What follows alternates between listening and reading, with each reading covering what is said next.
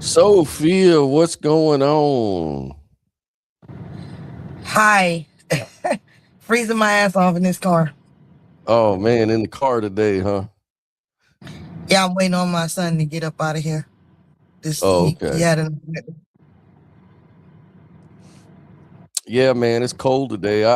I'm bunkered up in my little room with the space heater, so yeah, man, I'm keeping it warm and toasty. I can't do it. It's even cold Yeah, at I my got my house. car heater on. Yeah, man.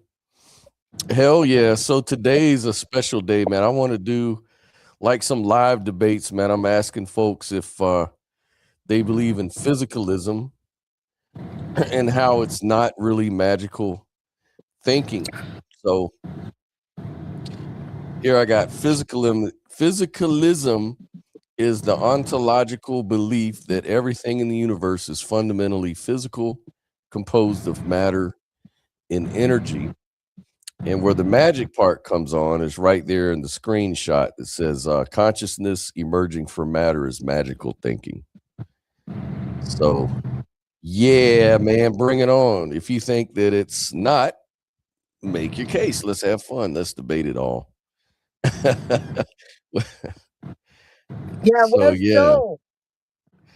Yeah, no, I thought he was gonna call in today. We were going back and forth on Facebook, but he said he's not able to call in today, unfortunately. Bummer. So that's a bummer, man. But if you want to debate the issue, man, you're more than welcome.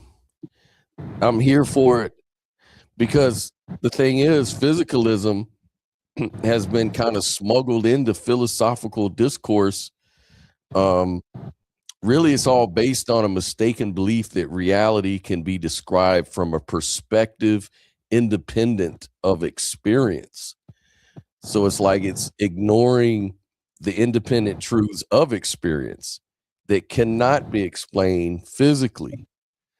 You know what I'm saying? And moreover, there's really no view from nowhere. I mean, all facts, even including like physical facts, are really only known through our experience. So it's this experience that our model of reality is grounded on, not really the physical.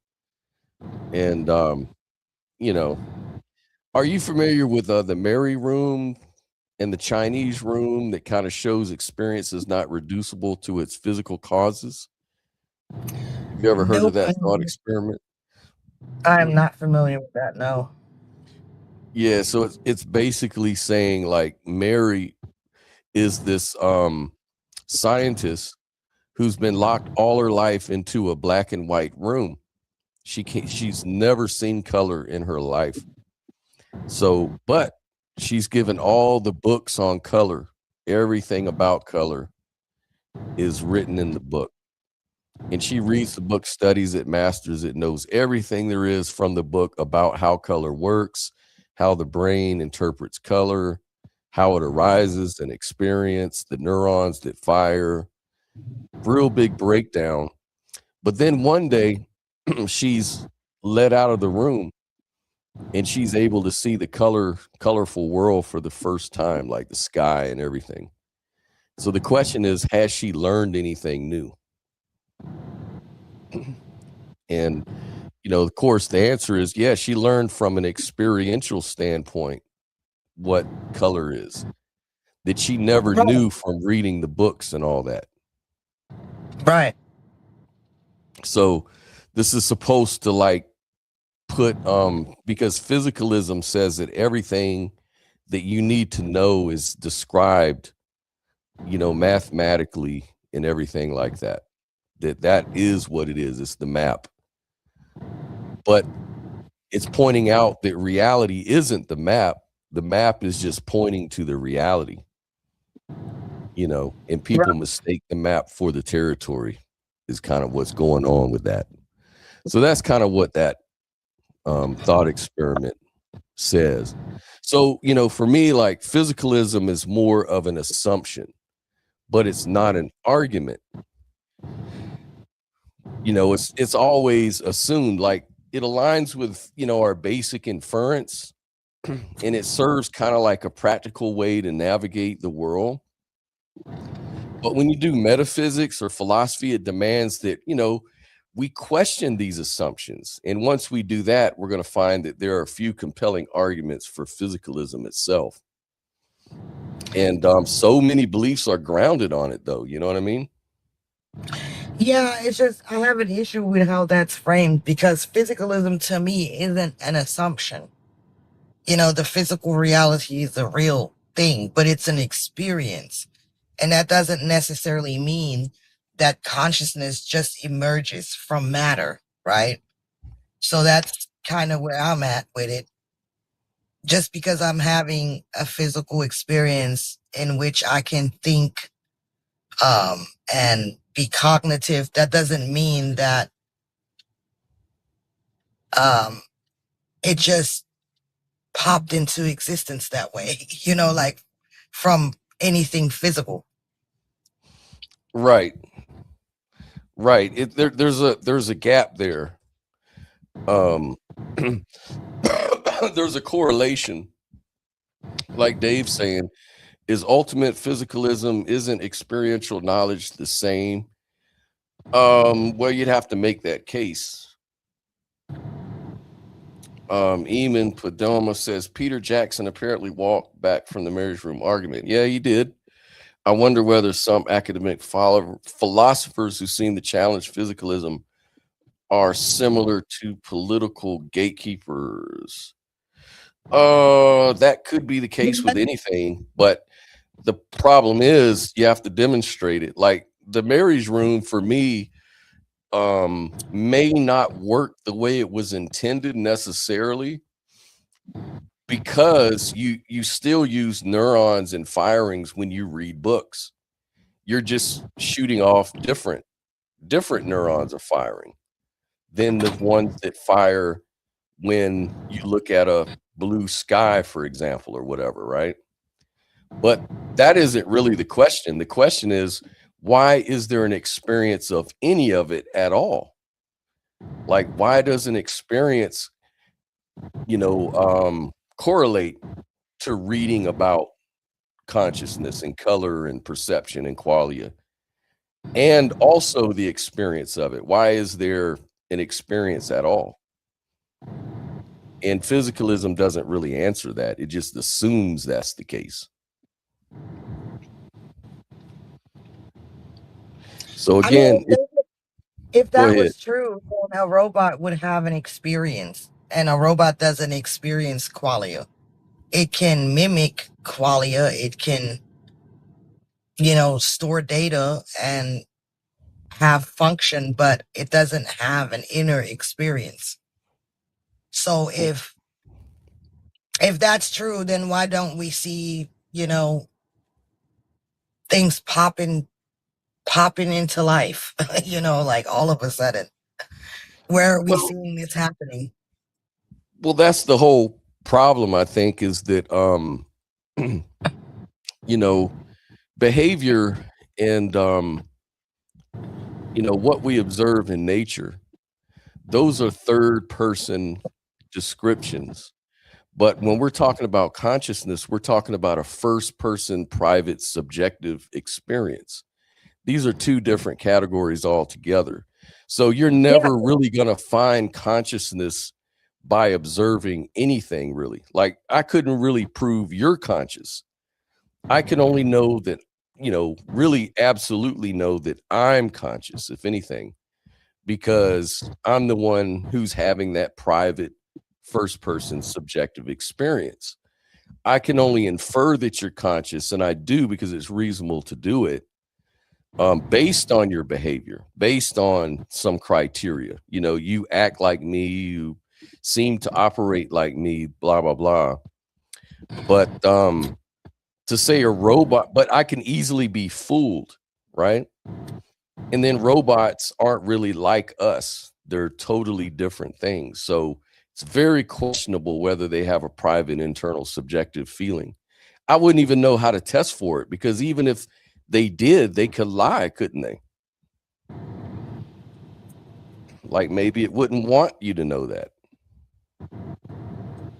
That's going too far, man. Okay.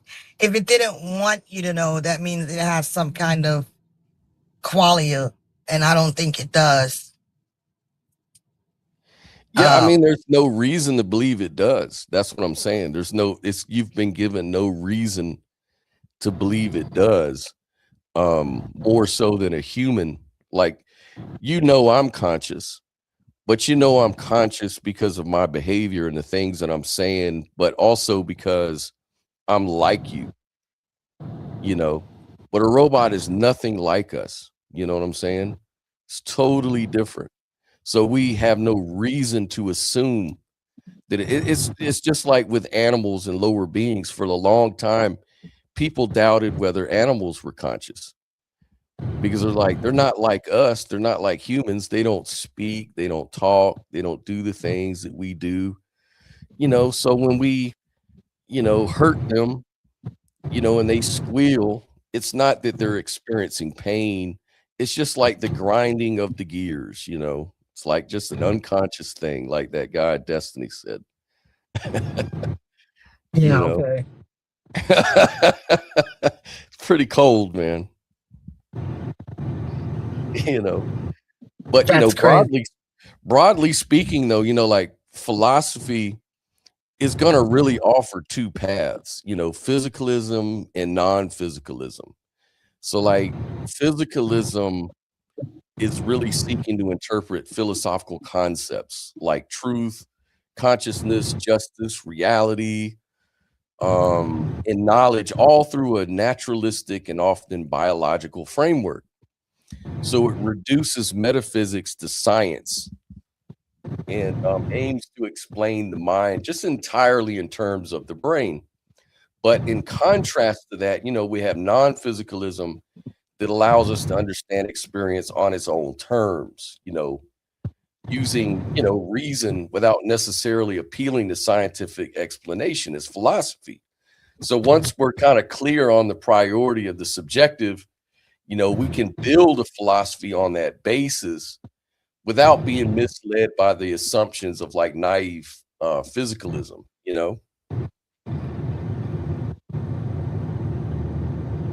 And is my audio rough? Let me see. Sounds good on my end. Okay. Yeah. Seems to be coming through. Hey Robin Hood, how you doing? Watch the video about the tool using cow. Hey, Destiny believes animals are conscious. He does now? That's weird. I saw him debating Alex O'Connor, and he was saying how he doesn't believe in animal rights and stuff like that because he doesn't really see them as sentient. But maybe he's changed his mind since then. This video is maybe about 6 months old, I guess. Yeah. Does anybody else notice my audio is rough? Let me turn it down a little bit. Maybe it's loud. Is it too loud or something?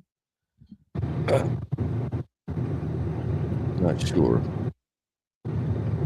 I know my voice is giving out today. I'm trying to fight this cold.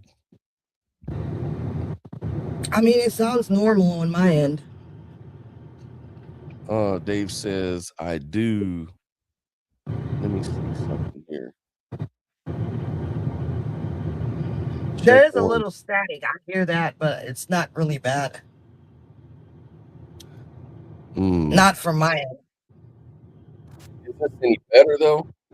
I'll turn that up.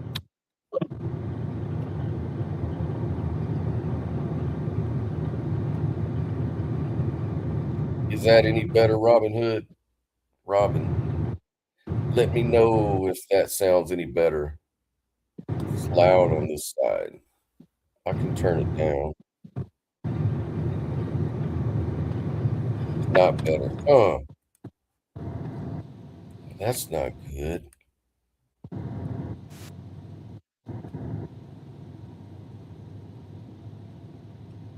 But again, it sounds normal on my end. Yeah. Is anybody else hearing that? Yeah, I think Rob and um Eamon, does my voice sound distorted to you as well? Not to me. It Yeah, sounds not to fine. you. Yeah. Dave says he hears intermittent static, but I wonder is Yeah, that but very. yeah. Let me mute you real quick and see if that takes care of it. Do you hear any more static, Dave?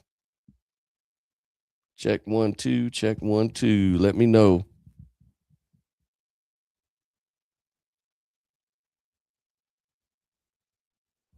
Oh wow, just lots of static. Wow. Hmm.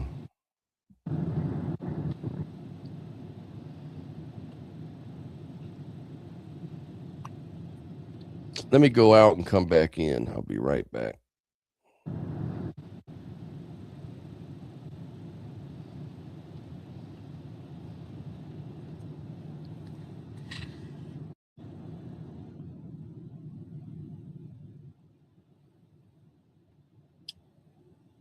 I don't have the questions in front of me, so I can't really carry the show, y'all. Let me see if I can see them from in there. Nope. All right. Any luck?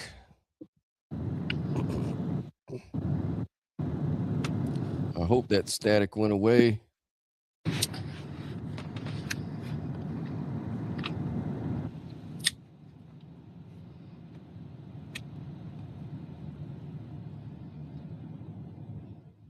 Keep talking so they can tell. Yeah. Check 1 2. Check 1 2. Is the static there still? Oh, they still hear it. Damn it. That's Oh, it's got to like an be air. StreamYard tripping again. Yeah. It's got to be something like that, man. Well, oh, damn it. Long as it's not too bad. Oh yeah, that's because that air you hear in the background is Sophia's in her car. So that may be Oh, what it is. let me see. What about now? I still hear it faintly. But Well, you yeah, that's a can't lot be better. hearing it because I turned it off. Yeah, Dave said that's it. Y'all was hearing my car running? Is that it? Yeah, something. We were hearing a little noise in the background. But yeah, it's better. Yeah, my car turned off now. Yeah. All right, so it's better now. So that's all that counts.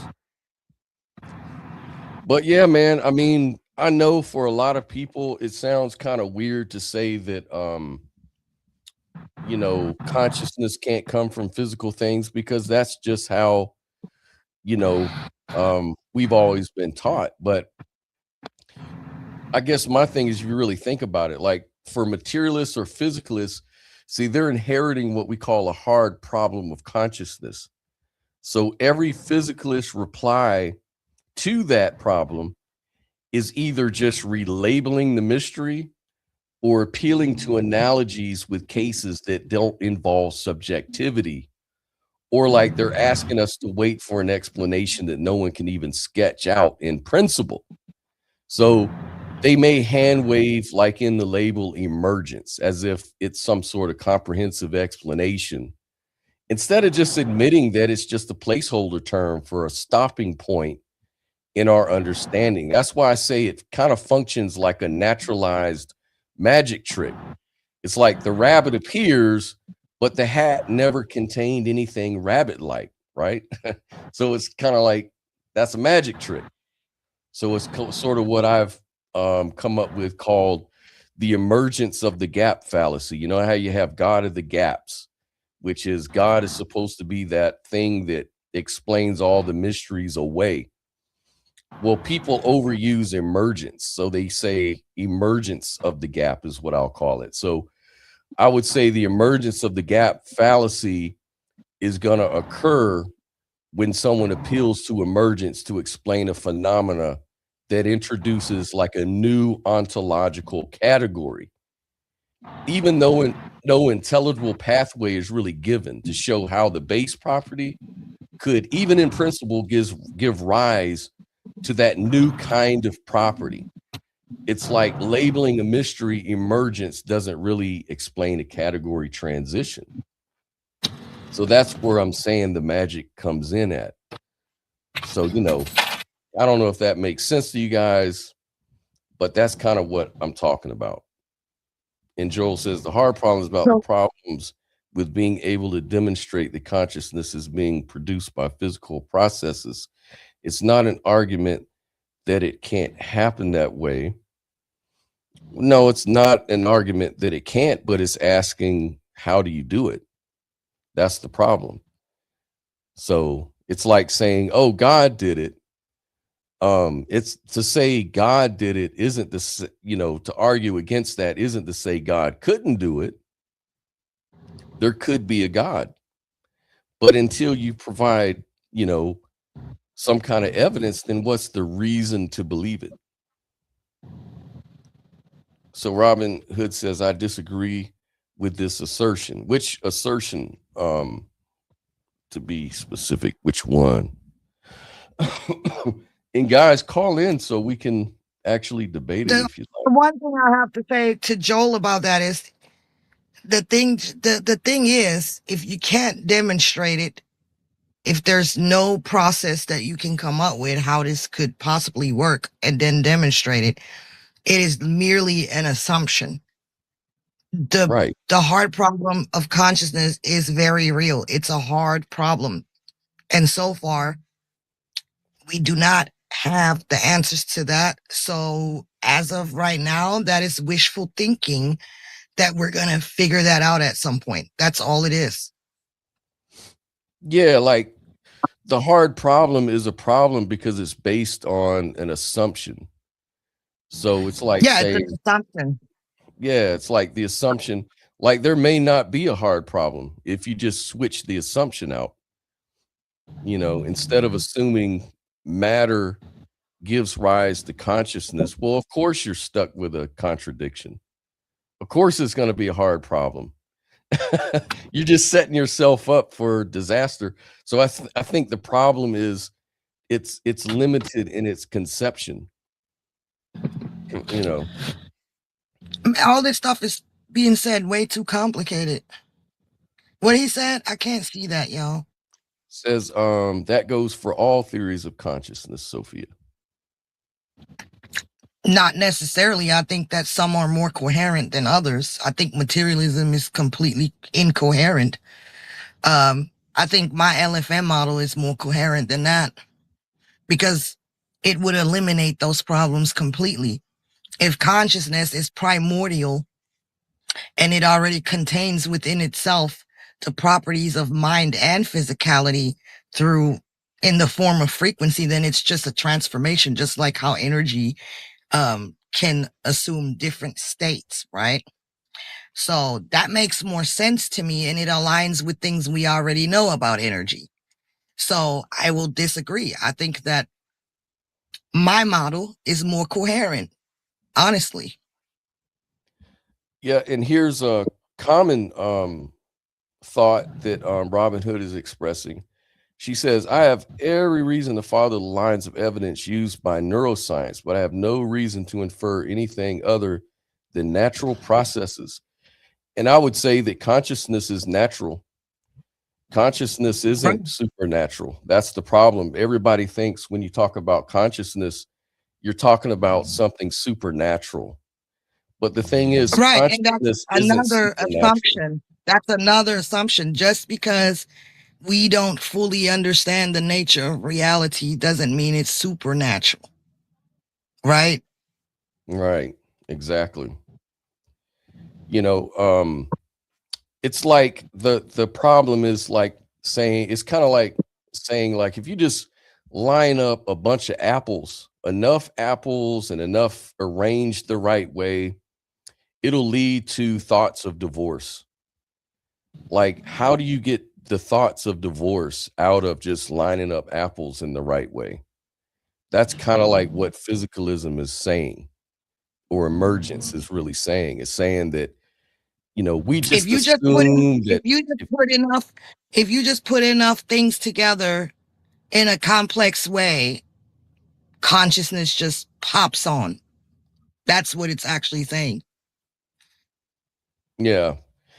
And so, yeah, thanks, Robin Hood. She says, I guess I may not fully understand your position. Yeah, so the position is idealism. So, like, it's not hard to understand how water arises from combining water molecules together. You put certain molecules together, you're going to get water, right? So it's like physical things lead to physical things, like the fire triangle, right? And But I but got to intersect here go ahead. because that actually proves my case even more, because it's an assumption that consciousness isn't also physical. It's an assumption that consciousness is something different. So the fact that we think that nothing can come from consciousness itself, that's an assumption. It's just a transformation. Like water is water, it's liquid, but when it freezes, it's ice, but it's still water, right? Right, right. So in the same way, like, I don't know why people have such a hard time wrapping their mind around it.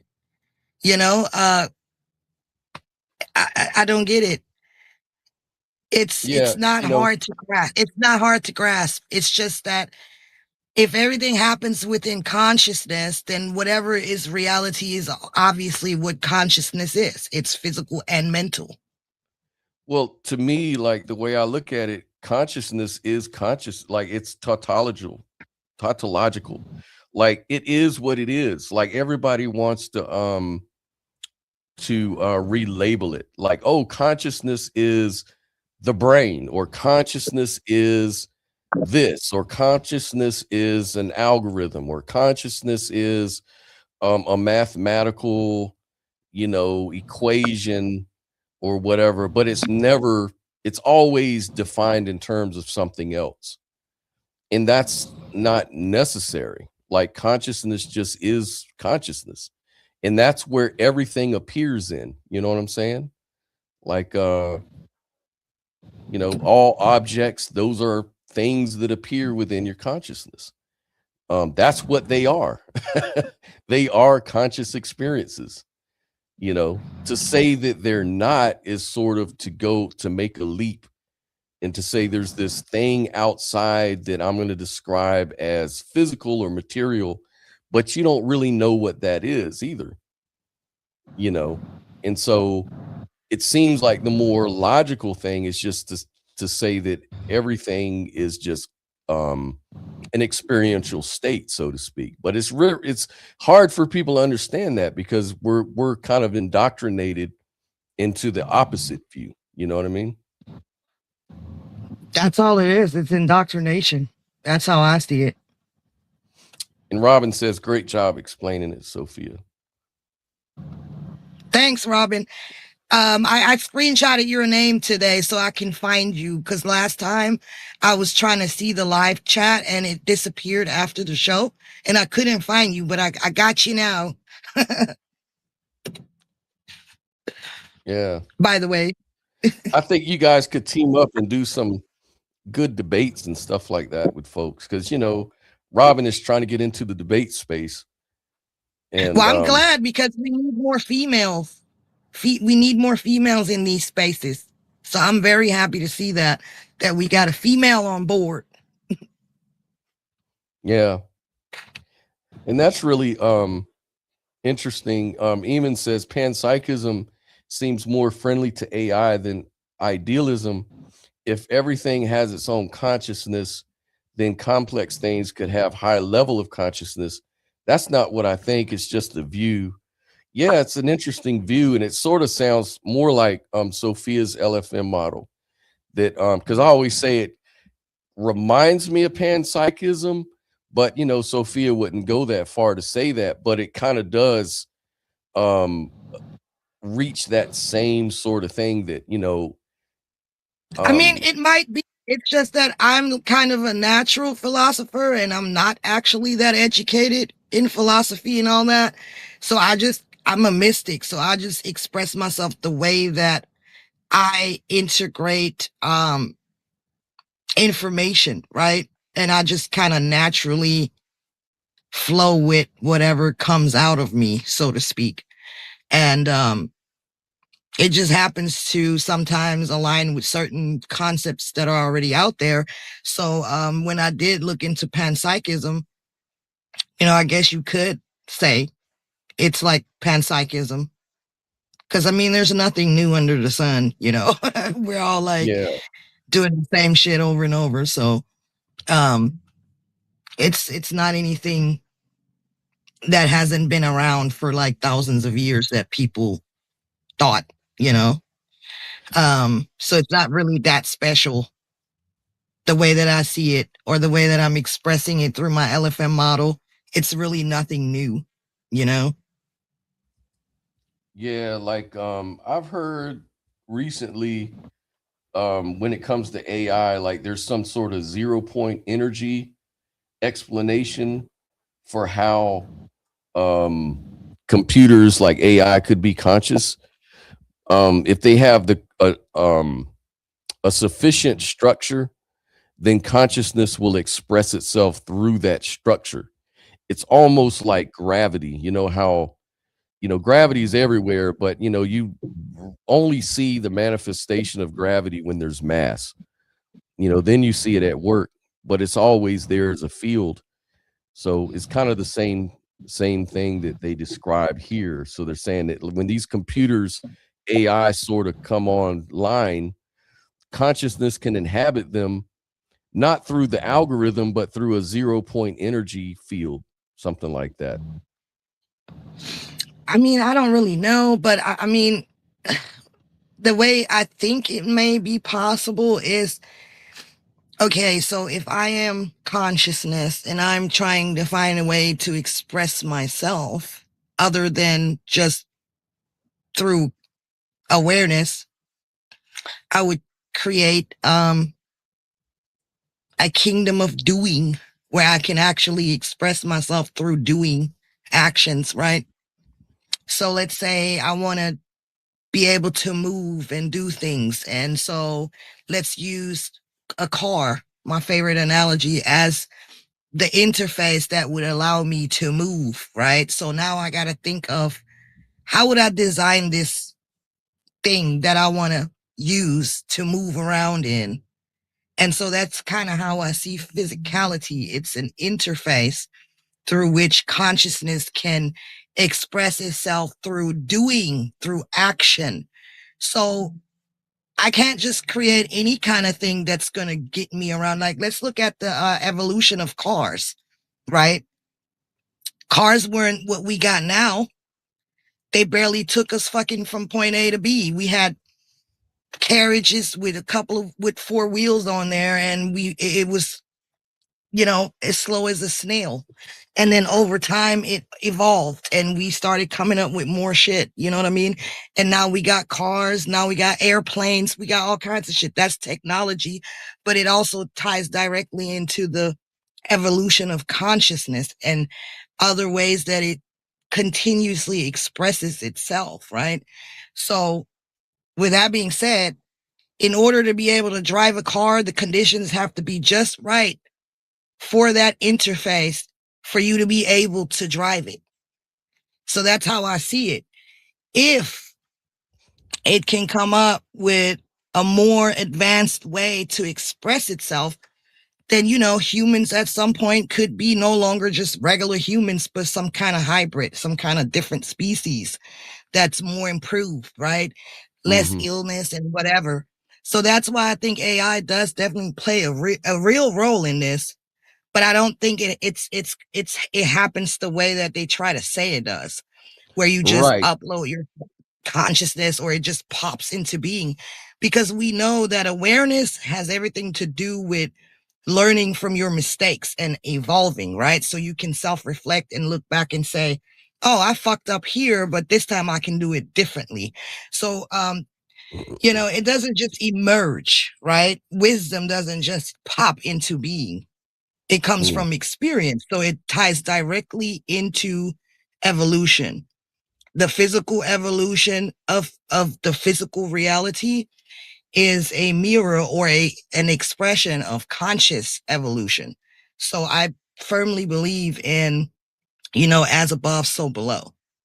yeah, And yeah, that's just how I would describe it. I don't know how to sound like these philosophers and use all these different, things. I just be freestyling. yeah. Well, You know, there's a lot of people in line with that. I mean, they have like speculation, like say quantum consciousness theories, like the Penrose Hameroff type stuff, where they focus on microtubules, and yes, that's where they're kind of like little antennas, and then the energy that's sort of resonates in an orchestrated fashion in something like a brain would consolidate in an experience, and it works on like a quantum level. So, they kind of offer these microtubules that are isolated from the warm, hot, wet, noisy interactions of a brain. They're kind of isolated in order to do that. And Hameroff says, in fact, when you turn these microtubules off, that's how anesthesia works. So right. there's a little evidence that, when you do affect those microtubules, they do affect consciousness. So they can sort of like use these vibrational instruments that they put around your scalp that go directly to your microtubules, and they can treat depression and cause feelings of relaxation and things like that. So they're trying to like build a case that That consciousness is mediated that way. yeah, that may be the gateway to this whole thing at some point. It's kind of like calibrating an instrument. The frequencies have to be just right for the Right. sounds to be harmonized. And that's what I mean. Like the conditions have to be just right for consciousness to express itself through certain interfaces. And that's just how I think it works. I could be wrong. This is what I intuitively just think is happening. I mean, that's just how my mind is wired to see things. I don't know. Yeah, I mean, there's all kinds of ways to put it. Like panpsychists say that it's vacuum fields, like there's fundamental proto-conscious particles, like there's little consciousness particles, and we just have to find them. But I don't know, what would a conscious particle look like. A proto-conscious particle seems to be a third person observation. It doesn't seems like consciousness is first person. So I'm not really sure how that makes sense. I must not be understanding something about that. Yeah, Robin, I posted that up about the cow using the tools in my I see Facebook group. a thumbnail the other day. I was about to watch that. It popped up in my recommendation. So I guess I should have watched it. Yeah, yeah, and this goes along with what we believe, because we talk about how consciousness is on a spectrum, like intelligence and stuff. So, we're gonna the more we find out, the more we're finding out that intelligence and self-awareness, awareness of your environment, all of this kind of stuff happens where we least expect it, you know? Like a cat, there's nothing about a cow's brain that would lead people to think that that was even possible. That's why it was never. This is why it's sort of like surprising. But what we're learning is that intelligence and consciousness may not really depend on that as much as we think, or in the ways that we think. But we do think it's correlated, definitely. I mean, Michael Levin kind of showed that already, right? Yeah, absolutely. Absolutely. And Dave asks, is consciousness the ability to be awake and aware? I think it's not just the ability, but it is the process of being awake and aware. What do you think, Sophia? I mean, I don't know. Like, it's kind of like a baby, the way I see it, right? When you're in the womb, you have no awareness or very little awareness, and it just becomes more. And then when you come out of the womb, you're more aware. And then as you get older, you become more and more aware. So maybe consciousness at some point was more of an unconscious state. Yeah. And then the Big Bang or whatever could be like symbolically like a birth. And then it's just evolving to become more and more conscious. That's why we hear things like enlightenment and Jacob's ladder. And it's just, it's infinite. It just goes on and on and on. And that's the best way I could put it, Yeah.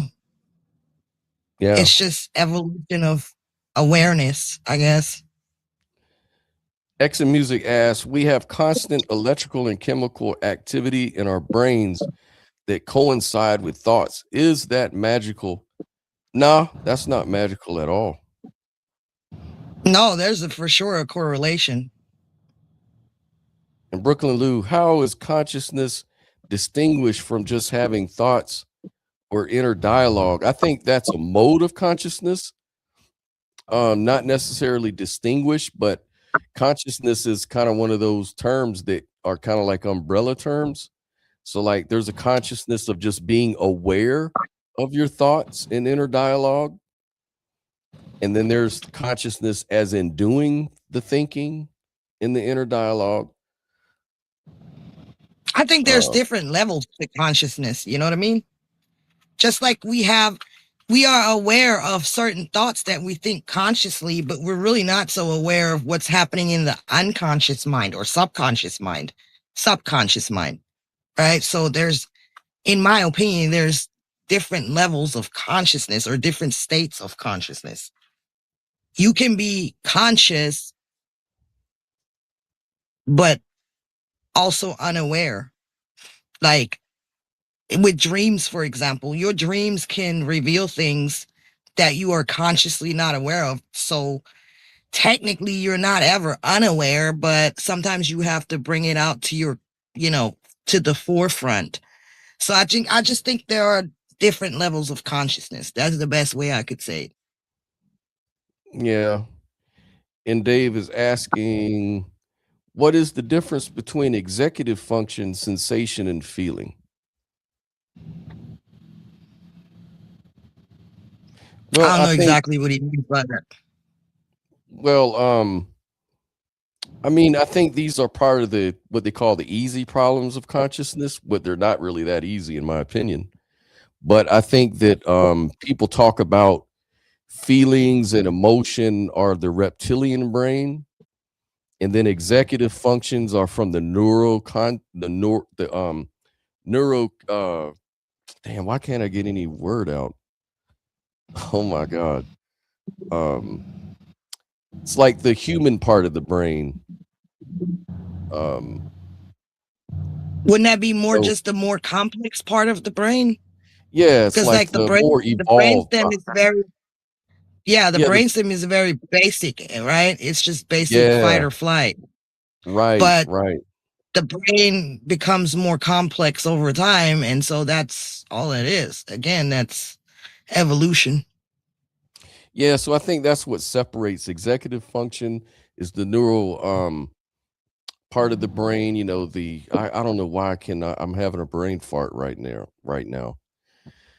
Highly evolved part of the brain versus sensation and feeling, which is the reptilian part.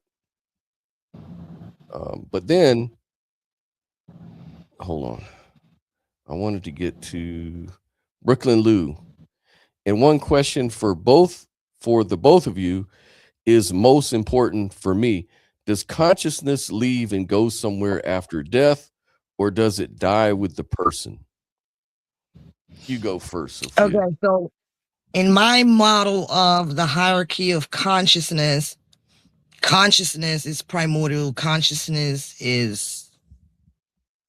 In order to express itself through different interfaces, such as you or me or Scott, it integrates a fractal of that consciousness into the interface, which then becomes your mind. So your mind technically is a fraction of consciousness. So when you die, a fraction of consciousness no longer inhabits an interface. But does that mean consciousness stops experiencing? No, it Right. continues. But I guess the question that you're asking is if you will lose your identity. Yes, you will. Yeah. See, like on non-dual or idealism, mind is fundamental, and people think therefore souls float off after death. But philosophically, that leap really doesn't follow. So, like, if reality at its base is mental, it's experiential, not material, then it says that the physical world is just an appearance, like it's a structure within consciousness or a representation in mind. But it does not automatically just say that individual egos are eternal or memories survive death or your personality should continue. Those are all extra claims, right? So that doesn't necessarily follow. So I would just say I'm agnostic about life after death. Like I said, I used to interview so many people that had near death experiences, all very fascinating and very compelling. But at the end of the day, it's not part of my experience. That was their experience. And I don't know whether they're just remembering things a certain. I have no idea what that means. But it's fascinating. Um, and then X Music says, if a brain surgeon can simply touch one part of your brain that causes an instant out of body experience, it's been done. What's the magic part? The magic part is the experience of anything. You don't even have to go that far for instant out of body experience. Just Well, having an experience at all is totally natural. But what we're saying is that when you say that the reason you have an experience is because you just combine enough apples the right way, that's where the magic comes in. You know what I'm saying? Because the apples here are just whatever you want to call them, brain tissue or whatever. There's no explanation. That's just an assumption. And so until there's an explanation, it's just magical thinking. It's experience coming from non-experience, which is like something coming from nothing.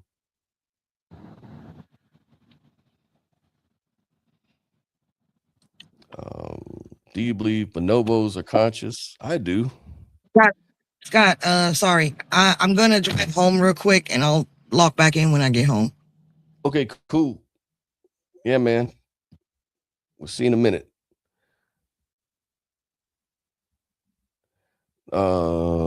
It's a trigger is my point. Well, yeah, that's a good thing. What is physical?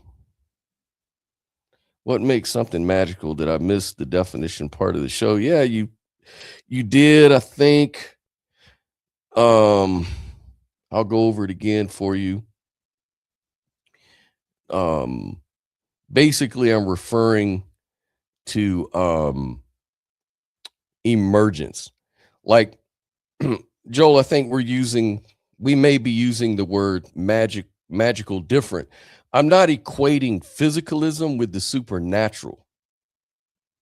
I'm saying that it's magical in the explanatory sense, where a completely non-experiential base somehow gives rise to first-person experience without any account of how that kind of property would even emerge. So calling it natural doesn't make the explanatory gap disappear, right? Just saying that doesn't make it go away. If the ingredients don't contain even the potential for an experience, then saying experience just appears at complexity is more like a label than an explanation. That's what I'm talking about. Hey, Joe, glad you could call in, man. What's up, Scott? Hey, how's it going, man? Yeah, good. Noticed you sounded a little like you're getting over something. Yeah, a little bit, or trying to avoid it altogether. I haven't got it yet, but it seems to be getting a little better. But did you catch Well, something got you. my explanation I just mentioned? Yeah, I apologize. That was like when I was trying to enter the studio, and so Yeah. I did that cut out for me. Right. So just to kind of go over it again, it's kind of like me and you were using magically different, if what I read from your post in Facebook earlier. So like I'm not equating physicalism with the supernatural.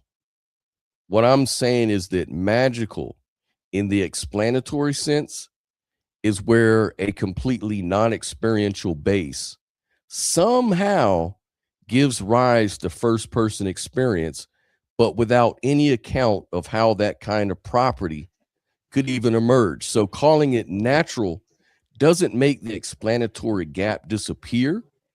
It's just that if the ingredients don't contain even the potential for an experience, then saying experience just appears at some demarcation point of complexity, that's more just like a label than an explanation. So like a map can get Sorry, more it sounds detailed, if that makes sense. okay. I'm sorry. It sounded like your definition included references to consciousness coming from non-conscious matter. Did you mean to give a definition for magical or magical thinking that was specifically addressing the subject we're talking about, or do you want to give a definition that could be broadly applied to other areas? Because I mean, if you're just So going to say, "Hey, when I use this word, I'm defining it to mean," like I could say, "Well, when I say magical, here's my definition." When people say that something is just fundamental and it exists without a cause, that's magical.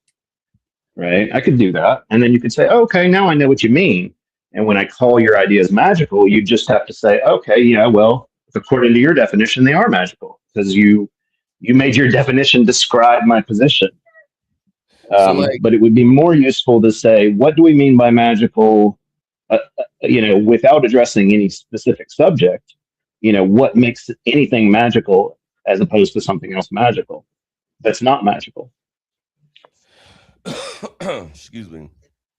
So I don't know. I mean, I know that what I'm saying is when an explanation, it's kind of like if you told me that a rabbit comes out of a hat. Let's say you were to make the claim, well, rabbits emerge from hats, right? And I say, well, how? And Okay. you say, well, emergence. It just emerges. To me, that's magical thinking. You're just Well, you using picked an example of a famous magic trick. right. Yeah. Exactly. Something you can understand. Okay.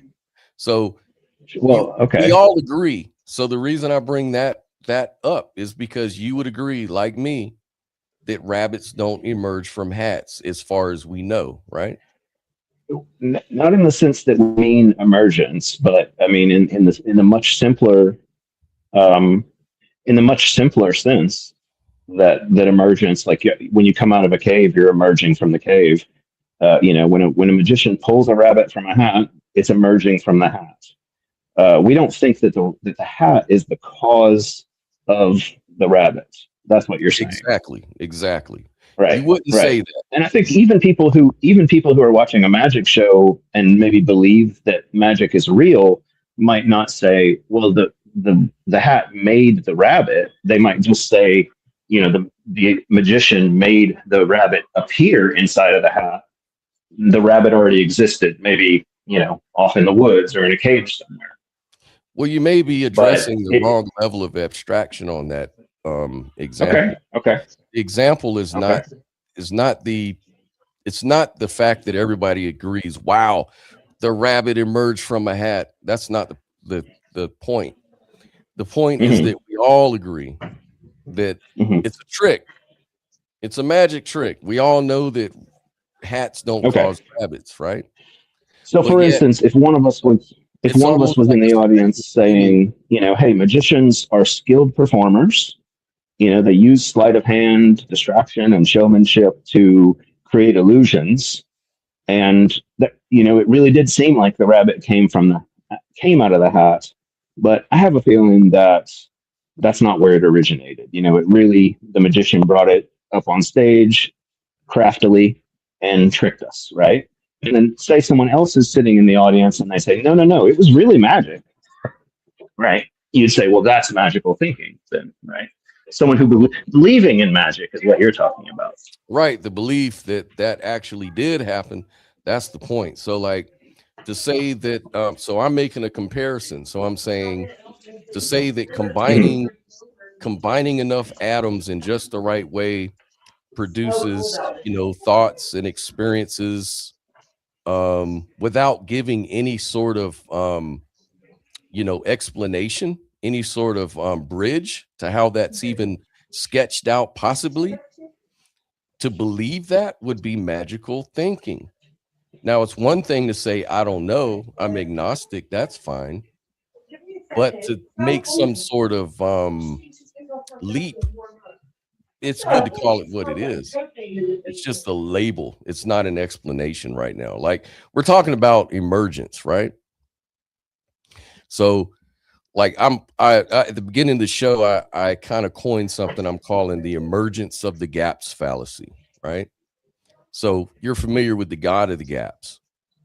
So we can say the emergence of the gaps fallacy would occur when someone appeals to emergence to explain a phenomenon that introduces a brand new ontological category, even though you've provided no intelligible pathway given, you know, showing how those base properties could even in principle give rise to that new kind of property.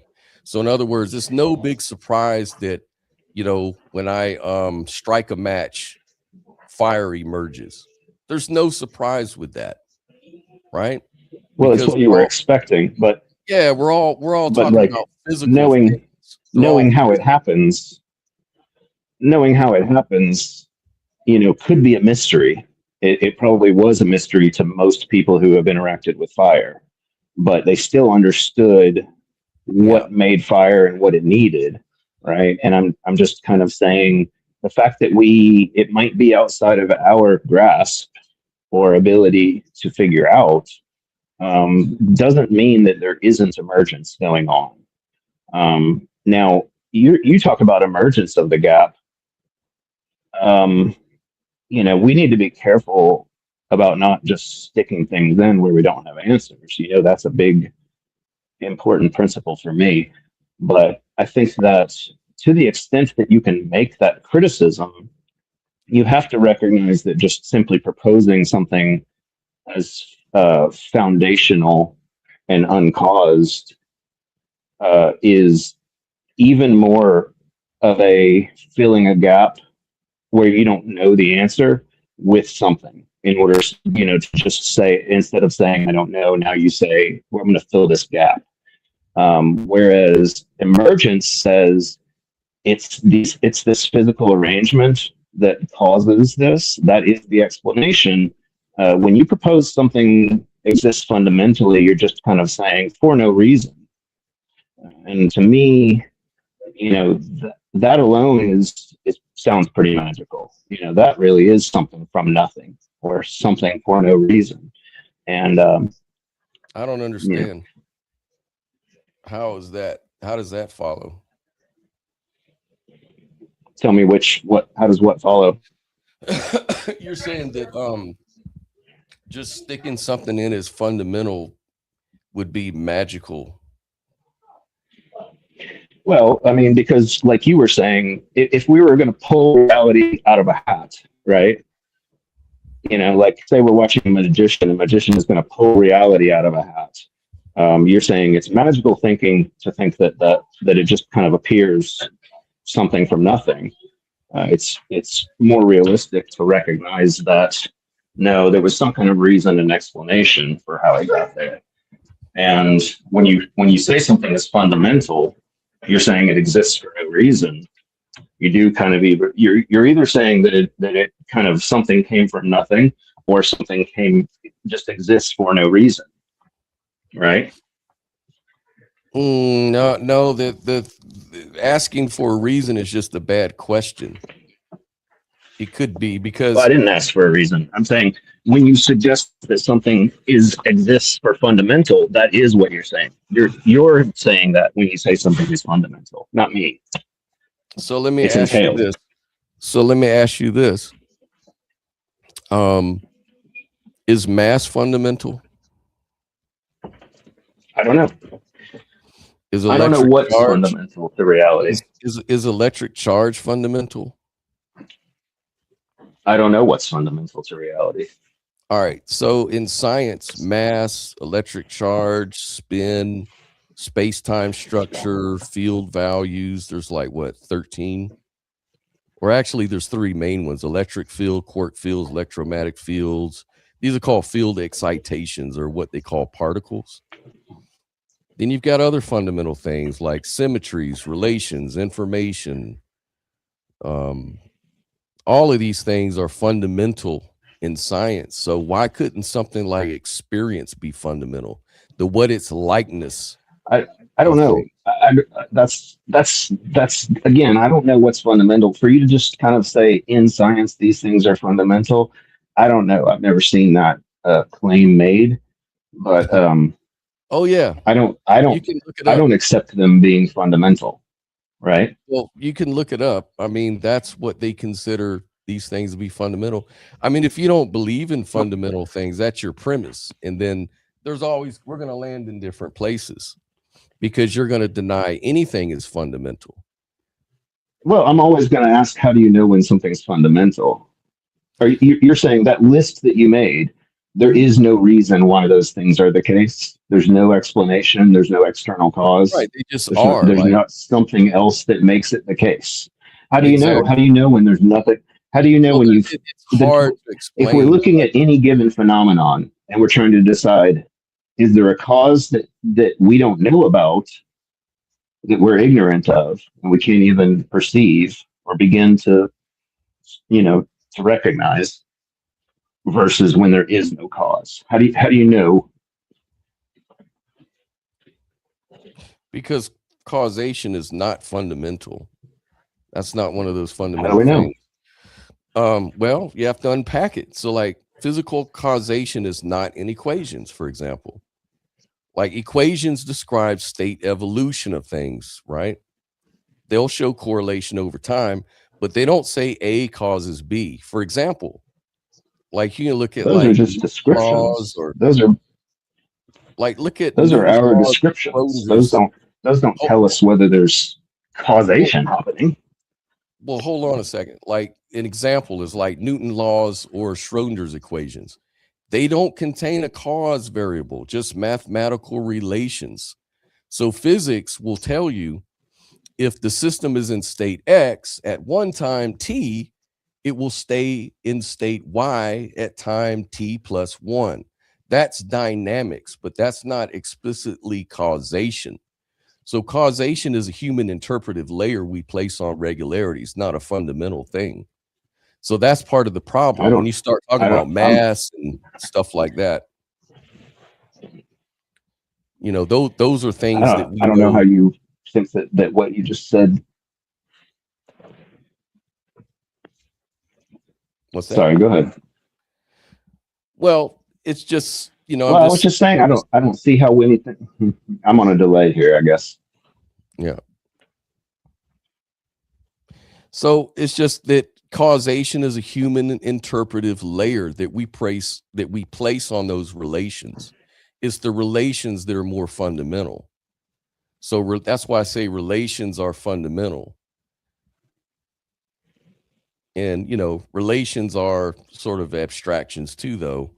but they're through Sorry, our relations. experience. And our experience is fundamental to even observing those relations and stuff like that. So anyways, I don't want to get I way don't, I off don't know how you track. can do anything more than just assert those things, though, right? I asked you how you knew, and you kind of said because this and because that and because that, but I didn't necessarily recognize anything in there that could get me to that conclusion that something was fundamental. And a lot of it was stuff that was just stuff that I would have said, how do you know that's true in turn about? Relations necessarily depend on the things that are related.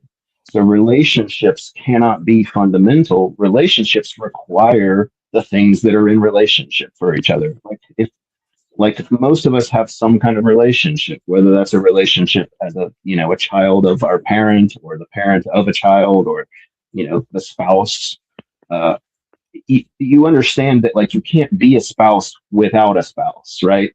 Being a spouse depends on the existence of your spouse. And that's what I mean when I say relationships are not fundamental. Relationships depend on the things that are in relationship to each other. Yeah, So but the is that a so, refutation or not?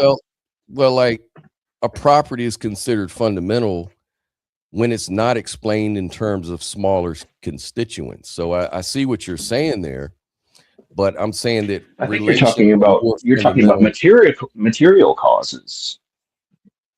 I'm pointing to a basic parameter in our best theories or models. A theory just takes it of fundamental as a given, right?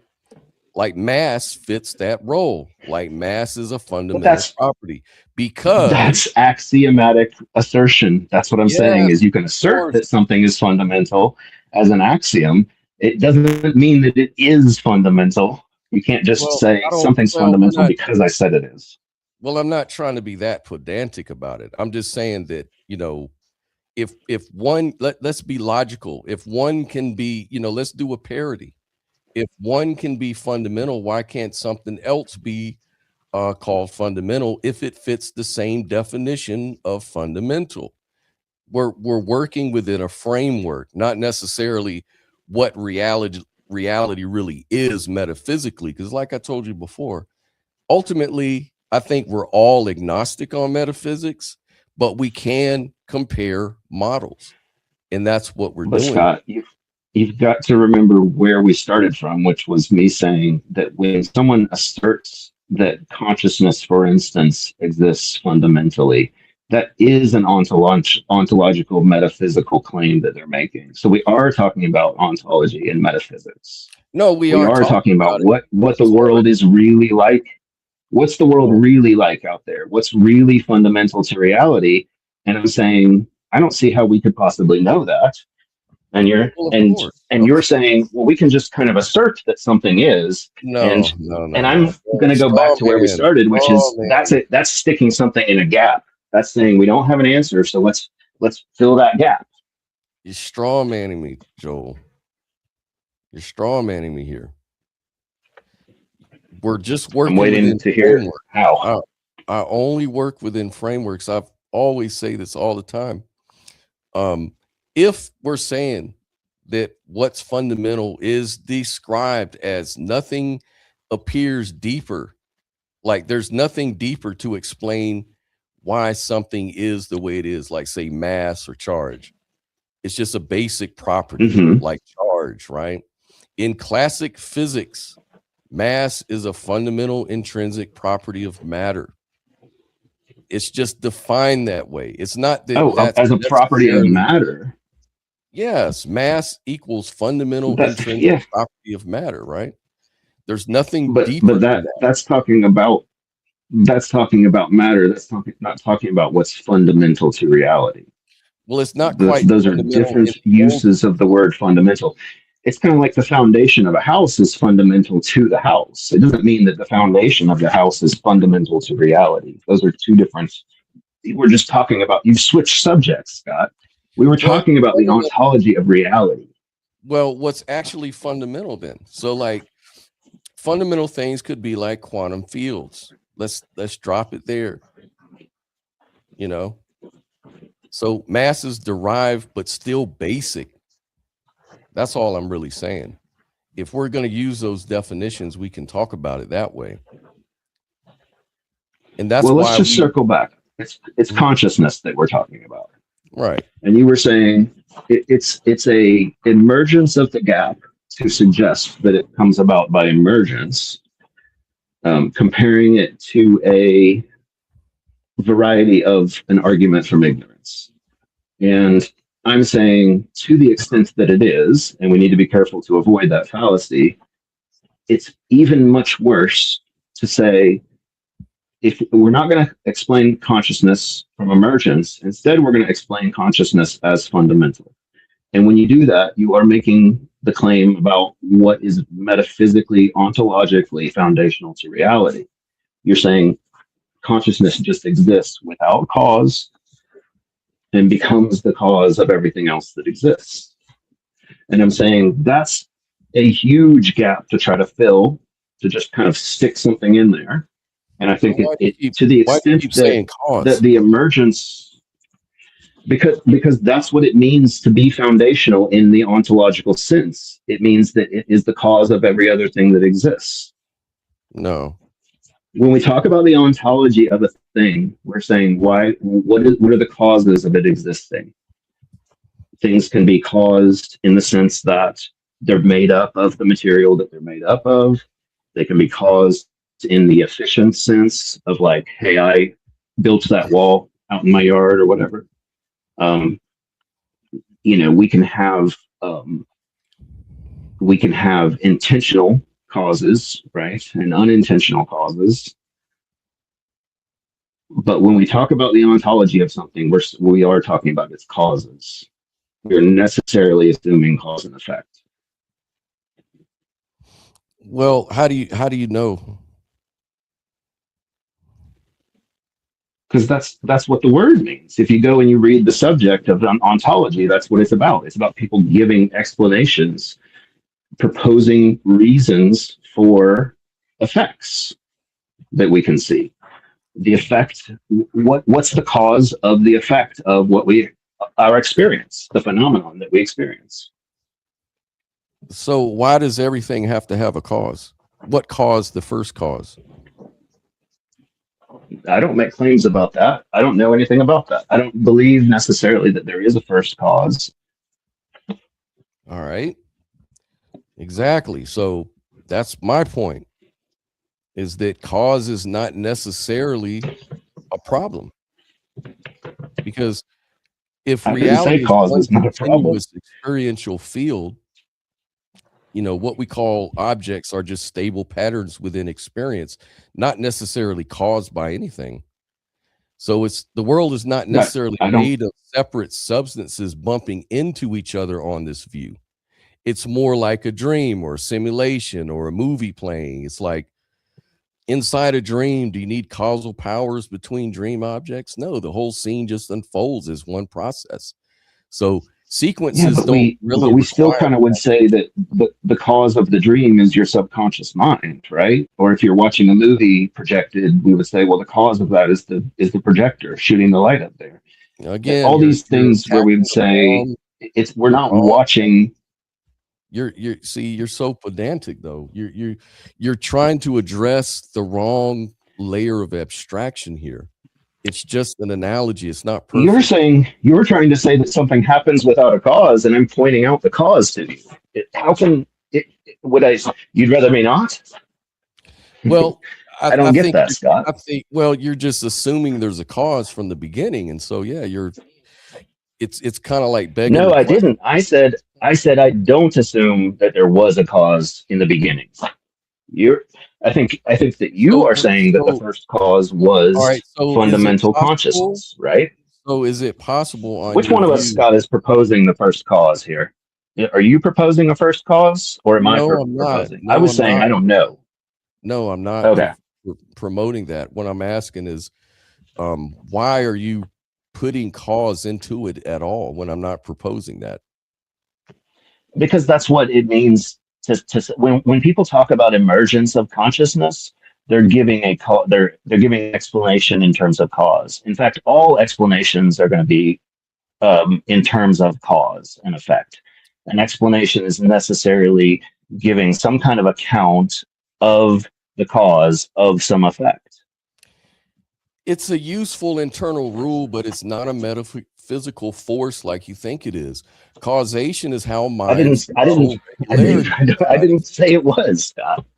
Well, that's See, what. Speaking of straw man, when did I say that? Okay, so if you're not saying that, then why are we talking about it? Because I'm not talking about because are you talking about cause and effect still? No, I'm telling you that I'm not believing in causes. That's not what idealism does not base it on. Consciousness causes the physical. That's the wrong. Then you are no longer engaged in proposing an explanation for our experience. But the thing is that you clearly are offering explanations for our experience. And that's why I'm saying you can deny that you're talking about cause and effect. But when you say, we experience this for this reason. No, idealism says separation. Is there a reason for what we experience? Here's the question, Scott. Is there a reason for, okay. Idealism is saying separation is derivative. Okay, so the base is going to be unified. It's a unified experience. So causation becomes an eternal appearance, like an internal appearance, not a fundamental structure, right? So I'm just saying that causation doesn't play the role you may think it does. Let me ask my question then. Is there a reason for what we experience? A reason? Yeah. Is there something that explains it? Is there a cause? Ultimately, you mean? Maybe not. I don't know. Because reasons are emergent. All right, I'm gonna just read you. Reasons are what we humans try to do when we rationalize things. So I don't know if that's the case, but all I'm saying is that idealism doesn't really require that kind of causation at that fundamental level, because reality is not made of separate things like causation and like reasons. What do you mean when you say because? When you say because, are you not offering me a reason? No, what I'm saying is that things just are what they are. That might be a bad question. For no reason. But if things are the way they are for no reason.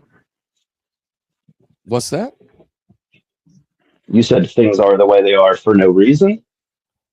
That we know of, Joel. I mean, if we knew that. That's what I'm saying. That's what I'm saying is we always have to say that we know of, right? But what does, so that makes what you're doing there is you're saying there's no reason to talk about anything because we don't know the reasons for anything. So why even talk about anything? Why even compare models at all? Because we don't know the reasons for any of them. I don't think I said anything close to that. I think we do know the reasons for some things. Are you saying we don't know the reason for anything? If we don't know the reason for what's fundamental to reality, then we can't say we know anything? I'm not saying that. I'm just saying that you're asking me a huge metaphysical question. You're saying, what is the reason we exist? What is the reason for existence? Why is consciousness... what is the reason that I'm hardly demanding that you answer that, Scott? What I'm saying is that is what the question about ontology is about. It's the question of what are the reasons that some things exist. Correct. It's about reasons and cause and effect. And if you say, well, we don't need cause and effect and we don't need an explanation, that's okay. I agree that we don't need those things in order to live our lives. But we are necessarily engaged in them when we make proposals about the metaphysics of our experience. We are saying, oh, the reason that we exist is this. The cause of us is this. The cause of the objects we experience is this. Well, I think we disagree. That's what ontology is about. I think we agree then. The reason things ultimately exist, the fundamentals have no reasons. They just do. Charge, mass. Well, that's one of the weird things. Yeah, that's one of the weird things about something fundamental is that you would say, well, it just has to be the case for no reason. which is one of the reasons why I'm really uncomfortable with proposing anything as being fundamental or as being the first cause or whatever else you want to call it, is because then all of a sudden it becomes something unlike every other thing that we've interacted with. And I don't think that's a justified conclusion to go with. Do we interact with mass? Do we interact with mass? I suppose so. If you, yeah. We interact with charge, spin, space-time. Those are properties of things that we interact with. No, those are fundamental in relativity, sir. Space-time is considered the geometry of the universe. You can make that argument if you want to, but I'm not making it. I'm not making it. Einstein made it.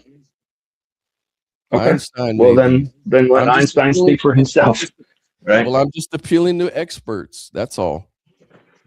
Yeah, and I'm saying I don't understand the subject, and so for you to kind of say, here's what experts say without any reference it's not helpful in this conversation. It's not going to move me.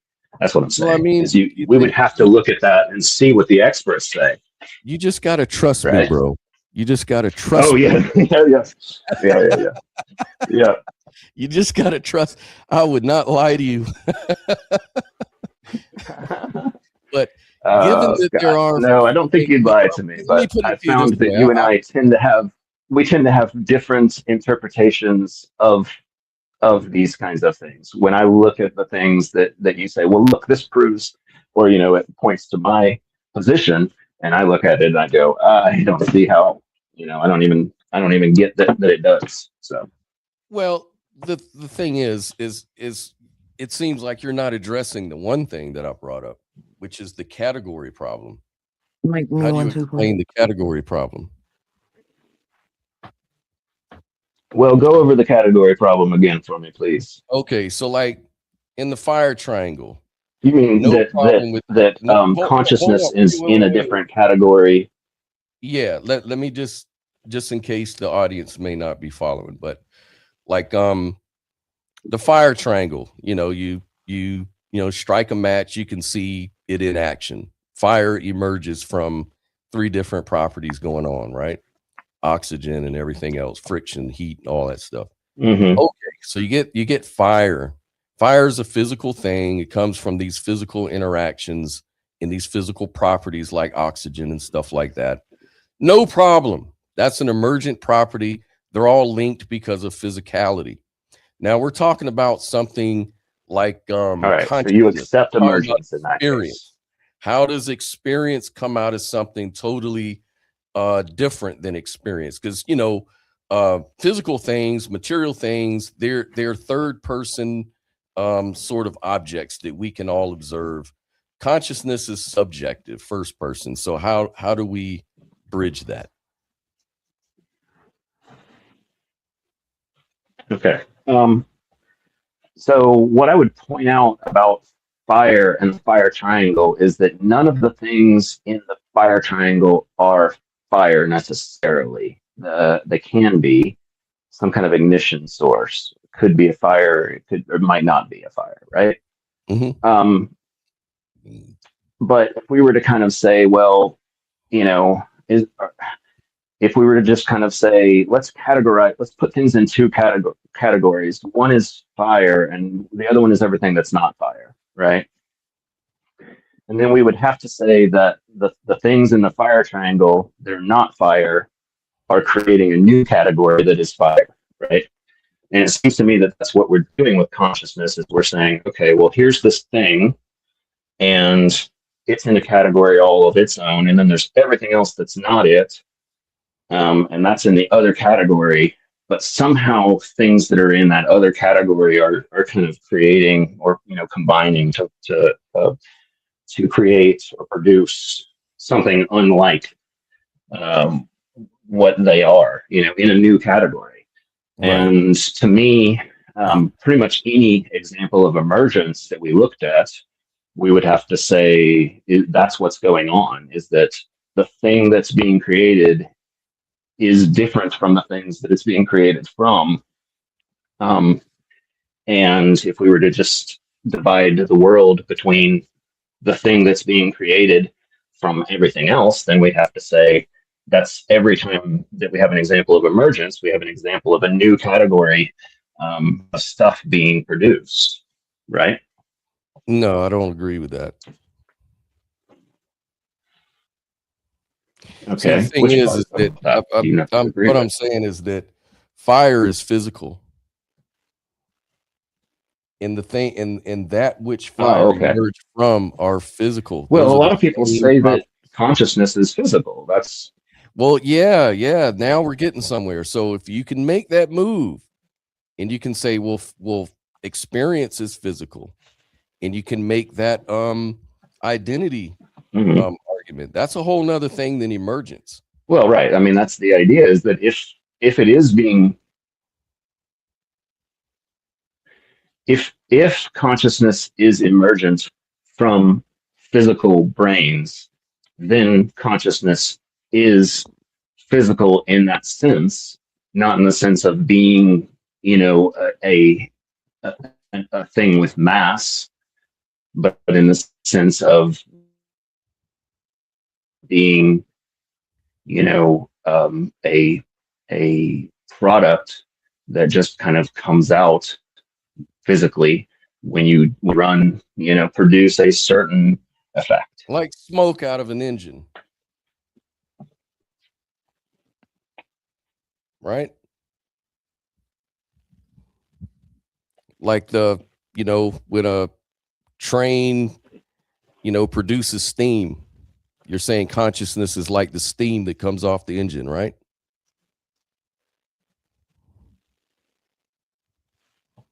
I'm having a little trouble hearing you. Oh, can you hear me?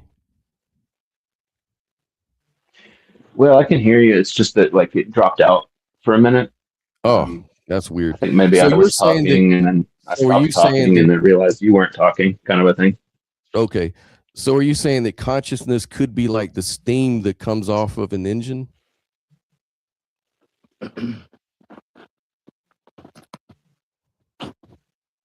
Did you catch that?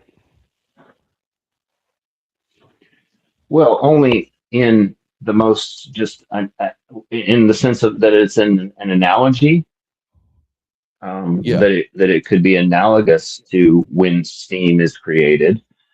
I mean, we all understand that like steam is water vapor, which is just another form of water. And I think a steam engine starts with liquid water and then, gets it hot.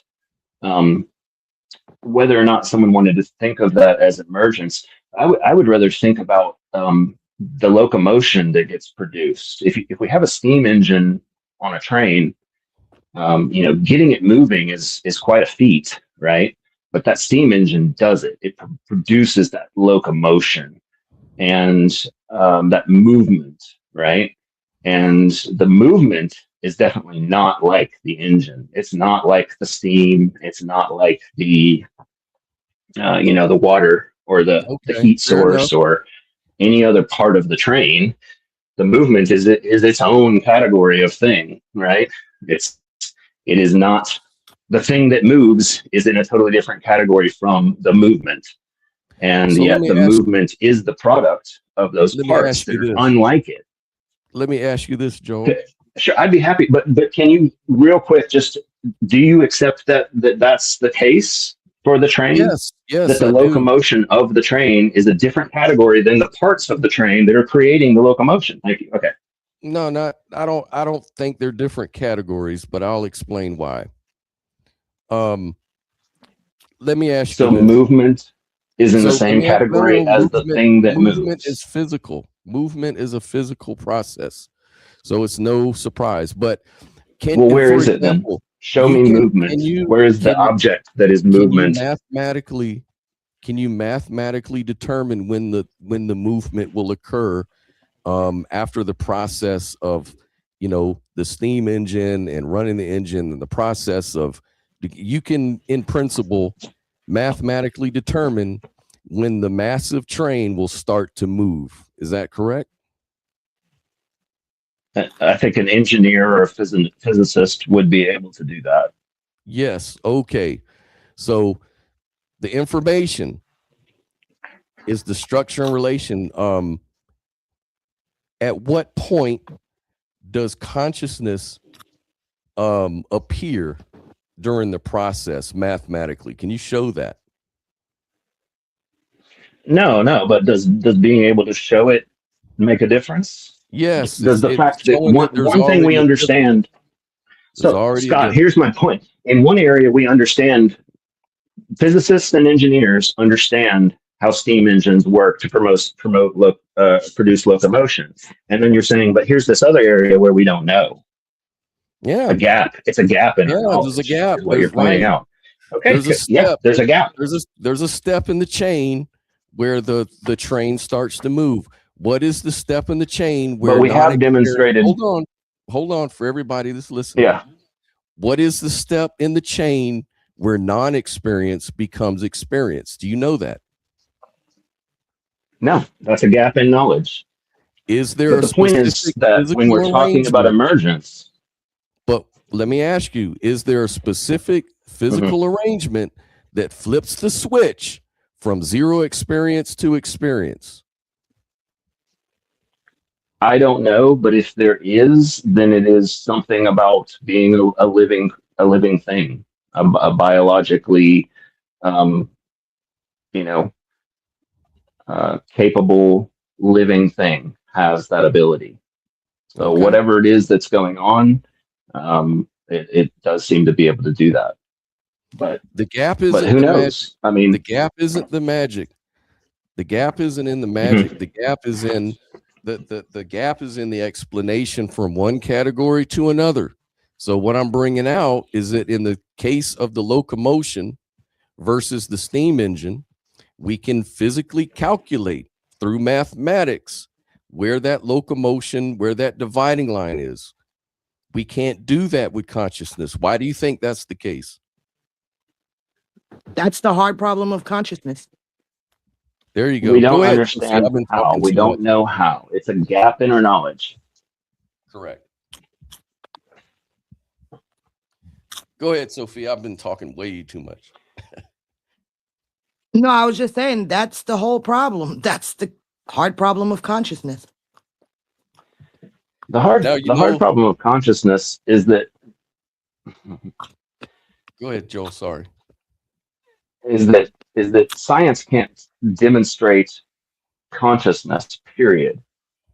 If we could like find consciousness and point to it being produced, then we could probably figure out where it's coming from, right? Like if you thought that you were going to open up someone's brain and find like consciousness being excreted from some gland somewhere, right? Well, you ended up being wrong about that.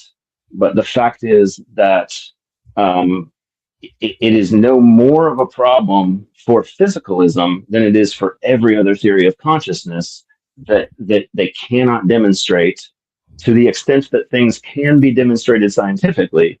We can't demonstrate those things about consciousness. Now, that means, unfortunately, we can't demonstrate the brain is producing consciousness, but it also means we can't demonstrate that consciousness is fundamental or being produced by anything else either.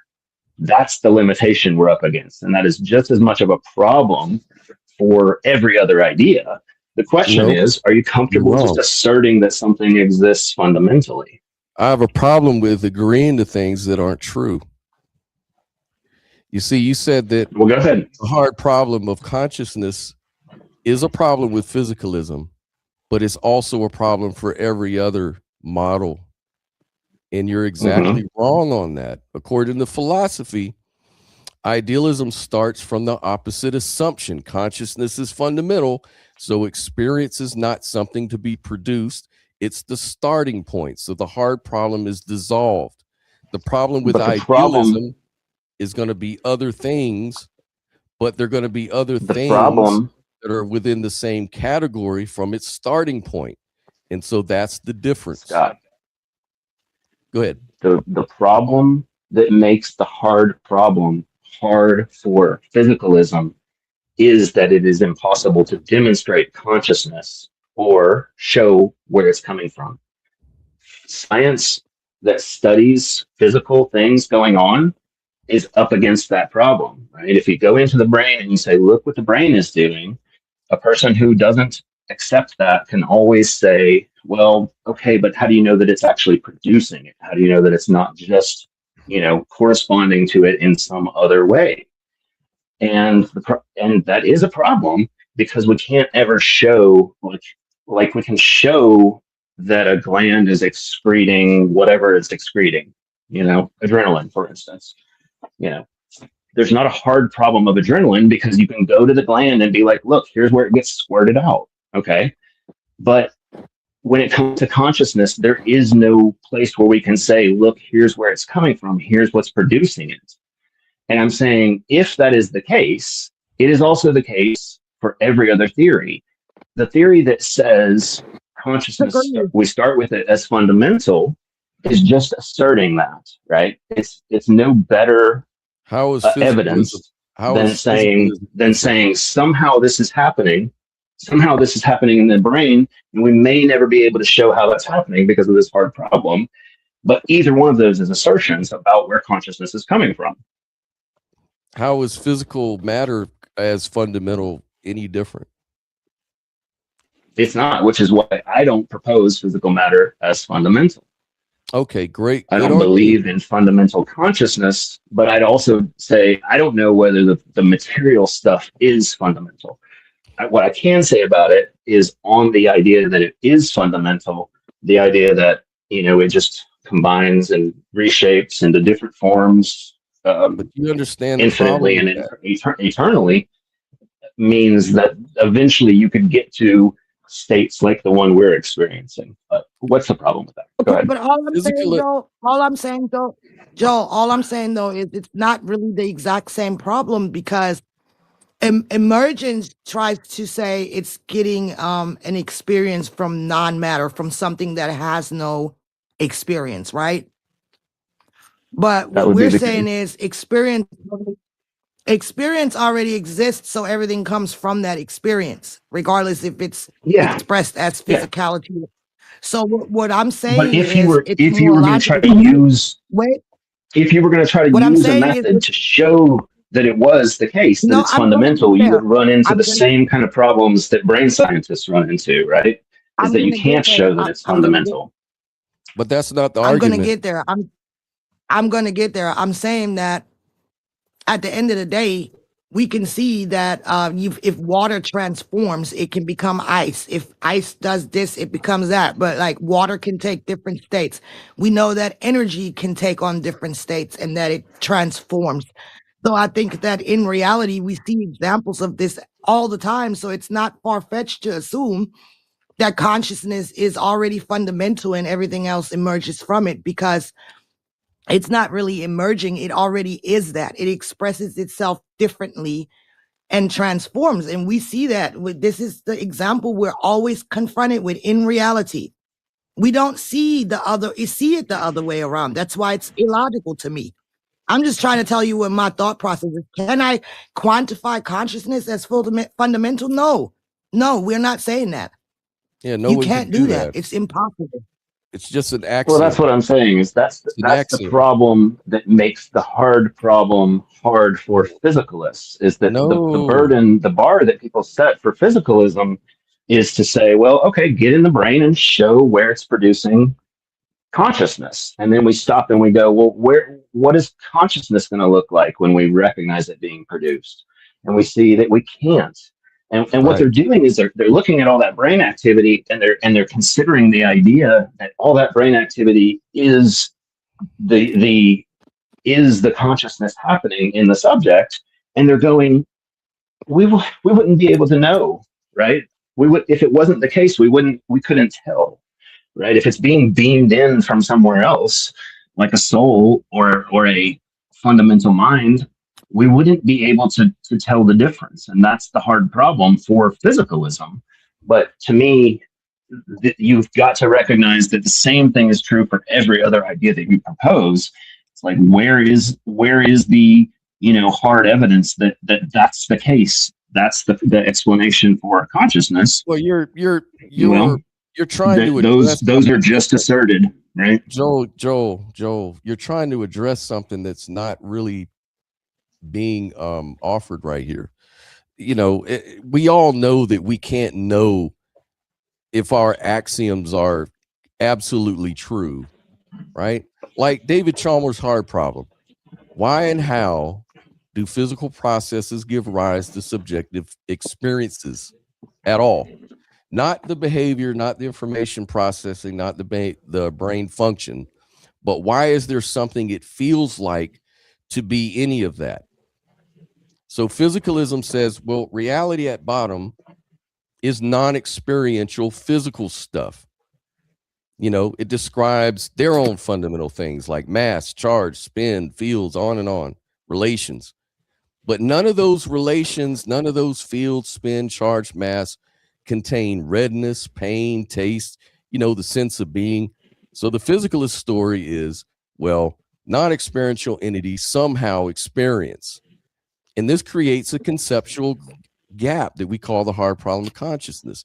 We can explain the structure, like function, saying, and behavior, but experience is just another function. It's felt experience. So the hard problem is asking, how does quantitative structure logically entail qualitative experience? There's no clear bridge saying, you know, it's the gap of emergence is just magical thinking in a way.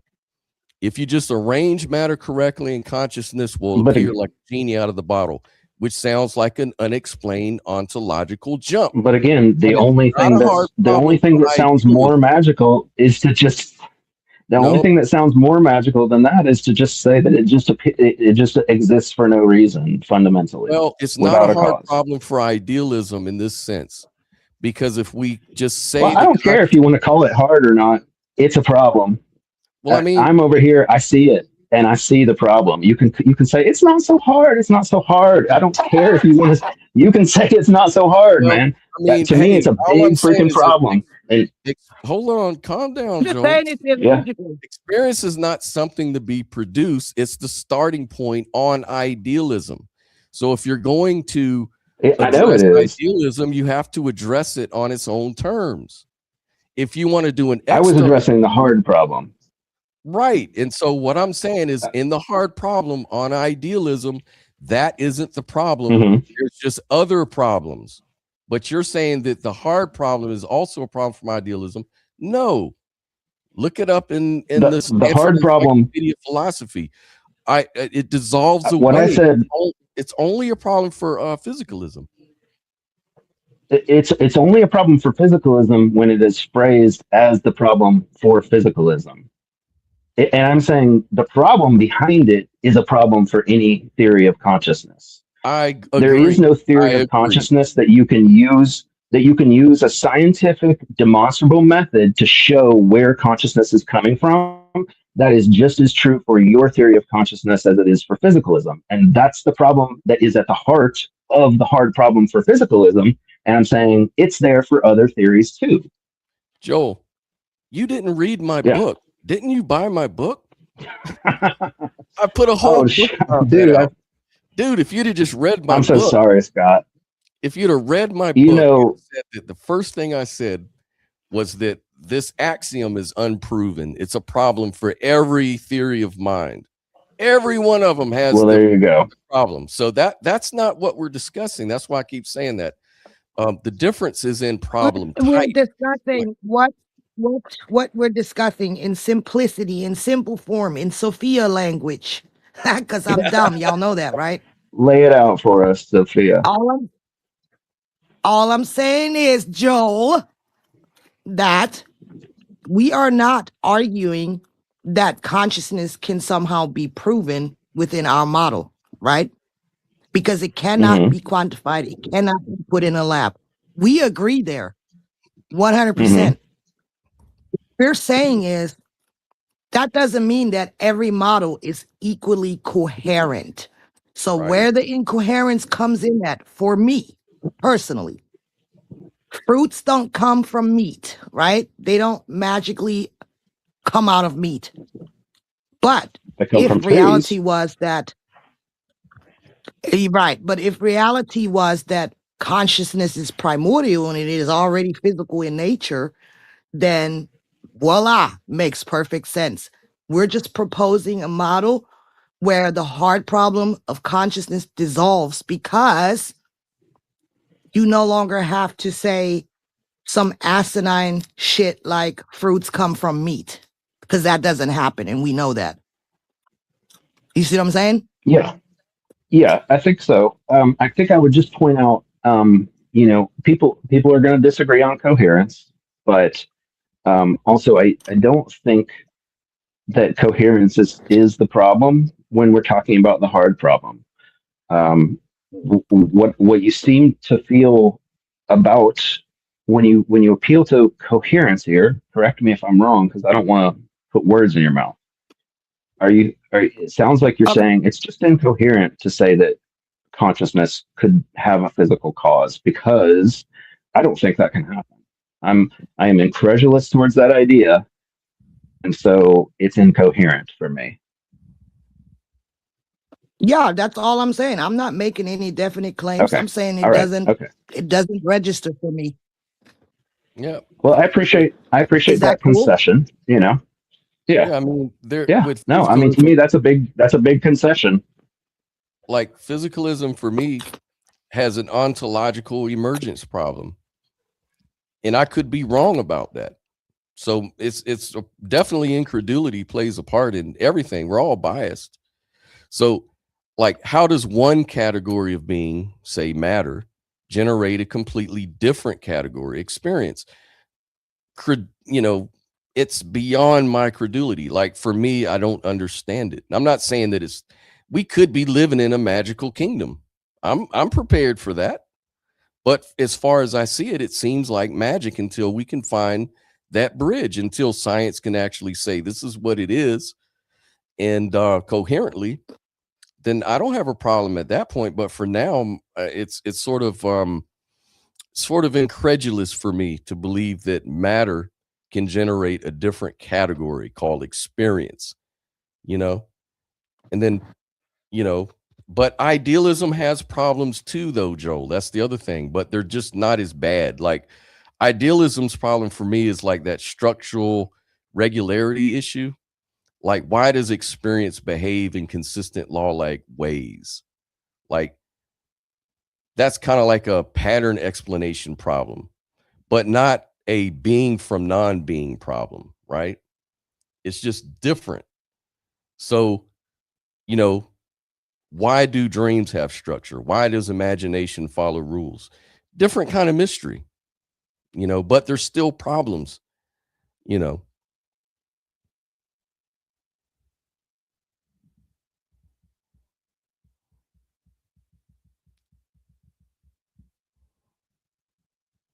Hopefully I came through. Oh, Joel dropped off. I didn't notice that.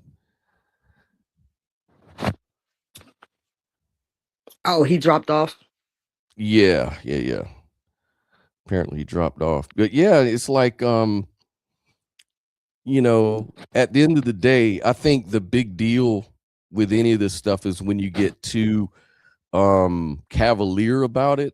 Like when you try to say, oh, I know for absolutely true dogmatically that this is the case one way or the other, right? That's when you're going to run into some honesty issues, but I think it's good to admit, but the thing is that, the issue isn't that it's surprising. It's that nothing in purely quantitative descriptions logically entail qualitative experience, and that's why there's that incredulity, So my whole thing is about it is a lot of people like myself who are mystics and experience reality or see reality the way that we do, we just see it that way. And I think that the fact that this is even an argument is because materialists or physicalists vehemently want to deny that it's even a possibility, right? Yeah. So all I'm That's saying as incredulity. a mystic is, well, I don't know that damn word. Well, I'm just saying that they're Um, also saying, like, I just can't imagine how consciousness comes from consciousness, or how our Right. the reality And we so I'm perceive. saying though, right. And I'm saying, but for me, it's the other way around. It makes no sense to me. It's incoherent to me.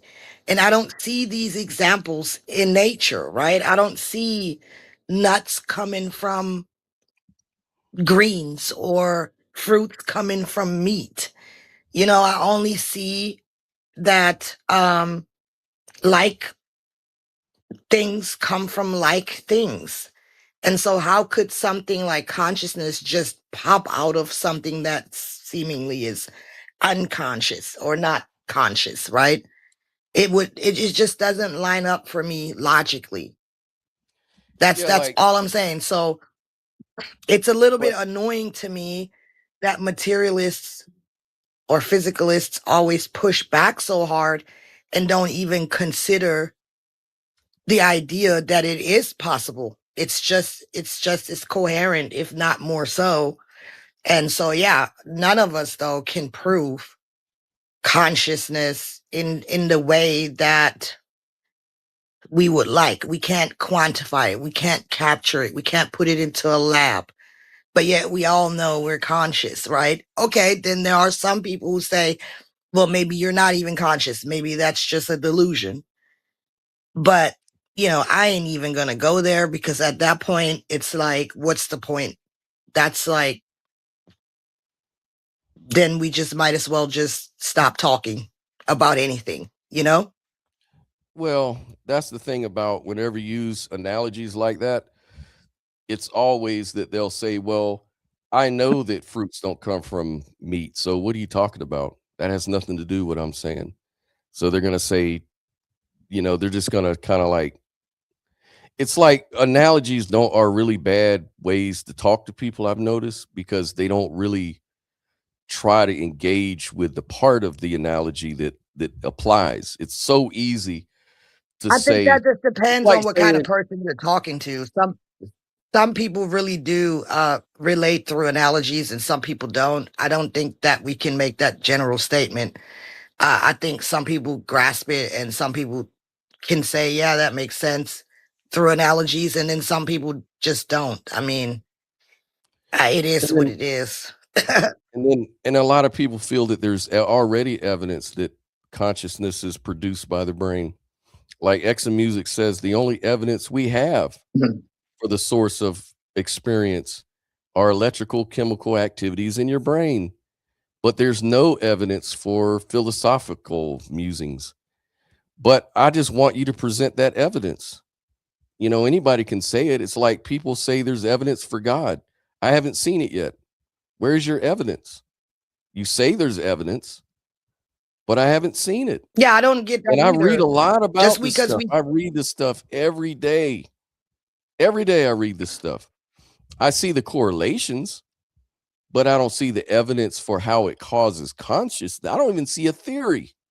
Like, what is the neural correlate for the smell of chocolate or the taste of vanilla? What are those neural correlates? Can you tell me? Where does it kick in?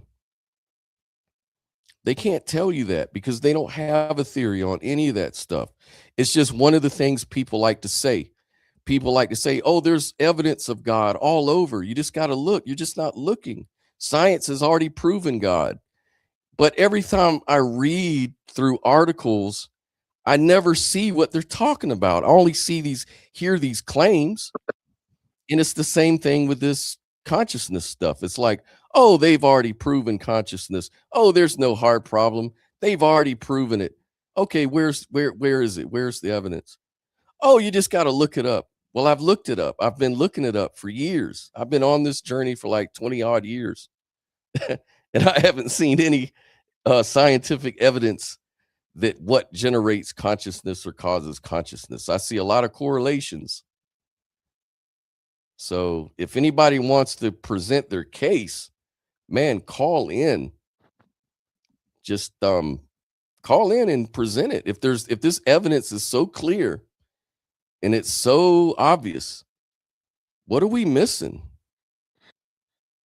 Well, I just think the whole conversation is kind of crazy because we know we're conscious, we're having an experience, and at the same time, it's like we don't believe we're having an experience, and so we're chasing to try to capture it and quantify it instead of just um, being in the experience. Like, I think we're wasting a lot of time doing these conversations sometimes because at the end of the day, my model says consciousness is primordial. It already has physical properties within itself. Reality can't be anything other than what consciousness is. So reality just is what it is. Now, can we move along and just enjoy life? Yeah, I mean, Dave asked, well, what is your point? Is the question to get to a monism or a dualism? For me, it's just fun. For me, it's just content. I need people to call in, make this an exciting show. People can talk. People love to talk about metaphysics. People love to be contrarians. People love to do all kinds of things. And this just gives you that opportunity. And it gives me something to do when I'm not doing anything. That's the real Yeah, role but of, anything is a belief system, music. I mean, materialism is also a belief system. Believing that consciousness emerges is also a belief system. We don't know that shit. yeah, what isn't a belief system?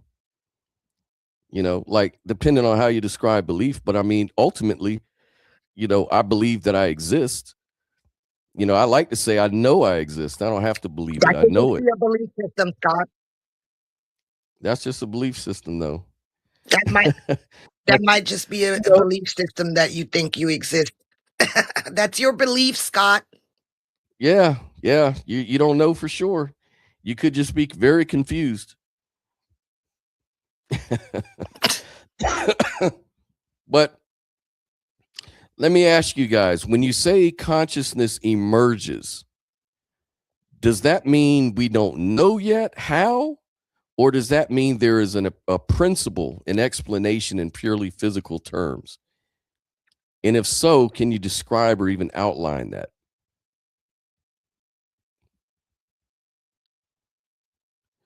Hold on. Let me go through these.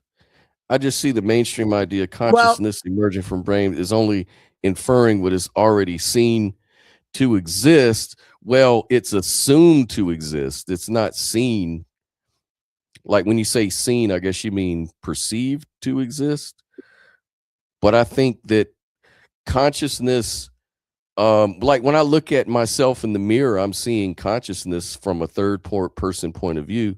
So maybe looking at brains and all that, I'm looking at consciousness just from another perspective. But to say that there's this separate thing that it comes from, this totally different thing that's totally unrelated, just doesn't, there's a gap there. And I'm just wondering what is going to bridge that gap. I'm sure we can all say, well, it's possible. It could happen. Sure. Anything's possible in a magical kingdom. well, the problem with that is we already have some scientific evidence that really doesn't align with materialism at all. And that's Michael Levin's work. And we can see in his work that consciousness exists without a brain. So, at the very least, that would debunk classical materialism because if consciousness can exist without a brain, then what does that mean?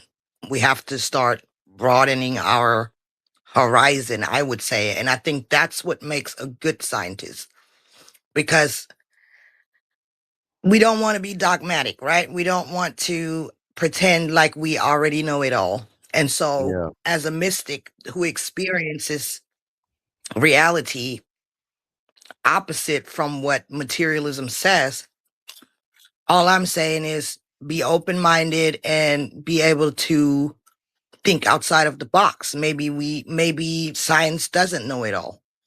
And that's what science seems to be proposing now. Well, I like That the we idea that don't know it all because Nell said she's Go just ahead, trying to Scott. poke hole. Nell said she's just trying to poke holes. She doesn't know how exciting she can make the conversation, but that's just it. I want you to poke holes in it. That's what we're looking for. Poke some holes in it, man. I like to be poked. And Robin says we are awesome. Thank you so much, man.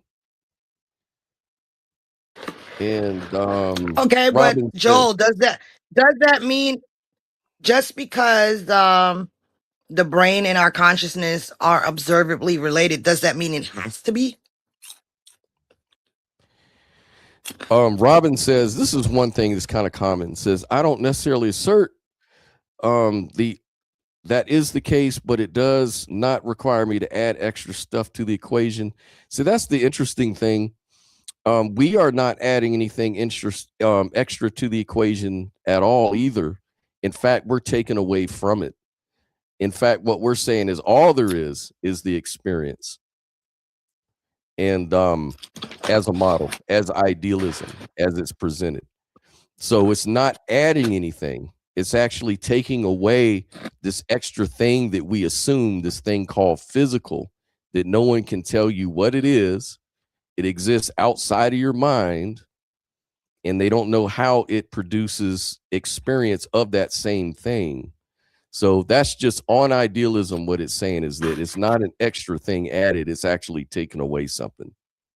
And that's actually probably the problem right there, is that it's taken away physical things, because we all sort of infer that physical things are real. It's heavy, it's colorful, it's got texture, all of these things that are part of our experience.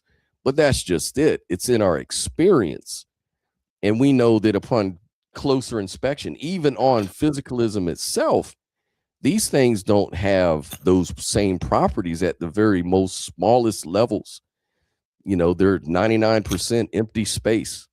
It's just fields. And what are fields but abstractions? They're mathematical abstractions. So they don't have standalone existence. And then they dissolve around 10 to the minus 35 centimeters. And so even at that level, they're not observable. So they're not fundamentally real at all, because they can't be. Yeah, if you shine any more energy onto a piece of matter beyond that 10 to the minus 33 centimeters, you're going to get a black hole. And then physics and observation, all that stuff goes out the window. It breaks down. In principle, there's nothing to observe. So, physicalism just cannot be fundamental just on physicalism itself. So it's kind of like self-refuting in a way. The only way that it survives is to say, well, there could be like multiverses outside that 10 to the 35 minus, centimeters. And those are what explains the physical world. Well, that's just kicking the can down the road, because what explains those things? And then we don't even know if those things even exist, because it's outside of our experience.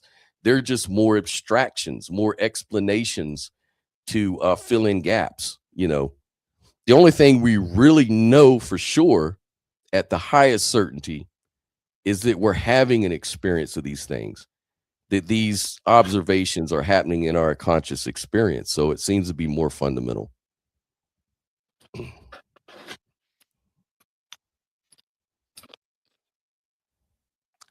But yeah, I mean, a lot of people have a lot of assumptions about what it is we're arguing. Like, the evidence is outside of brains. Yeah, like and then let's go down. I was just responding to Robin about the question she had. Where's the evidence of or I gave her the reference so she can look into it. Of what? Exactly. Let me go back up. Michael Levin's work that proposes that consciousness exists outside of a brain.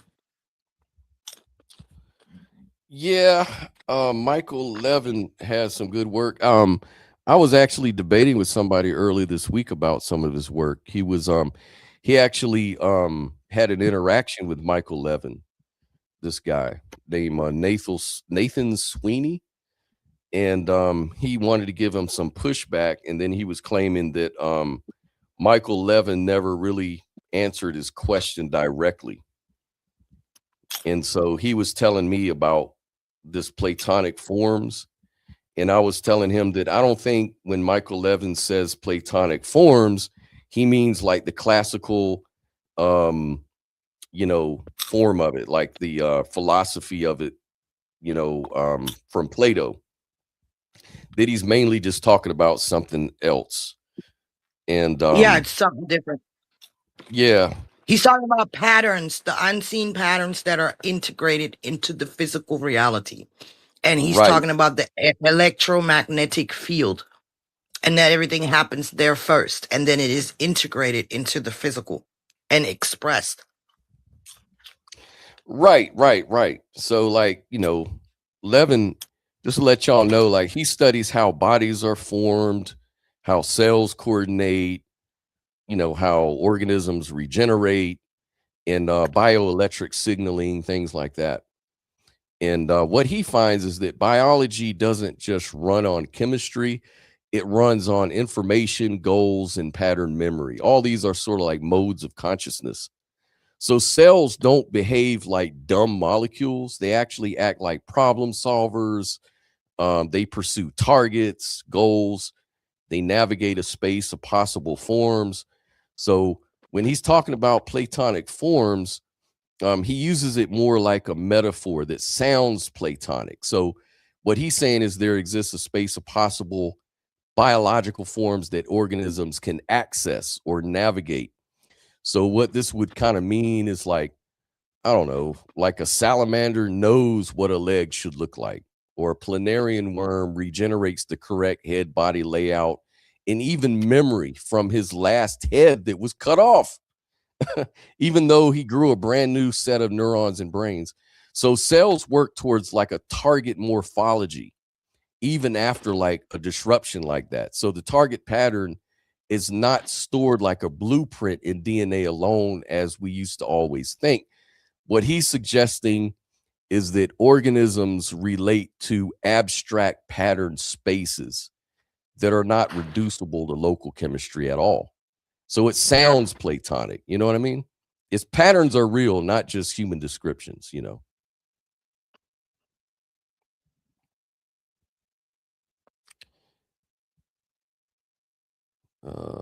Going through the comments. I don't know. Solipsism and hunger, don't you have the same thing? I don't know. You, Dave, what is it with you and hunger? You need some food, motherfucker? You hungry? That's You why need I'm some eating food? popcorn right now. You're making me hungry every time he talks. I didn't have breakfast, and these shows be so damn long. I'll be starving. I'm sorry, but I had to eat. Yeah, Exabuser says, by the way, intelligence is not produced by independent brains. There you go. It's a product of our entire central nervous system. Yeah, and then some, and then more. Like on a non-dualist perspective, we wouldn't even have that if it wasn't for the sun to warm us up, or the earth to feed us, or the biosphere and all of that stuff. It all plays a role causally.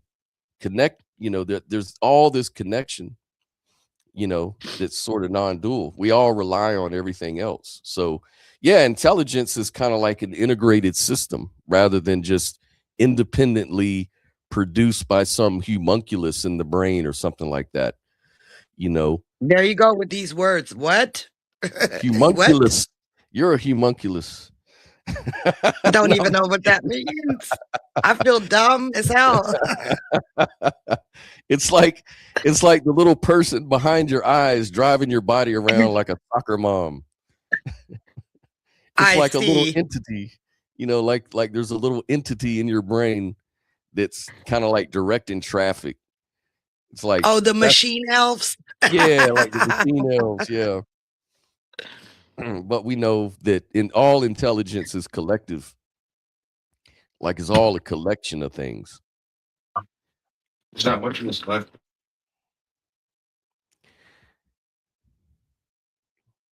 The brain can also outsource calculations to our digits. We can also have an accident in our body, will still require nutrients, but will not experience hunger. Oh, well, there you go, Dave. Give me that recipe so I can lose some weight. Yeah. Homunculus is That just seems kicking like the can one more, yep, down the path. Man, nobody's gonna call in but Joel. Nobody wants to push back. Consciousness emerging from matter is magical thinking. We're just trying to bring up a problem you can wrestle with us about. We want to wrestle, man.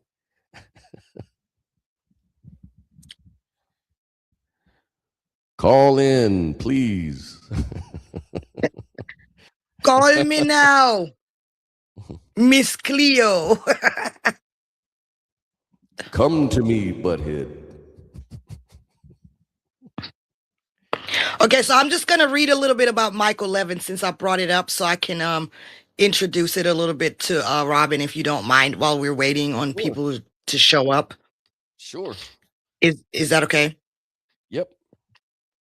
So Michael Levin's work in plain language is he's a developmental biologist best known for showing that cells don't just follow genes. They also communicate through bioelectric signals, voltages, ion flows, electrical patterns, etc. These signals act like a control layer that tells cells what to build and where. So think of the genes as hardware components. Bioelectricity is the software and operating system. The core idea, cells from tissues and organs. Never mind. Cells, my damn eyesight. Cells form tissues and organs because they are part of an electrical communication network. So every cell has a voltage.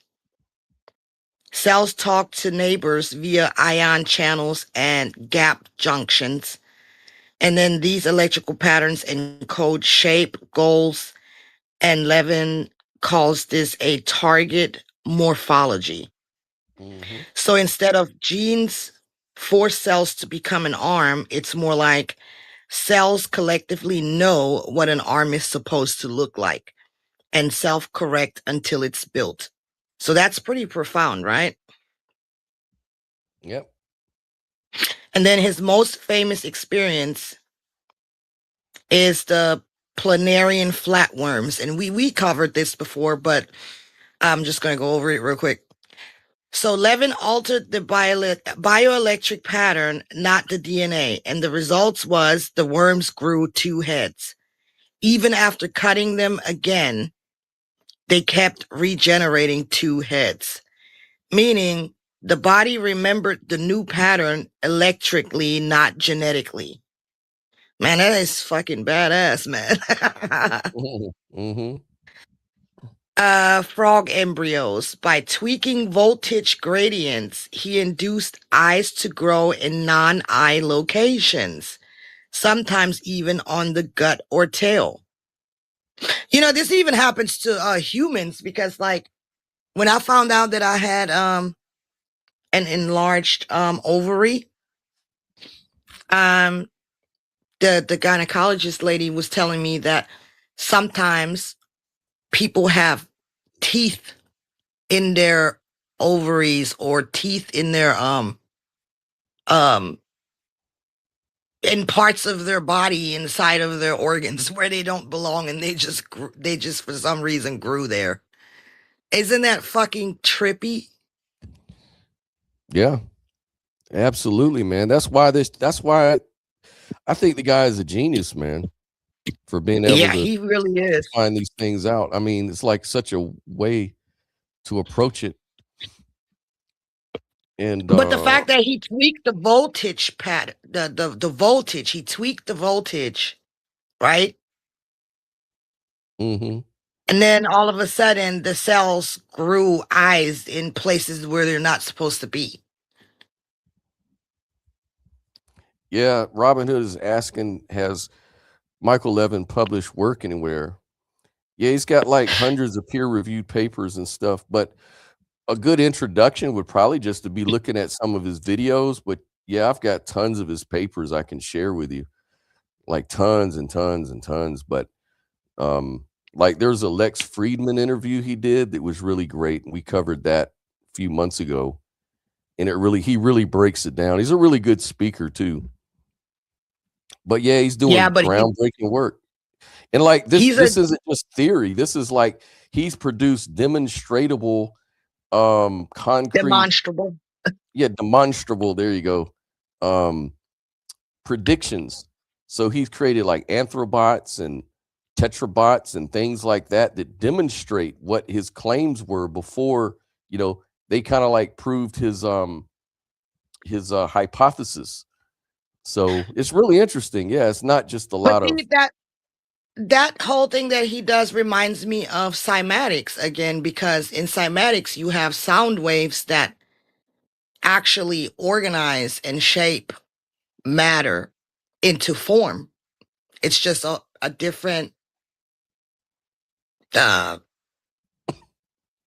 what'd you call it, Scott? Like emergence. like how he shows that by tuning the the voltage, it actually redirects the organism to do something different by tweaking the voltage, right? Mm-hmm. Which shows that the voltage input has a bearing on how the matter organizes itself, right? Yep.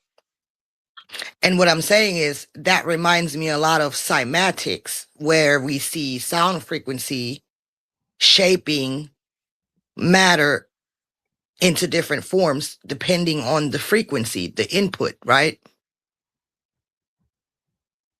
Yeah, absolutely. Absolutely. So in nature, we see unseen fields affecting physical shapes, matter. So my mind is saying logically, if we always find that there's a field that directly influences the physical, then why do we stop there? That pattern most likely persists, and then we can start with consciousness as the field, right? The shared field that directly influences the physical reality. You see what I'm saying? So to me, it's just logical, but I'm just trying to show why I would think that way. You know what I mean? Yeah, exactly. Am I making sense? Yeah, you are. You are. But I can just see someone argue back saying, well, frequencies are physical, so it's no surprise. Right. And so is consciousness. Why would we think that consciousness is something completely different?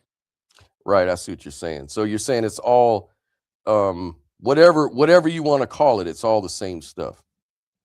Yeah, energy is sometimes in the form of where you can't see it. You can only feel it or not. And right. So does that mean energy doesn't exist? No, we know it does, even if we can't see it. So consciousness to me is just it's it doesn't need to be something completely different or outside of me. You see what I'm saying? Mm-hmm.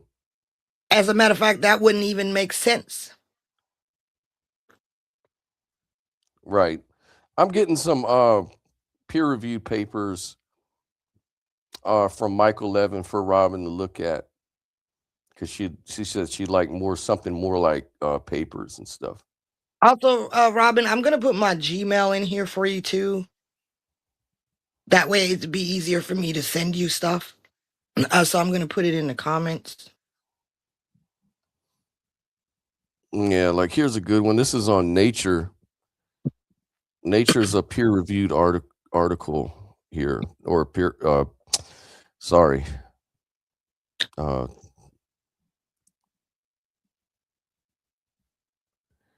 Yeah, so I just posted it there. So yeah, he talks about collective intelligence, a unifying concept for integrating biology across scales and substrates. And yeah, so it just talks about how consciousness is kind of on a spectrum. And yeah, it's really good read for all his experiments. I'm just going through it here. Yep. XC music, I think it's a little more than speculative, but to each his own. Yeah, I mean, he's got peer-reviewed papers, he's got experiments to back it up. I mean, you could really say speculation about really anything at some level. But I mean, it's not speculation when you see the damn thing growing back 2 heads. I mean, That the ain't most familiar speculative. an example is like collective swarm intelligence in beehives or ants and termite colonies, or like flocks of birds or fish. Like, it's important to keep in mind, like, there's no sharp distinction between these collective minds and these centralized ones, like those possessed by humans like ourselves or animals. Instead, like the biosphere, it's like a spectrum of architectures, and they all include, solid brains where the neurons don't move much relative to each other, and so-called liquid brains, which are constructs in which the fluid interactions are what it's all about. Like, fundamentally, typical brains are a collection of neurons, and they sort of like facilitate experience and unity of memories, goals, all of these things. But that's not the only type. That's not the only way that collective intelligence happens. There's even other cell types.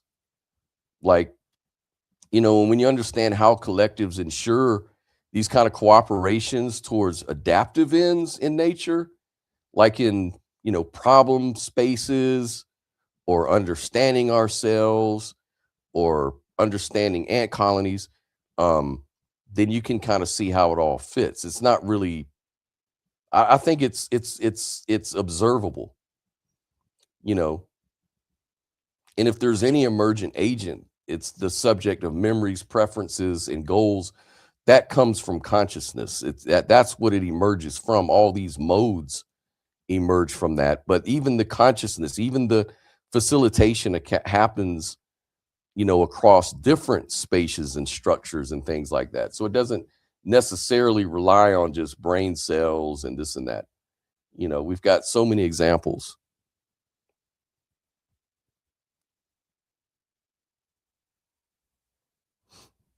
Yeah.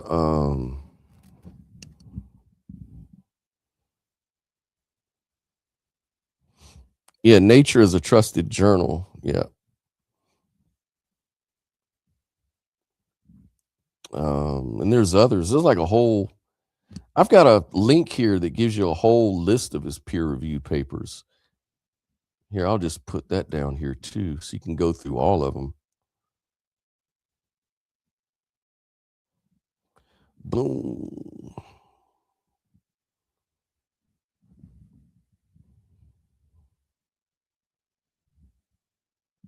But and I don't think Michael Levin necessarily argues for one ontology over another necessarily either, though.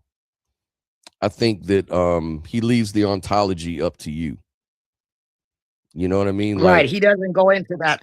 I just go from there and take it a step further and say, why would that pattern change? We can see time and time again that the physical reality is shaped by patterns. And so why would that suddenly change when it comes to consciousness? Consciousness uh could very well be physical, just because we don't think it is doesn't mean it isn't. I'm saying we see this time and time again. Yeah, and like X Music brought up about the ants having complex brains. And then like when the ants all combine into a colony, they all have their own, the colony itself sort of acts in its own sort of goal, and then the Right. ants may not be really, they're just maybe responding to, you know, some sort of smell or something like that. But as an entirety, as a whole colony, it has goals that each individual ants don't necessarily have. And so it's kind of a collective, like a collective mind. And so what Michael's work kind of shows is that these collective minds, they go all the way down in biology. They go all the way down and all the way up. And then there's top down causation, and that's Right. And the so other why thing would is, that I'm saying why would that stop with consciousness? Just because, like how people say, well, that's still physical, therefore it's not consciousness. I think that's where they're smuggling in an assumption, because that's like saying consciousness must be non-physical, but what if it isn't? You know what I mean? yeah, exactly. Exactly. And consciousness, people think of it as just this identity, like a thing. Like I always say, like consciousness in some ways is kind of like a placeholder word too, because just the word ness is like a doing of something. Like it's an action word. It's like being conscious is just experience, being aware. It's not necessarily always a Wouldn't that be doing. more like being instead of doing? Wouldn't that be more Yeah, like like being? being, like all there is being, and there's this experiential quality to being. And that's what I mean about it being fundamental. It's so hard to wrap your And head that's what around because most you're thinking people. of it as a thing. When you think of it as a thing, you're thinking, well, what does that thing depend on? Well, it's not a thing, it's just a quality. It just is. And then a lot of people, who have experiences with meditation or DMT or whatever, psychedelics, like most people who do this come to that exact conclusion. And I don't think that's a coincidence either. They have these experiences and they say, you know what? It's just about being, right? They Yeah. all come to the same exact conclusion. And I mean, that's not necessarily hardcore evidence. I mean, we could argue that these psychedelics are causing a mass delusion or whatever, or the same type of delusion. But I mean, I'm just saying. Yeah, I mean, consciousness, when you take the thingness out of it, it starts for me to kind of like make a lot more sense. When you just start seeing that it's just the other side of the same coin. It's just inherent. Like there's always going to be this quality, to things. It just seems like that's the case. That would make a lot, at least logically, that would make a bridge to gap all of this stuff together. That's the only thing I can say. But like you say, there's no way to prove anything really at the end of the day. Okay, I'm going to read this real quick, right? Help me express myself better. So, bioelectric fields are frequencies are physical, and that is my point. If physical pattern changes can reorganize matter without changing the material components, then causation is happening at the level of information, not substance. So there's no scientific reason to assume consciousness must be non-physical. That's a metaphysical assumption. So that's kind of what you're saying, why it's magical thinking. Mm-hmm. What we're seeing is that physical systems behave as if they are goal directed and pattern aware.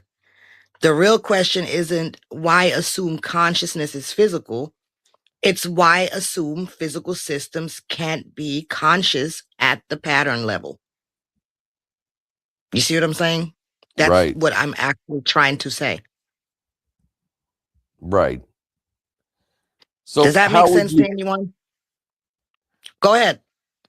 so like when you think of like anything that's possible or probable, isn't it how does that relate to the model? Because it seems like probabilities and things like that are sort of like um categories of cognition in a way, or how would you explain that? You gotta rephrase that. What's your question? Like say like probability. Like, there before you were born, there was always a probability that you, and obviously it was because here you are existing. So that probability, where did it exist? Man, how are you gonna answer that? Where did it exist? Like, I'm just That's a saying, is fucked up that even question. addressed in your model? Is that on your model, like probability? I mean, yeah, I would say in my LFM model, consciousness is infinite probability, like a black hole, pretty much. Um, it has infinite ways of self-expression, and physicality is one of those. Yeah. See, I like But that where because does it? When you say where does it exist, I don't know it's how a to bad answer that. question. Right, it's a bad that's my point. It's like we usually treat the concept here of consciousness like this, like it's an object or a thing, like a noun. Like matter is a thing, energy is a thing, fields are things, right? And so when someone says consciousness is fundamental, someone could imagine that it's like another ingredient of reality, right? But Right, that's but that's the exactly whole thing. yeah, You that's can't exactly cap- wrong. That is exactly you what can't you're not saying with your model. Like what you seem to be saying is that consciousness is more like beingness, not an object. So it's like right. you don't mean it's a substance among substance. It's like it means that it's the fact that everything appears at all, like the condition for their being experience. It's like not a thing and more like the fact of appearing or the happening of being, right? Does that make sense to your model? Yeah, it's just it's hard to explain. Let me see. Uh all right, let's define being. It's the condition that allows anything to appear, persist, or matter at all. Not a thing, it's not an object, it's not even a substance. Being is that by which entities are, not the entities themselves. Breaking it down carefully. Entities equals things that exist, like rocks, cells, thoughts, fields, people. Being is the isness, the shiznit that makes that makes any of that possible. So you could ask, shit, that's all there is to it. Like Yeah, it really is. It's like Robin Hood is asking, but what about what was here before we existed? I would say the is probabilities, but what would you say? what was there before we existed was the isness. Yeah, the isness. Yeah, exactly. This is why we are the shiznit. With the shiz knit. Exactly. It's like, yeah, I would say the probability of us existing, obviously, because we're here. So it must have been Right, possible for us to exist. So here we are. right. So We're like if being I were to realized. say, if I were to say, Robin, did the possibility of you existing as Robin exist prior to you existing? The answer would be yes. So the isness is just infinite probabilities, if that makes any sense. That's the best way my fucked up mind can rationalize it. It's like this guy said, God enables the unable to be enabled to be able. You done just messed me up, man. Yeah. Poetry, baby, poetry. That's poetry.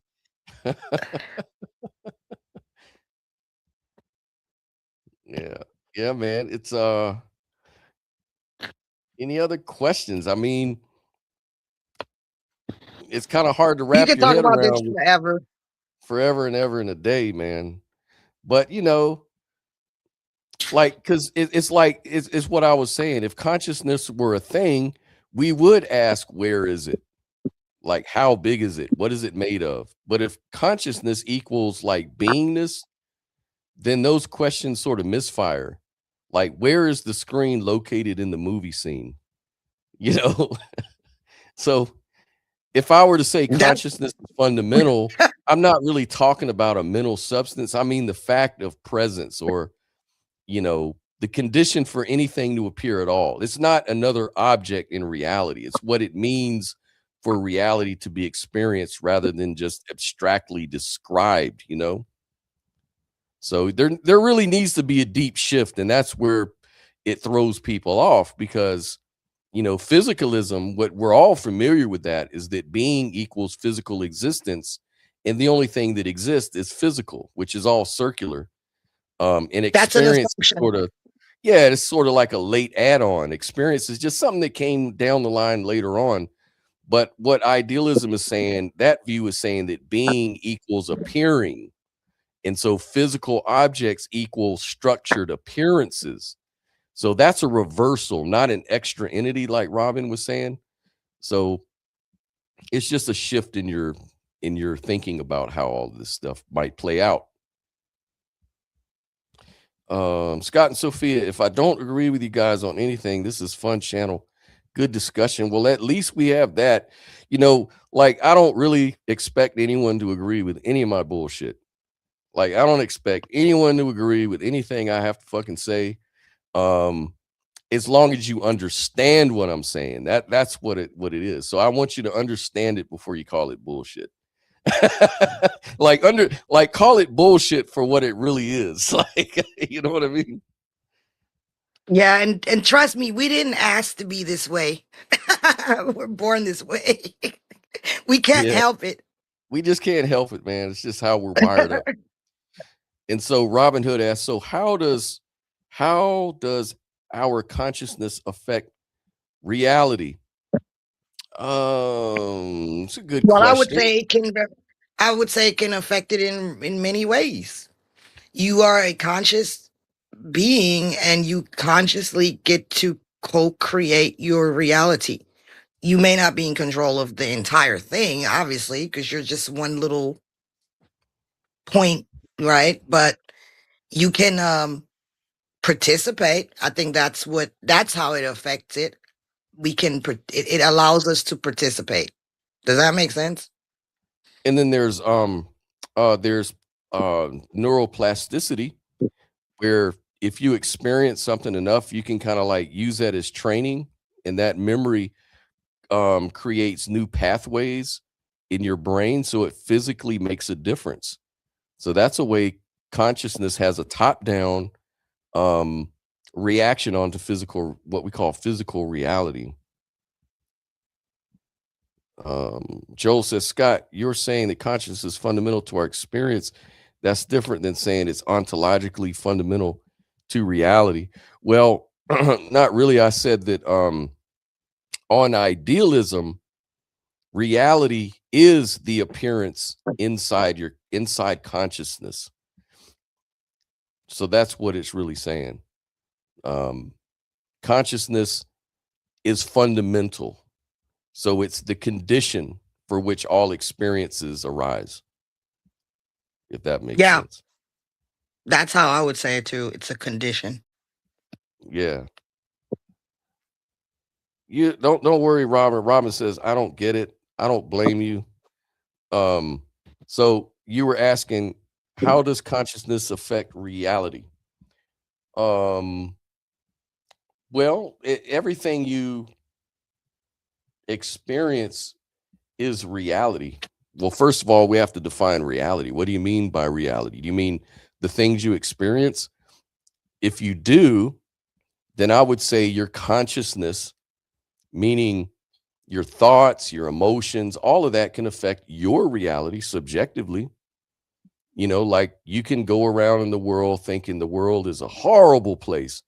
And that could be just as a product of your thinking, like your habitual ruminating negatively or whatever.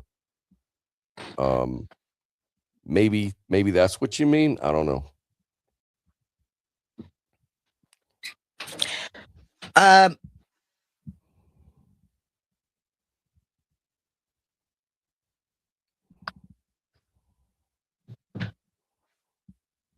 Condition. I'm still ruminating on condition, what that actually means, since we're saying that consciousness is a condition. It's like saying it is We the know that precondition for all knowledge. You can't have it's the knowledge. right. Go ahead. It's the prerequisite for anything to even exist. That's what we're saying. And I can give a few examples just to help the slow people like myself. Let's see. Oxygen is a condition for combustion. Grammar is a condition for meaning in language. Rules are a condition for a game. Voltage, whatever. Y'all get it. Like, so yeah, it's just the condition for anything to exist at all. And she says, So, okay, so it does not create our reality as shared with others. Okay.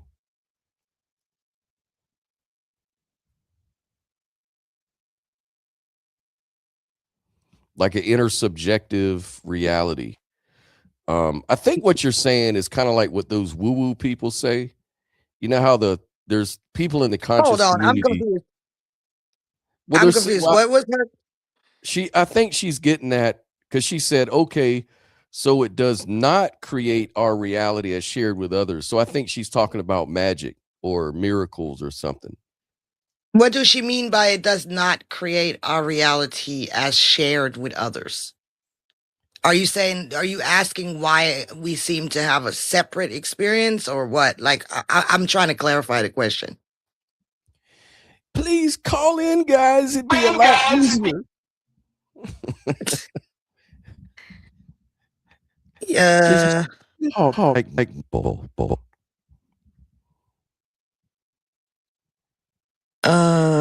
What'd she say? Can you read that? My damn eyeballs.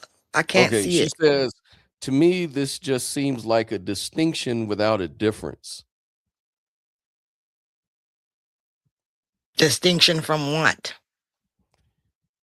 I'm lost. I'm totally lost too. Like I think what people are expecting is that idealism should maybe produce some kind of prediction that you can affect the outer reality, like it's all in your mind. Like if reality is all in your mind, then you could just imagine you can fly, and then you can fly and everybody will watch you fly. I don't think Who's that saying that? idealism and physicalism, I think they're just the same, because we're both going by patterns and law-like regularities. Yeah, I mean, I just look at it like the mind and body. You have a mind and you have a body, and it coexists at the same time, right? Unless you're just completely mindless or dead. You know? Yeah. So Yeah. so But it's call it, like I that. put the link up. I put the link in again. So click on the link and come on in, and we can figure out what you're talking about, Robin, or whoever. But yeah,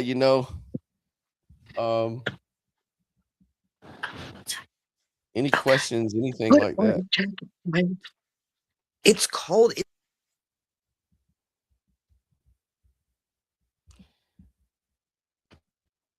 Well, Sorry. Had to I tell think my so. daughter she needs to put on a jacket. Hey, Dave, how's it going, man? Hi, how's it going? I've got Hey, two shows going. Uh-oh, got to uh-oh. close one. Okay, I just closed one. I'm here. How are you? Oh, It's doing been a good, great Very man. How show. you doing? I think I'm talking correctly. Am I talking? Can you hear me? Yes, we can hear you. Yep. Excellent. Then I'm with you guys. Yes, it's been a fun show so far. Yes, it's been great. Glad. I'm glad. You know, I always wonder if these shows are just boring people to death or what. Well, there's a problem with the shows because people don't want to explore some of these things.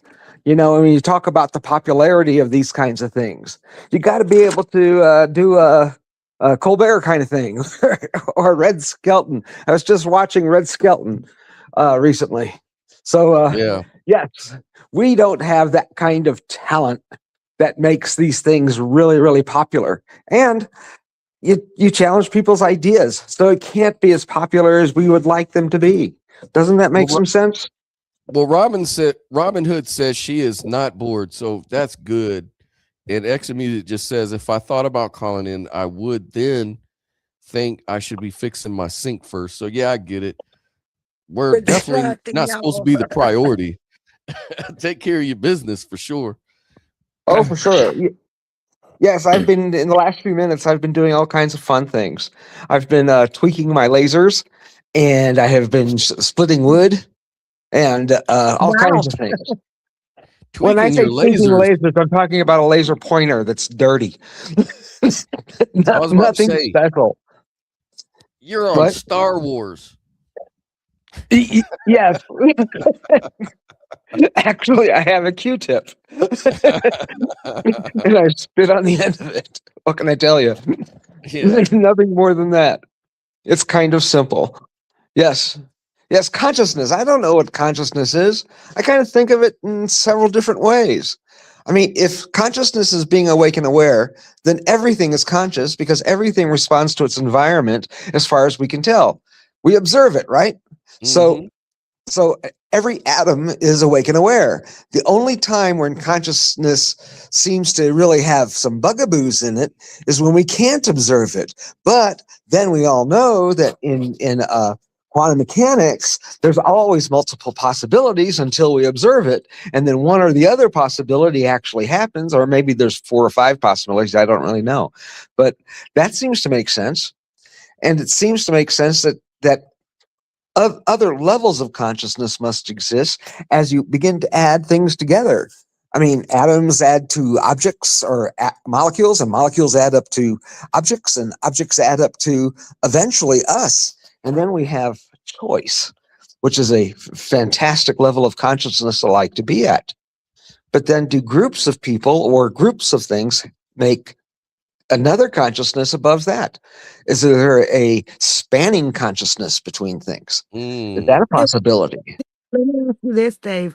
So when things evolve and arrange and whatever, and at some point create a complex human that can make choices and whatnot, do you think that at a fundamental level, those atoms and molecules and all that kind of stuff, would you say that they have consciousness then? Well, I like to look at the non-dual perspective and the dualistic perspective. Therefore, all atoms have their own consciousness. All molecules have their own consciousness. All groups of molecules making things have their own consciousness. They're all different levels of the same thing, none of which we really understand well because we only have our level of consciousness, kind of. Does that make any sense? Right, but isn't that the same as saying that there's just more consciousness coming out of consciousness? I guess. But since I see nature as a datum, I have no problem with it being the standard. And then everything else is maybe or supposedly or might be, and it could be. And it's nice to think that it would be. So I don't put anything underneath nature, really. I use it as the foundation. Could And then con- I see, yeah, could nature be conscious? yes, it Right, is. that's what I'm Yeah, saying. That would still kind of go along with how I see things because If that isn't that panpsychism though? Yes, it is. Okay. But if you go to the pandeistic point of view, then we each have our own divine spark, and we each have our own consciousness, and we each make our own little sphere of knowledge that we add together to form greater and better things. Therefore, Dave, can I ask you? yeah, We could say what? that that's a different expression, right? Or just like your body parts all do different things to make you work as a human being, right? Yeah, certainly. Okay. Go ahead, Um, Joel. Uh, hey, thanks for letting me back on, and good to talk to you, Dave. Thank you. I was Good to just going talk to to you wonder if too. you would, yeah, I was just wondering if you would clarify what does it mean for something to be divine under your view?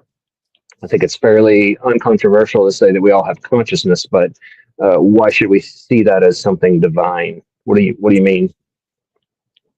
I particularly like my life. And I find myself to be at least sacred to myself. And then I see that you are sacred to yourself. And then I see we are sacred to each other, and we need each other. And I like to go to and since I use a datum kind of concept, I like to suppose that maybe there is this more thing. I don't know if it really is there, but I'd like to think it's there, and I like to use it, and I like to talk to it. Not that I'm saying that I know it absolutely is. I'm simply saying what I know absolutely is that I think, therefore I am, and I get hungry. That's all that I absolutely know. Okay? The rest of it, maybe, maybe not. But I kind of think of ourselves as slivers. I see God emerging from the addition of mind and nature first as a sliver, and each of us is a sliver, and we add 2 slivers together, 4 slivers, a billion slivers, and we get more and more complex and more beautiful things. And the interfaces that we see around us, all of the borders, all of the surfaces, all of the things that we see are in fact kind of divine in and of themselves. And their addition is also kind of divine. It's kind of a special word, isn't it? Of special Well, respect and reverence. That's all. if we go by what the word means, it doesn't necessarily mean a sky god or supernatural person. It just means pretty much what's fundamental and meaningful. So I guess it just depends on how people use the word divinity. I Yeah. agree totally. Yes, I don't believe in sky daddies or anything like that, except in movies. Okay, I mean, in Monty Python and the Holy Grail, absolutely, that was God talking out of those clouds. I remember. But other than that, I do not believe in a sky daddy or a biblical kind of God. But the quality of reverence is something that is, I think the quality of reverence has that divine component in it. Does that make any sense? Is that Yeah. So reasonable? like Okay, for me, it's more about your attitude towards the thing than it is an attribute of the thing. Yes. Right. bingo. Yes. And it's Excellent. kind of Okay, like I will That's very that's hijack. well cool. said. It puts it in the category of completely subjective. Like I could just Yeah. disagree and say, well, I'm not reverent towards that. And so now the question is that thing reverent? Dan says yes, Joel says no. It depends on who you ask. It's subjective because it's Let Yes. me not ask you based what you on think the about thing this, itself. Joel. It's based on the person you're asking.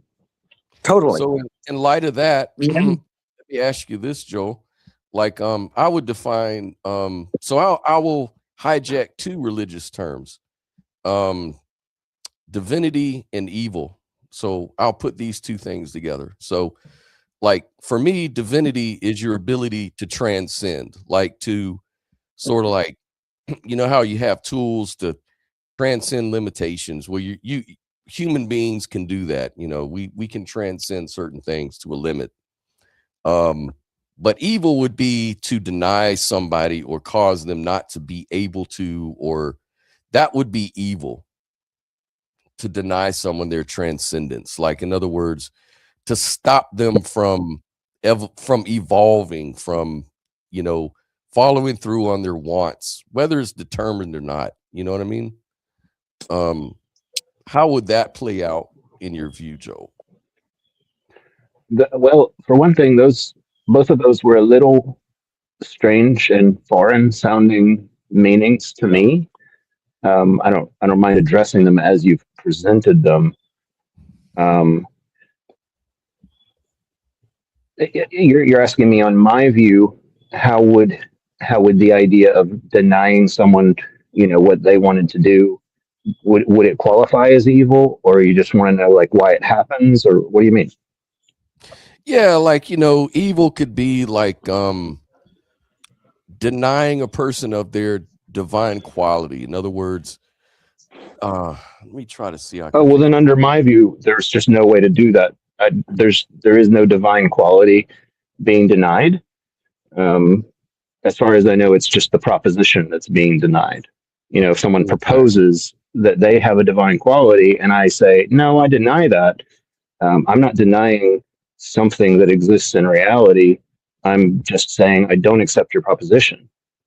So you would deny that a person has intrinsic depth to themselves, or some sort of irreducible worth, subjective No. to their own, Well, it's clearly subjective value, but it is, inherent in being a person to be a subject who values your own existence, and we care about each other too. So that seems to be, it's not a universal trait in people, but it is, one that we share. Like, for example, let me put in a real life example. Like, say, a minority, or say like a trans person, or somebody who's considered the other. This person says, even though I'm different, like maybe I'm a trans person or whatever, I have intrinsic value. I have, inwardness, like a center of experience to myself, like, being an end, not merely a means to something, right? And this is how they would define their divinity, their sacredness, kind of like what Dave was talking about. So someone who would come along, let's say like some extremist MAGA person came along and tried to take away their identity, make them not exist, take away their self-evaluation because of some appearance, like being trans or something like that. I would say that you're asking, under my view, how. Yeah, like, would you say that's evil, or would you just kind of say it is whatever it is?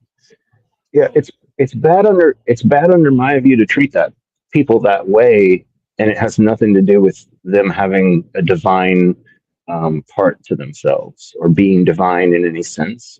It's wrong just for the sake of us being humans who we are. But their divinity is a self-identification. Do you say that their self-identification doesn't exist? No, people say what they say about themselves. That happens. Right. So if somebody said, I'm divine, I identify as a divine being, would you reject that? You asked me why it would be evil. You said, why would it be evil for someone to come along and like treat them like they weren't a person, right? Like to execute them or something. I don't know what you were suggesting. Like, just take away they don't even have to kill them. They could just take away, they could have the intention, just the bad intention of taking away all those qualities that they define as divine, like self-love, sacredness of themselves, inwardness, things like that. So just the intention of wanting to take those things away, do you think that's an evil intention? It doesn't sound to me like it's someone who wishes someone else well. It sounds to me like someone who's intentionally trying to harm someone, which is what I would say makes it wrong under my view. Yeah. But I don't know. Yeah. I don't know what it would mean to take away someone's self-identification. Like if someone identifies as that, like I could right now be like, nah, Scott, that's not really your name. We're going to call you something else. Right. But like, you're going to keep being Scott, most people who know you're going to keep calling you Scott. I don't know what you mean by trying to take away someone's identification. Like you could deny it. You could do, just like I could be like, I don't believe you. I think you're lying. I really don't think your name is Scott. right? But it's is that evil to do to someone? It could be, if you were just trying to, Okay. give them a hard time and be Yeah, stubborn and yeah. obstinate Like with them. That's basically kind of the a rude act, way to treat people. Yeah. like the act of reducing someone to an object, like slavery, for example, or any kind of dehumanization. Um, Hmm. you know what I mean? Like, is that evil? I think someone Yeah, said, yeah. I guess my main point is that we don't need to assume a divinity there in order to justify thinking that there's something right or wrong about it. That's all I'm saying. I yeah, just think we have to define divinity, though, because what divinity means to me is not an assumption. I'm a sovereign Let's hear being with a your subject. understanding. I'm a sovereign being that has a subjective, meaningful inner experience. And I fully express that part of me. Like, I'm a sovereign being. I'm authentic. That falls under the definition of divinity. But a lot of people hear the word divinity and they think, oh, you're talking some magical sky daddy shit.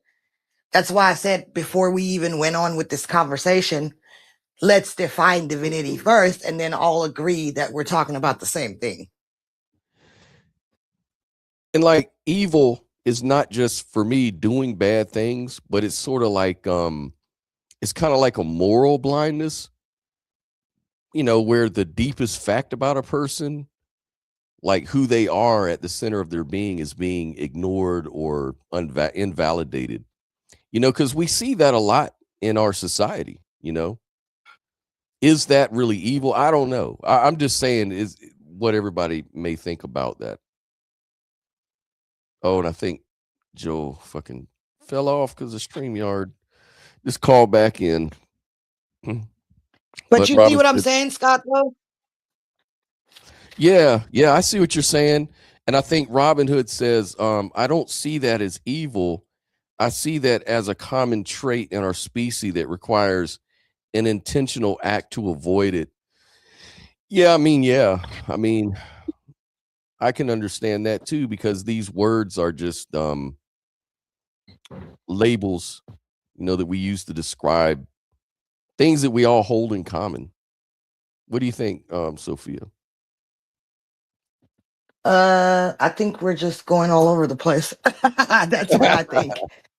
Oh And no. I'm like confused because I agree with how Dave expressed divinity. To him, this life is sacred. He enjoys his experience. And I think that divinity at the end of the day just means meaningful, right? Yeah. It matters. So I get what you're saying. If you deny that and say, oh, well, that's just subjective, you're comparing it to what transgenderism is. That's a subjective personal experience. And to have Joel's attitude towards it would be like being dismissive of it. I think that's what you were trying to say. I was just really Well, I didn't mean to asking, be dismissive. yeah, like I don't think Joel disagrees with that. It's just that I was trying to make that connection, like to see if that's what he was saying, agreeing with too. And I think that words like people have a lot of word phobia. And so they don't like words like evil, divinity, because they have this religious baggage, which I understand, Right.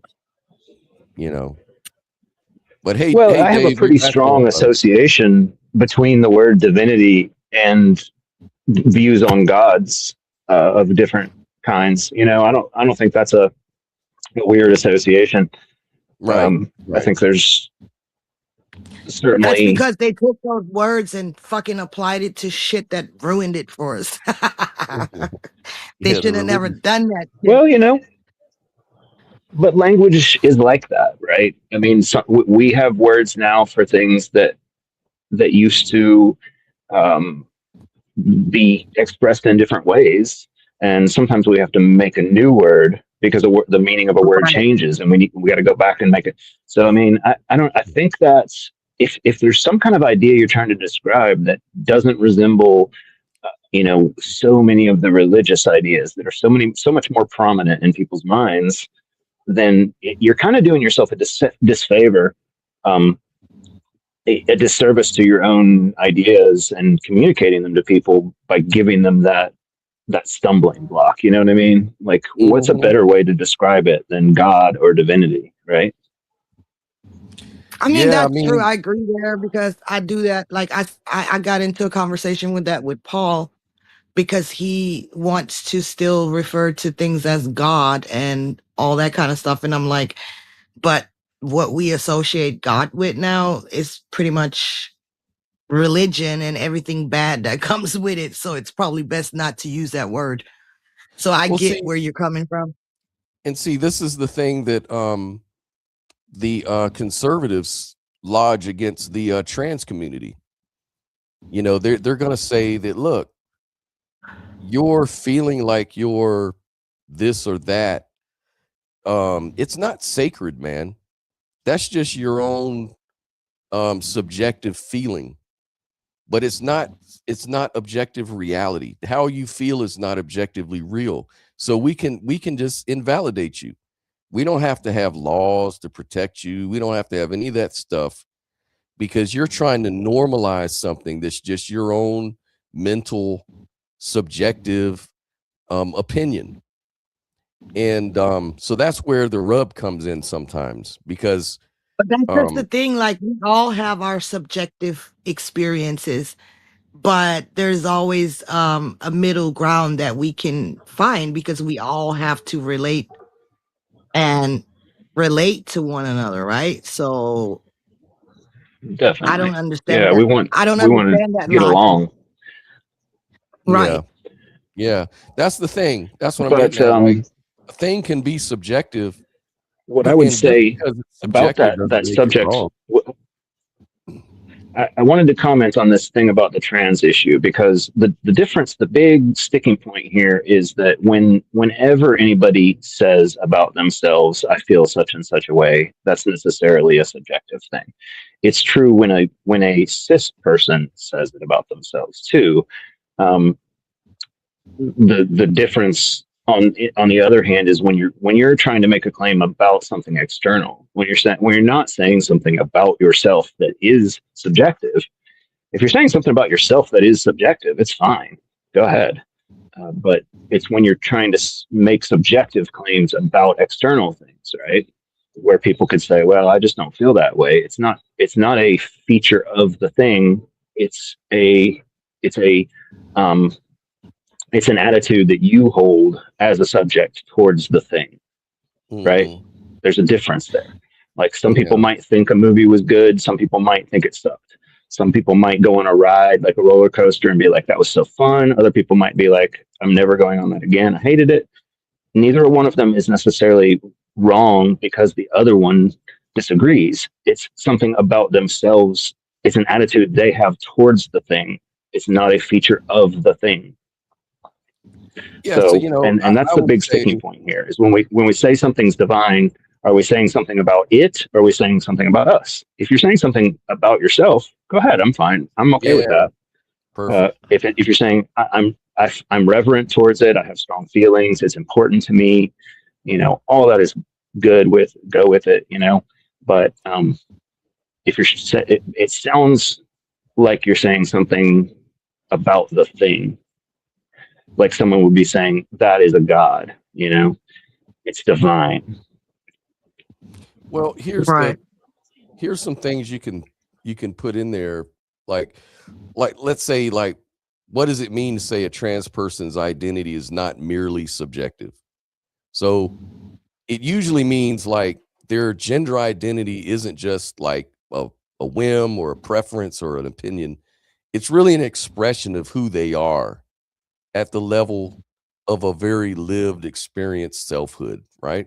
So we're talking about a first person reality, how a person exists as a subject, that's deeper than I like this color. It's closer to like this is the standpoint from which I exist, right? So if divinity refers to some sort of like irreducible depth or inwardness, like I was talking about, like, or intrinsic worth of a person, then recognizing someone's identity is sort of tied to recognizing their status as a subject and not an object. So denying that identity, Oh, absolutely. yeah, it can become reducing to a person's lived interior reality or to an external classification scheme that we come up with, you know. So which it kind of mirrors what we describe as the denial of divinity when we deny a person's, you know, internal reality like that, I guess. Could be argued that way. This doesn't It's what mean that Joel is all saying, identity though. We claims don't are need the word automatically correct. divinity. I think what Joel is saying, though, is that we don't necessarily need the word divinity because the way that the word has been used, it usually Yeah. refers to some kind of deity or God or whatever. Right, right, So right. that's all I think he's saying there. Yeah. And I mean, I kind of agree with that because when you say the word divine nowadays, everybody's going to think that, you know. We can't have this. We can't have Joel being right on here. That's not gonna happen. No, I'm just kidding. Damn, Do you Joel, I have any tried to give you some points, man. No, he's good. And Dave, did you have any thoughts about that too? Make sure everybody gets a chance. I think Dave is probably splitting some wood somewhere or something. I agree with you. Can you hear me? I Yeah, I agree can with you hear you. guys. Yeah, I agree with you guys. I think Joel's got some really good points. I think I have to respect that people though who have a trans identity, that they're objectively telling you the truth. And the reason why is because Dr. Sapolsky has pointed out that in autopsies of these kinds of people, they can actually see the differences in their brain's formation as compared to the people they are claiming to be. And they, in fact, are what they say they are. So I objectively agree that if somebody says they're LBGQT, I don't know the acronym, but they are what they are, and I'll accept that. Does that make sense? Exactly. Yes, me Yes, too. it And does. I was going to say that too. There's a physical component to it. You know, they don't just, it's not necessarily just a delusion because like, just think about it. If your body makes our bodies makes different hormones. And if your body pumps out more feminine hormones than masculine hormones, it logically follows that you could feel more feminine or be attracted to the same sex, even though you look like you're a man, but your hormones say otherwise. You know what I mean? So But I since we think have that all free that stuff.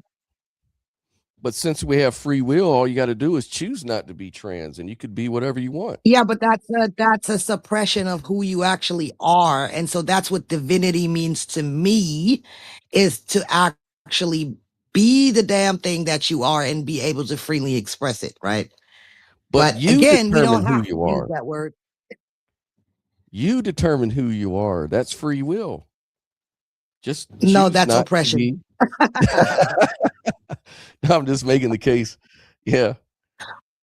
The free will problem. Well, I think you do have free will in that case to a certain extent. I think that anyone can have some free will. The question is how much free will. I think free will is something you have to quantify again too, just like a lot of things that seem Yeah, to you be can choose to bantered oppress about. yourself. Yeah, you can, and I do for a moment.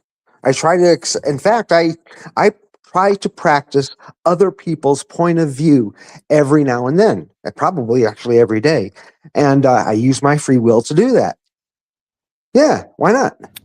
Yeah, that's empathy, and empathy is a choice after all, right? Yeah, and that's free will. Yes, I do believe there's. I do believe there are components that are not as free as other components, but why not? Doesn't that make sense? Yeah, I think it does. Are you familiar with Robert Sapolsky? Yeah. Okay. So the audience may not know. So basically he's a neuroscientist and an author. And so he argues against free will, right? So he says free will doesn't exist in the deep sense. So what he's saying is that what most people mean by free will, which is like the ability to act independent of all prior causes, is just a myth. So every choice is going to be shaped by your biology, your environment, from your genetics to your brain chemistry to where and when you were born, culture, stuff like that. So you might feel like you're choosing freely, but you cannot choose what you want, what you value, or how your brain is wired up. So there's no point where your decision making is independent of prior influences. So he says we're nothing more or less than just the cumulative biological environmental luck from which we had no control and that has brought us any moment whatsoever of free will. That's what he says. Yeah, but he's ultimately boiling it down to a monistic point of view or attitude. And the monistic point of view or attitude, yeah, under that condition, he's right. But I don't think in monistic terms. I think in dualistic terms. So I see that we do have free will, and we do have determinism at the same time. Yeah. I can't see from a monistic point of view. Sure, eventually you get everything boils down to a single thing. And if that single thing is labeled as any particular name, and because we have bantered around terms like God and things like that, let's just call it borscht. Since everything eventually boils down to borscht, for me, it doesn't make a difference.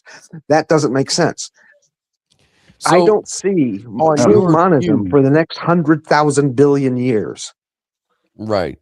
So are there any choices you can make that are never influenced by hormones, past experiences, environments, or your genetics? I don't know. Or any antecedent causes? Is there anything that it's not free of? I don't know. I don't know. It depends how detailed you want to be and how fine your gradations are.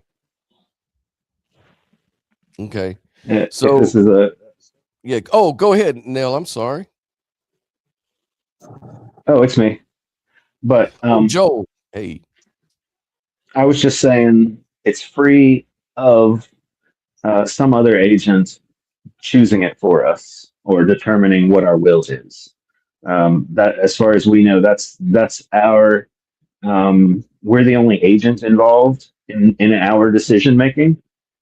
There are all kinds of everything about us is necessarily because of something, that we didn't control, and so we don't control how we end up being and making choices. But those things are also not being determined by some other agent. We're the agent making the decisions.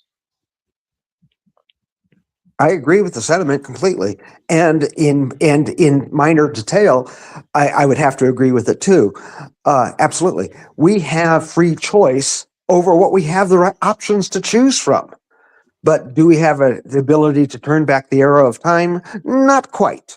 But I have to agree. That's the thing. Of course, we can't go back in time and do differently. That's the reason that libertarian free will is, not as important of an idea as discussing. It's obviously impossible when you think about it, right? But that's why, when we talk about free will, I think we have to recognize that, like, a lot of people throughout history believed that they were the way they were and made the choices they made because the gods intended it, or because fates, meaning, a certain type of being that controlled people's destinies, made those decisions for us. Or some people believed that they could be possessed by devils and demons and, do things because of that. And so this idea of free will, and do we have it, is historically about who is the agent that's making the decision here. Is it you, or is it something else? Did somebody else make you do that, using a curse or something, speaking of magical thinking. But I think we have to consider that when we're talking about free will. And so as modern thinkers, current thinkers, taking all of that into account, I think it is okay to say we do have free will, meaning we're the agent doing it. The fact that determinism seems to be the case doesn't refute that. I have to agree. Um, If you go back to the ancient religions and you take a look at the polytheisms, then you get to choose the god that made you do it, which would agree with exactly what you say. So is it the sun god, the moon god, or the water god?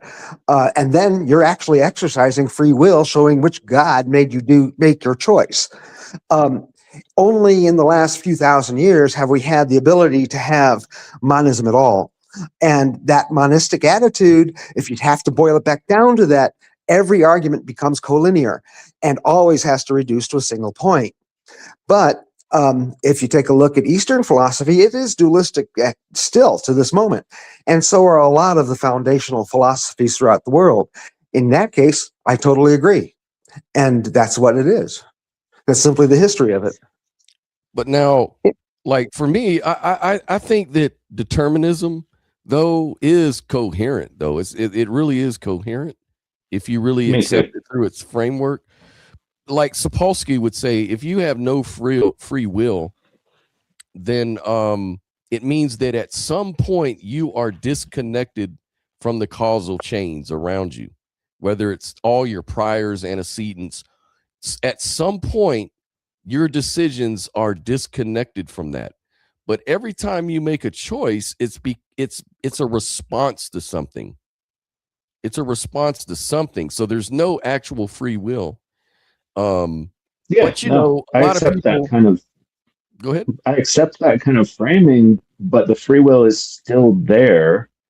As I said, it's the fact that there's not another agent determining those things. The reasons that you're talking about Yeah. are all non-agent reasons. They are just, biological. I mean, you could boil it down in some cases to, like, for instance, if one person had like rich parents that cared about their education, so they like put a lot of effort and spent a lot of money on their education, you'd say, well, this person makes decisions differently because an agent, kind of steered them in that direction. But that's not the same thing as looking in and going, okay, this person chose to take that action in that moment because an agent made them want to do it. Well, that's And just that's the it. kind of Like, free will that is compatible with the kind of determinism that you're talking about. And as I said, I accept. well, like I'd like on to his point out what is it? that Dr. Yeah. Sapolsky's notion of free will is dependent on his compassion. He wants to be able to say to everybody that everyone should be forgiven for whatever they do. He likes to be able to actually obfuscate responsibility and accountability with his notion of determinism. That way, he can say that even murderers on murderers in jail can be forgiven. I think that is Right. his actual reason for doing it Well, that way. but Well, I part think, of what bolsters his argument though is he says like on his that chapter in his book, the exclusion of agents, and he'll say that when there's no agent forcing your hand to make one decision over another, you feel free because you get to do what you want. But what he said basically is that feeling free is not the same as actually being free in the deep metaphysical sense, because our sense of agency doesn't really imply true freedom from causes. It just means that you get to go along with your wants and you're not consciously aware of the things that caused you to want this or that, right? So even he says that acting as if choices matter, while it's pragmatically important, even if those choices are not free in the ultimate sense, you know, it's basically not freedom at all. It's still, you're still constrained.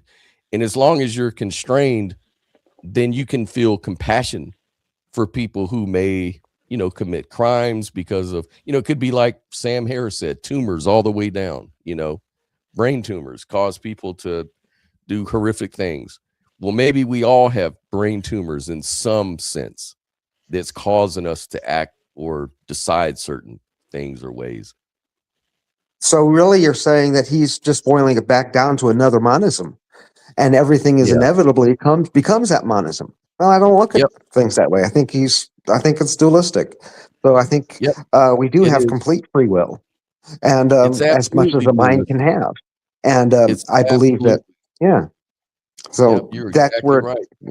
yeah, And he'll yeah, admit that. He admits that. So that's the But thing. again, Like this it is depends this is on what brain. compatibilism that we're talking about. The idea that Yeah, both free will and determinism are compatible. yes, yeah. Um, but I'm saying that there's a dualism in the sense of experience and the causes, the physical causes, and actually ingresses upon the mental world, not the other way around. So basically, under epiphenomenalism, it's very dualistic, but it also is consistent 100% with determinism, because determinism makes that delinear separation. That's why it's determined, because you've got this other thing that's actually ingressing upon your experience. All right, guys, yes. I'm gonna jump off again. Thanks for letting me talk. Good to talk to Yeah, both of man. you. You Have a got fun it, man. day. Thanks All for right, later. joining, bro. It's great to talk to you. Thank you. Yes. Yeah. So But basically, you're right though, Dave. I agree with you, because I tend to look at things in non-dichotomous ways. So like it's just a matter of perspectives. You can easily argue the counter perspective, but you have to go within that framework. If you don't go within the framework, it doesn't make any sense. So exactly. obviously, if you're a monist, of course, like you said, absolutely it's gonna, be that way. Yes, and I can see the value of that in terms of compassion and such notions.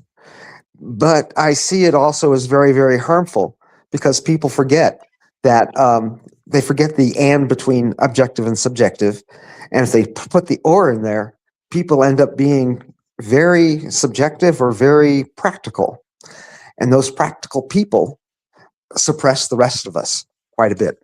At least 1% of them do. And that's 1% is what I really have a problem with. That's why I keep pushing. And I Yeah, because apologize for pushing history so tells much. you that, yeah, there's so much that we learn about non-dual ways of looking at things. And in fact, they kind of guide the science too. Um, so like Sapolsky is a materialist. So he believes that all human behavior, thoughts, feelings are going to arise from physical processes in the brain, which are shaped by your genetics, hormones, environment. There's no non-physical thing at all.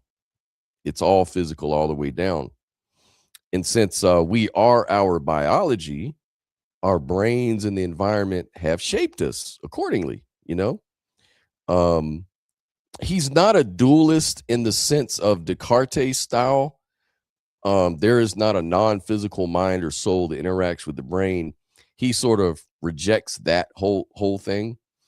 But he may be a substance dualist in a way, like maybe like the brain is kind of like, how the train creates the steam. So there's like the Yeah. steam and then there's the train, two separate things, or kind of like digestion in the stomach.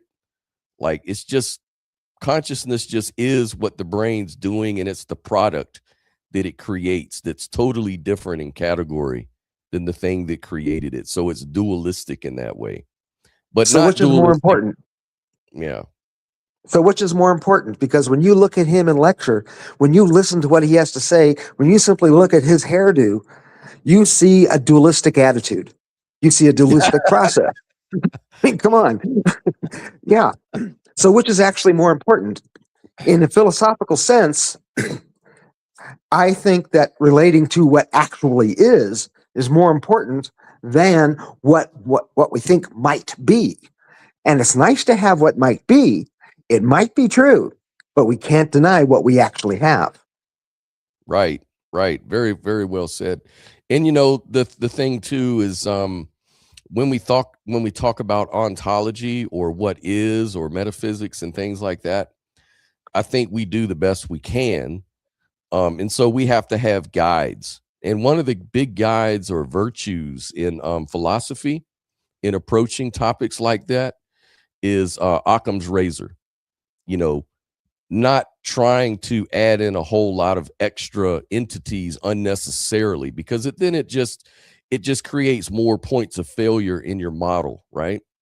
So Yes. dualism by definition has more to it than non-dualism. Non-dualism is just one, whereas dualism is more than two, or more than one, could be many things. So Yes, it's but more than just we one have thing. minimum two things. Because of Occam's razor, we have to include at least two things. We have both a mind and hunger. We have both have impulses that drive us to behavior, and we get to daydream. So Occam's razor requires that we always have at least two things. Well, yeah, or the least amount of things, Which is two. Well, Yeah. it could be one thing. That's How why can it be you one have thing? because we're talking about physicalism today. Physicalism is defined. Let me put the definition back up. Okay. Hold on. Let me find it. Yeah, here it is. I got it from the dictionary. Physicalism is the ontological belief that everything in the universe is fundamentally physical, composed of matter and energy. That's one thing. Matter, Yeah. energy, it's all one thing. And that's all that exists, one thing. Not two things, Okay. one. And that's fine and good That's if you do not non-dualism. have a datum. But if you have a datum, you get all of them. Well, you have, what do you mean by all of them? Are you saying that we're not, like, you're talking about what you can observe, right? Like if I No. observe, like, what No, are you I'm talking not. I'm about? talking about everything. I'm talking about all the possible ideas. I'm even talking about the Bible. The point is that a datum has gradations on it. It has a scale on it. It's not a black and white question ever. It is always a question of scale. And if that's the Right. case, then the simplest thing is two. But see, this is the thing about metaphysics. So like when you're comparing explanations, like metaphysical explanations, theory A equals, like, say, complex extra entities, forces, or causes, right? Yeah. And then you've got theory B, which is just one thing, simpler, assumed only what's needed. So Yeah. Occam's razor would favor theory B, because Nope. assuming both explain the evidence equally well. Nope. So Occam's razor does not assume theory B. It assumes at least two things. It always assumes thermodynamics and chaos and system integrity and the excrement, perhaps, is a way. The excrement of the mind, of the brain, the physicalism, is that mind which can travel beyond the universe, well, beyond nature. I'm looking at the encyclopedia on Occam's razor, Yeah. and it's one of the things it says is that the number of entities is not fixed. What matters is that the least are assumed. So it says, Okay. only include as many assumptions or things as required to explain the phenomenon. So it's relational, not absolute. There's not 1, 2, 3, 4 things that meet the criterion. It is whatever the lesser number is. So if one explanation explains everything with one entity and another requires two, the razor favors the one entity explanation. If both explanations require the same minimal set of entities, razor has nothing to favor in that case. So that's what it's saying. And I'm saying that the reasonable explanation for the universe, for metaphysics, for ontology, for the epistemology of it, for all of those things to work properly, it requires two. I see that the reduction to one eventually breaks. Well, in then you're every not case. talking about Occam's razor. You're talking about asymmetry. Am I? Yeah, because Occam's razor has nothing to do with the number. Like it says right here, it has nothing to do with the number. Nothing is written in stone about how many the number should be. It just says whatever the least number is in an explanation, Occam's razor would favor that one. So if it's 1 versus 2, Occam's razor favors 1. So you're But talking one about doesn't work. asymmetry. asymmetry requires at least two. I don't know what asymmetry has to do with it. I don't understand that. Because asymmetry describes the universe, like how things are as they appear. And it's always asymmetry. It's not one thing. How does Asymmetry is because asymmetry describe the universe? by definition, asymmetry is the lack of symmetry, the difference between two or more entities or directions. So in other words, left versus right, you need two sides to define a difference. Cause and effect requires two things. Agent equals patient requires two roles. So you can't have asymmetry with only one thing. One thing alone has no contrast. You know what I mean? There has to be Okay, a yeah. non-symmetric relation. That's what it is. You're talking about symmetry and asymmetry. But Occam's razor is just a guide to how you explore claims. Okay. So If that makes I can understand what you're saying, and I can agree with what you're saying. Yes. Yeah.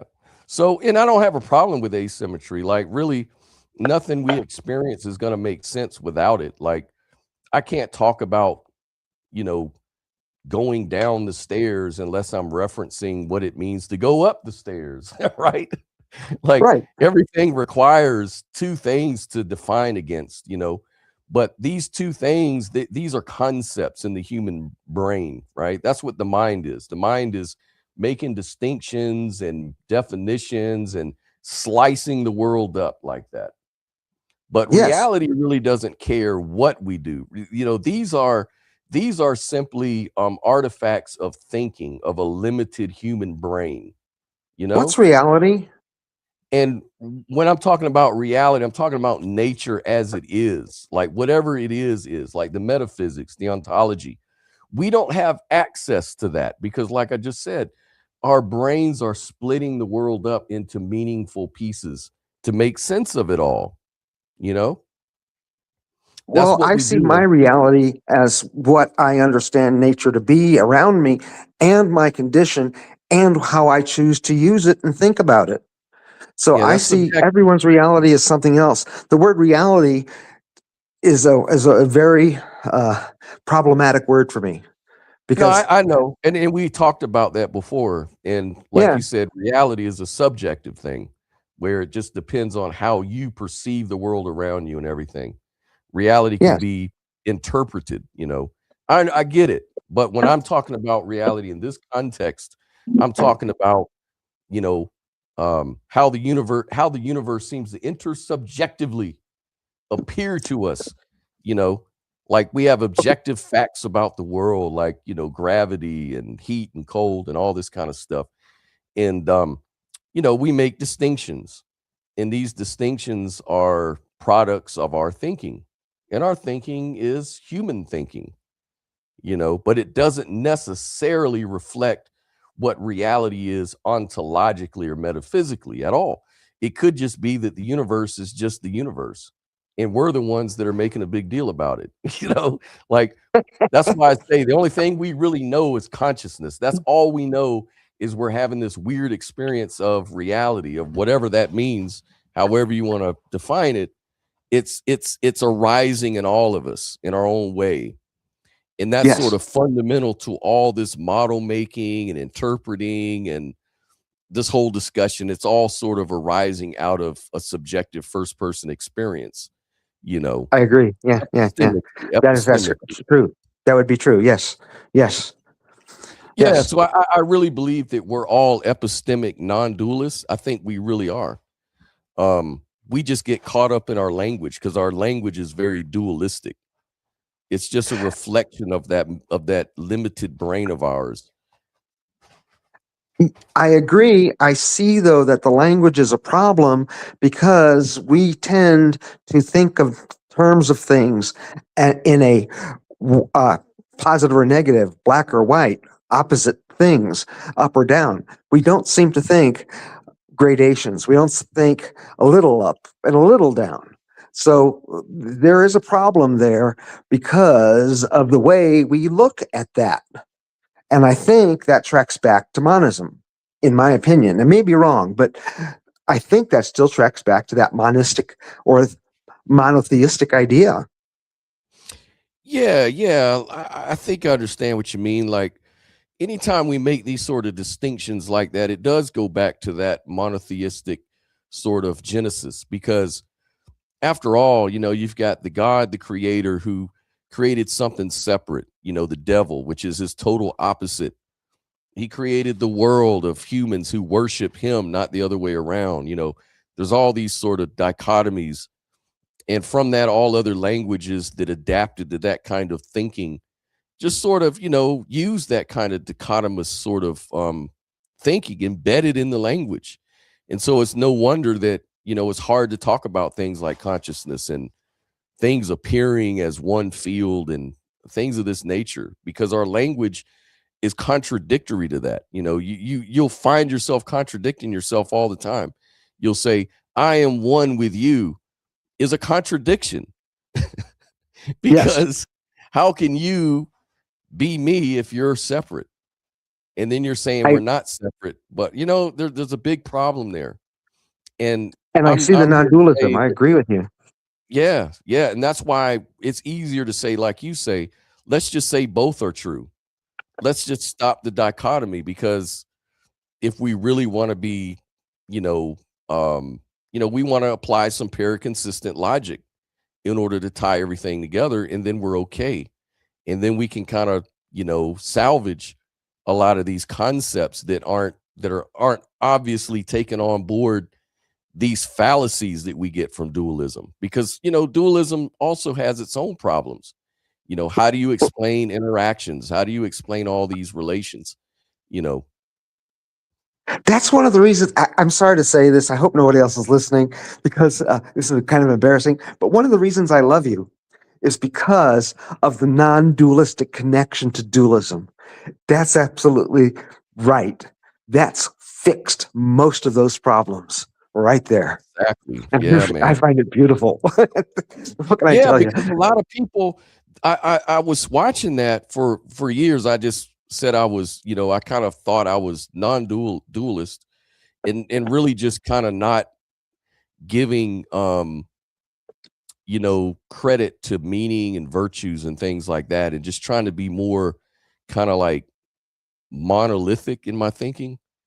And I started seeing a lot of people that were just trying to argue for one over the other, like it's either dualism or non-dualism. But then, like, you can't derive any meaning or virtues or purpose or anything unless there's something that you're relating to.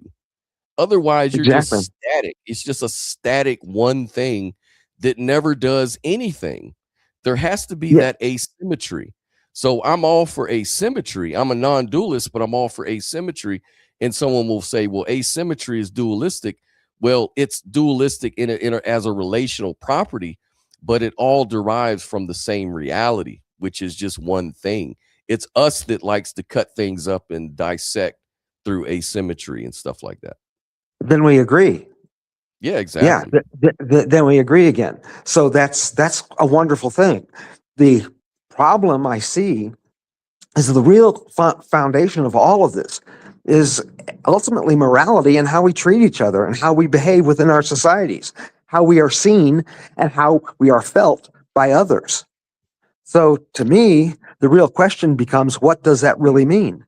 And monism seems to always lead to an or between subjective and objective, which always leads to needs or property acquisition. But when you have dualism or non-dualism, you can get to a family. And then you're not thinking of needs internally, but you're thinking of needs of the family outside you.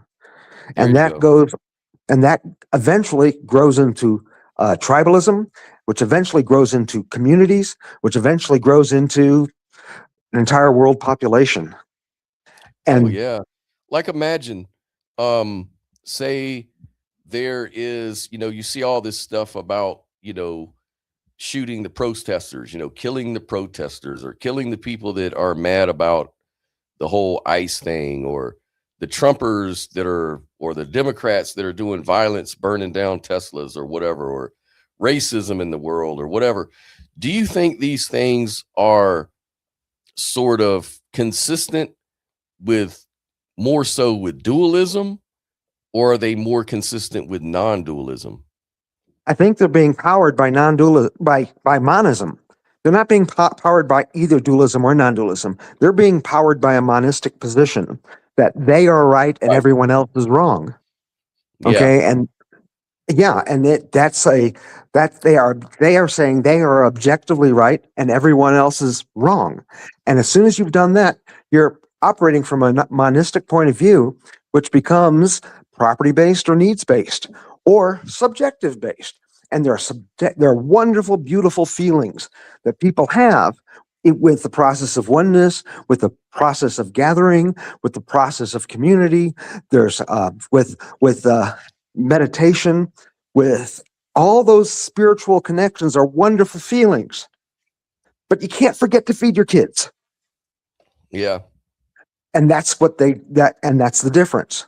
And if you go back to Dr. Sapolsky, he talks about kinship, peer, pair bonding, but he doesn't put tribalism in it immediately, but he actually does.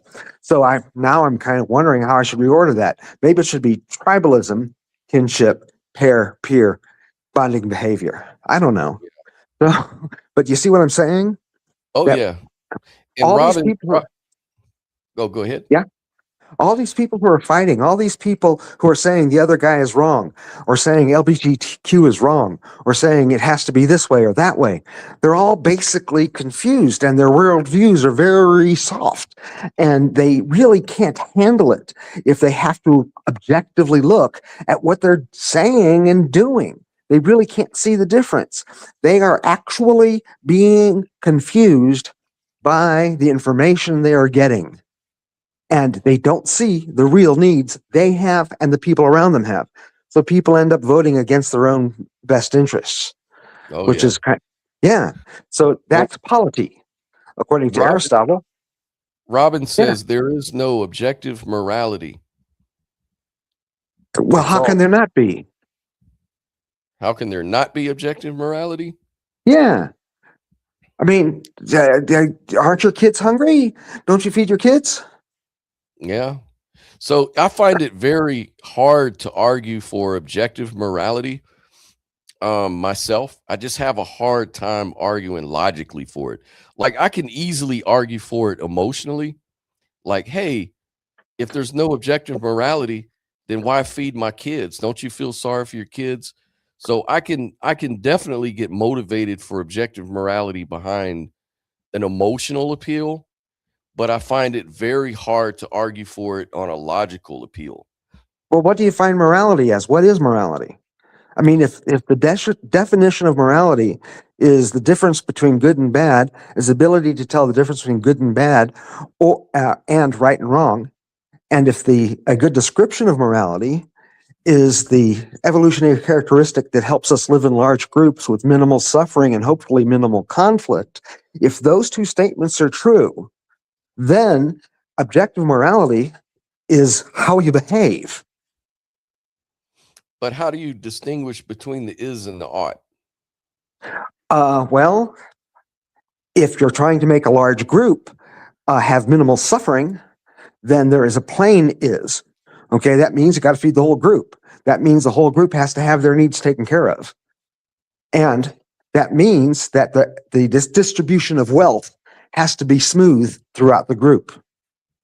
But here's There's your moral is sort of directing the if, right? Like the goal. Like you say, well, if my goal is to feed my family, Yeah, then it should be considered a good thing to feed my family, right? right, And be immoral not to.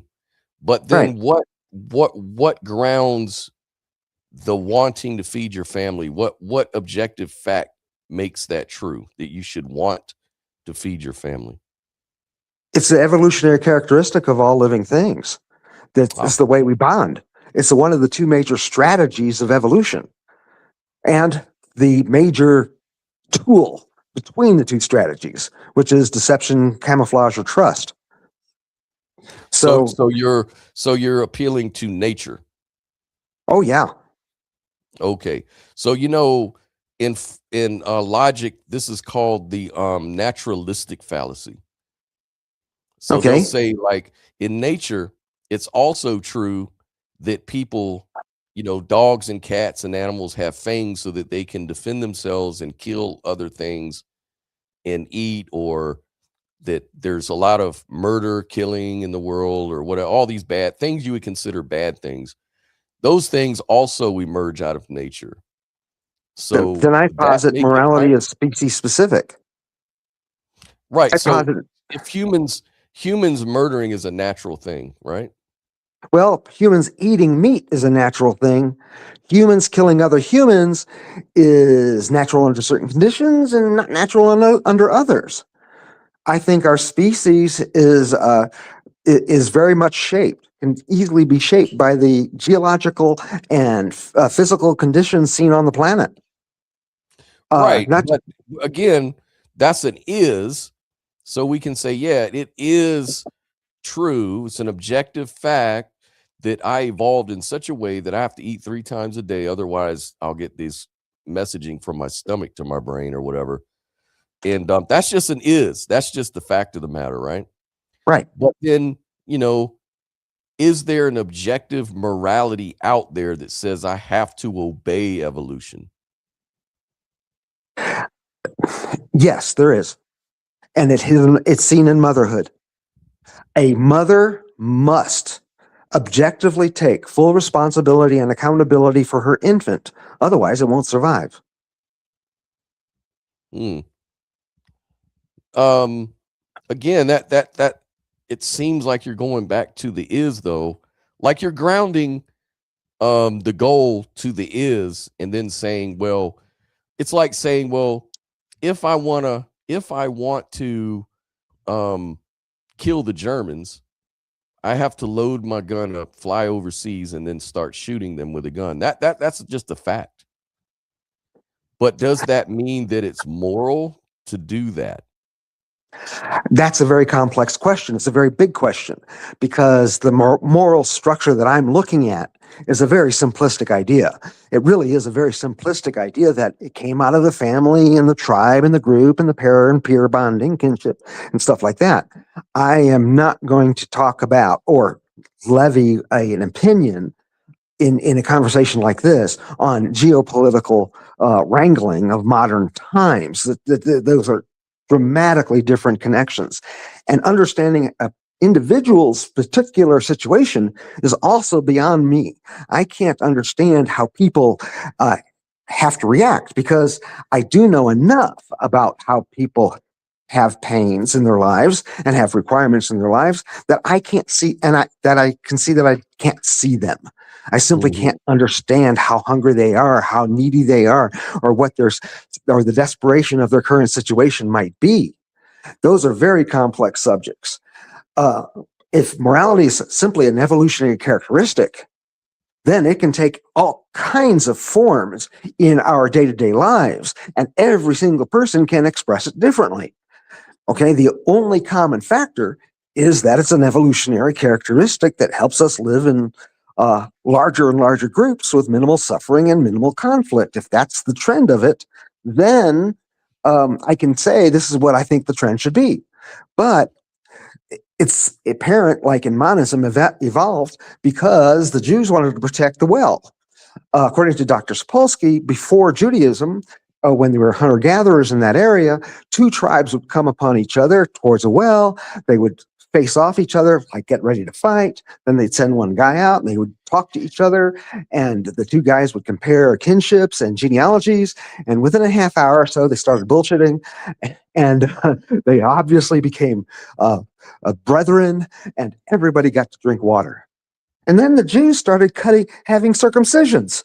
So you couldn't lie anymore about that. And they isolated and divided their group from everybody else with their first 2 commandments and the circumcision process. And all of a sudden, you've got monism. And that monism became weaponized. And we are having these discussions because of how we have grappled with that weaponization. And we see that weaponization of that border. So, Well, you're in good company. I mean, most academics, like academic philosophers, according to survey data, says that about 60% of academic philosophers lean towards moral realism and only 30% lean towards anti-realism. So a small minority are error theorists, meaning morality doesn't exist at all. So and those are moral and those realism tends to dominate philosophy and ethics and meta-ethics that discussion. tends to dominate philosophy and ethics and meta ethics in the West, not in the East. In Eastern philosophy, every Buddhist will tell you the same thing. Every Confucian will tell you the same thing. Every Taoist will tell you the same thing, and that becomes Neo-Confucianism simply by the addition. So you're saying that most of the East, they believe in no morality? They believe in morality, as I've basically said, and they think you should feed your kids. They Well, think you that's should what I'm feed each saying. other. What I'm saying, people in the West believe you. Most people in the West, according to this paper, are moral realists, meaning that they believe morality is objective. And I'm saying that 2/3 percentage will go up to 95% if you include the East. Yeah, so so they must agree, in your opinion, right? I say fundamentally, Eastern philosophy agrees with the idea of a dualistic position or non-dualistic position rather than a monistic position. Right. Exactly. Yeah. I know that's for sure. So And yes, the majority of academic philosophers and Far Eastern philosophies identify those systems as moral realists, believing that moral facts exist independent of individual opinion. But my problem though is still comes back to it is very hard to argue for objective morality logically. I don't know how I've read all the material and they do pretty much what you said. They ground it in nature, in evolution, and you know, it's just a brute fact that we should want. If you want your child to eat, that's moral. If you don't, you're immoral. That's just the basic fact. But I'm just so not sure how to argue for that from a logical standpoint. the logical point is that once you have a fact, it's immutable. It's history. It is tangible. It is the thing you assume. Therefore, there is no logic needed other than that. It actually becomes simplistic. So some of the questions that we're having for a logical argument to explain from a Western point of view become very difficult. And in an Eastern point of view, the question doesn't even arise. Okay, so Well, what that's a they'll big do, what difference. I can hear them now. What someone would say is like, okay, facts are generally defined as like the way things are about reality. Like, for example, gravity, will bring stuff down to the earth at a particular speed, right? If you drop a ball from Yes, a mountain, that's just the fact, right? yes. But if you go on the moon, the gravity's not the same. Everything is sort of changes. It's different. So, like it's raining It's less. outside. Yeah, now it is, but it'll be false tomorrow because situations change.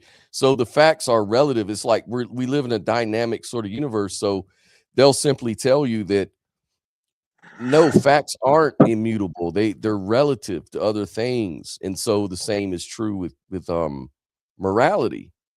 Hence again, the way I come back to the word datum. Because if nature is the datum of truth, science becomes a process. Physics and math becomes a language, and physics becomes the conflation between science and mathematics. And therefore, the fact is still the fact, even if we can't see it. Okay, that's Yeah. why I use nature as a datum. Okay, and I get to have that ability to say, yes, that's what I know to be true, but I don't really care how accurate I am. When you talk about morality and you talk about how to use that basic evolutionary characteristic, the arguments are very simple. And the idea of getting more and more precision in your facts is really the wrong direction. It's not even in the right direction. So to argue Plato's theory of forms, you simply have to say, well, here's a rock. I'm going to pick it up and drop it. Did you see it hit the ground? And that's all you need. Okay. You don't need, eventually, people like, Einstein or Sir Isaac Newton. You don't need that. But there are continuities. We found things below in the physics that say, oh, gee, gravity really is about the same everywhere. And in fact, we can say that there's a gravitational constant. And that gravitational Yeah. constant. Again, exactly. Again, you're talking about what I was talking about earlier with Joel, these brute facts, these axioms. They're Right. called fundamental properties. So in other words, you're now referring to necessary truths, kind of like math and logic are interchangeable, but contingent facts about the world, events, or situations can change over time. So you're more or less talking about those necessary truths. So those are immutable. Right. And So that, yeah, and and I agree. And I would say consciousness could be one of those things. it could be. We do know that that the second law of thermodynamics and the first law of thermodynamics are very much immutable. And those are two separate laws. And they have to be there regardless. But the nice thing about consciousness is it's that thing that can defy the second law of Right. thermodynamics. Yeah. Okay. If you take a look at the math, let's talk about a radio for a second. Mhm. Okay, in basic radio theory, you got an antenna, you got a coil, you got a capacitor, you have a resistor, and all of a sudden you got a crystal and you got music coming out the thing. Basically. Okay, now what's interesting to note is that the resistor gets hot and it really loses thermal energy. So it obeys the second law of thermodynamics. And sort of that's true of the capacitor and the inductor. But if you're taking electrical engineering 101 and you're actually going to build a crystal radio, when you do your math to understand what's happening, the capacitor and the inductor do not obey the second law of thermodynamics. The electromagnetic field does not have to obey the second law of thermodynamics. It's That simply can't be true. It can't be true because if you break a radio, the music stops playing. So obviously the but you broke radio the capacitor. causes the music. Yeah, but you disconnected the connections. Okay. But if you have a circuit with a capacitor, an inductor, and a resistor in it, then the resistor bleeds off real energy. And it is the x-axis of your graph. And the perpendicular axis to that, the imaginary axis, I don't know why they used an I or imaginary to call it that, is the inductor and the capacitor, and it does not obey the second law of thermodynamics for ideal mathematics. Okay, so building your first crystal radio set, that seems to be very true. So in that particular case, you have both second law and not second law. And if that's the case, you have two things. That's why I like to talk about we have both mind and body. So You see what I'm saying? Yeah. So like we know that lamps cause photons to exist. So Yes. so if you destroy all the lamps, there are no photons. They're kind of emergent properties of lamps, right? Yes, they are. Yes. Actually, they're not. No. But okay, but So what I'm saying can- is saying the lamp causes photons as if it creates them ex nihilo is a misleading attribution of causal creation. So yes. you could call like that the fallacy of misplaced causation. So I'm just saying it sort of applies to consciousness, morality, all that kind of stuff. Well, I'm saying that the mind and our ability to understand ourselves and our thoughts and our consciousness and our metaphysics, our understanding of knowledge, ontology, and how we got the knowledge, epistemology, all of those things are defying the second law of thermodynamics. They're just in our mind. They're acting like the inductor and the capacitor in the radio circuit that set up a resonant frequency that is additional, that adds to the frequency that we're getting off our antenna, and then we can read the variations in that frequency and get the sound off. The point is that our mind effectively acts independently of the second law of thermodynamics, as long as the body is sustained.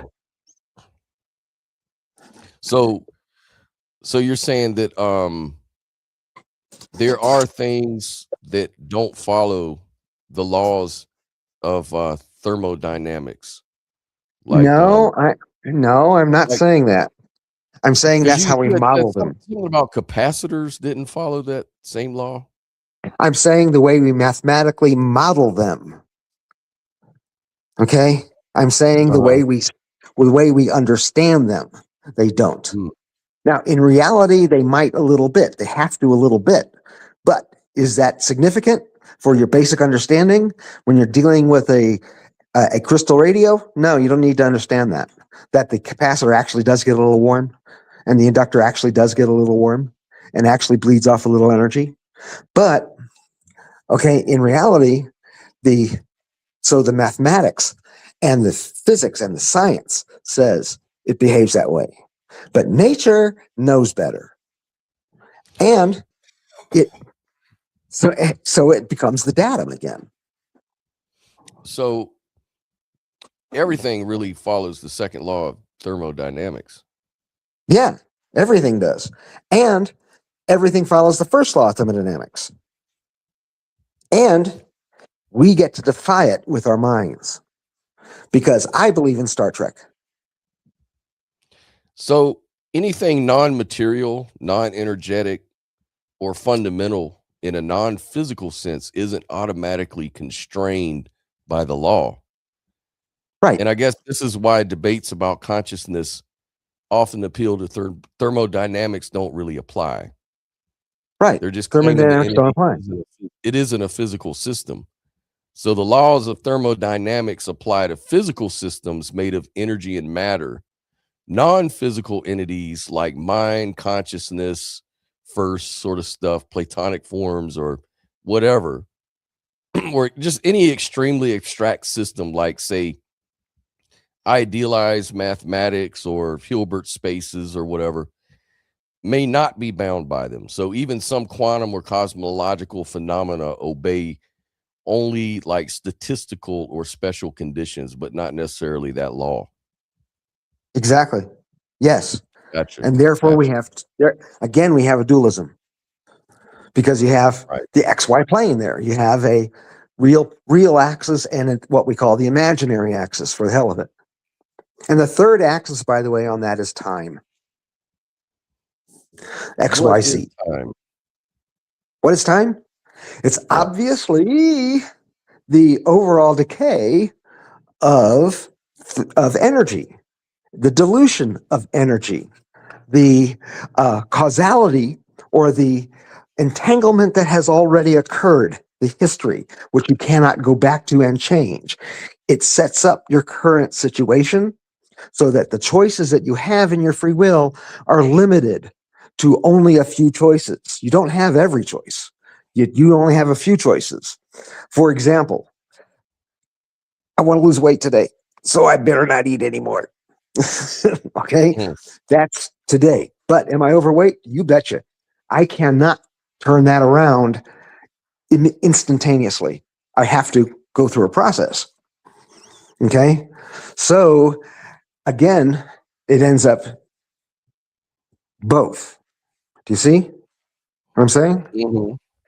So Exit Music asks, that's not what time is. Time is just something that change exists in.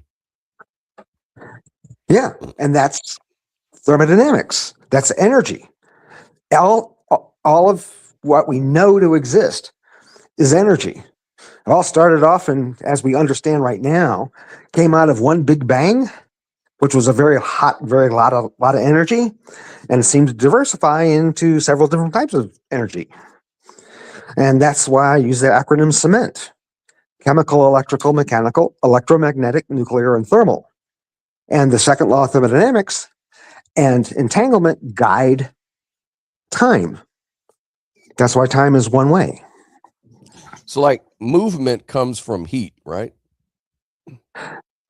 Yeah, sure. Where does the heat come from? Movement.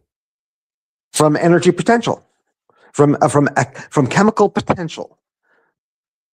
Okay, I'm going to say the movement of a piston comes from the chemical potential of the charge. Right, but I'm talking about fundamentally before all that, before we get to classical Newtonian mechanics that you're describing. What causes all of those things to emerge, all of these laws of classical dynamics? Where does that come from? Where does that movement come from? You said something about a singularity really dense and really hot. Yeah. But where did that heat come from? Don't know. I really don't know. And I only know that the furthest back I really understand is the cosmic microwave background, which seems, but according to the inflationary theory, it represents the galaxy or the universe about 400,000 years after the Big Bang. Okay. That's all I really can say that I know. That's all anybody could observe. It's like that's the singularity. You can even look at any piece of matter and drill only so far into reality before all that stuff becomes unobservable. It becomes a singularity. And singularities create black holes, which means nothing. So there's nothing really to observe. And then Examusic asks, define mind. I would define mind as what the brain does. So the brain is doing a lot of information processing, and then that's what the mental cognitive system is doing intelligently. But then there's this other thing that's that is entailed in mind, and that is consciousness, the awareness of all that processing. So how you get consciousness out of the mind is sort of weird, but how do you get the mind out of consciousness? Because they're related. They're kind of the same sort of substance, so to speak. Yeah, I agree with that totally. Yeah.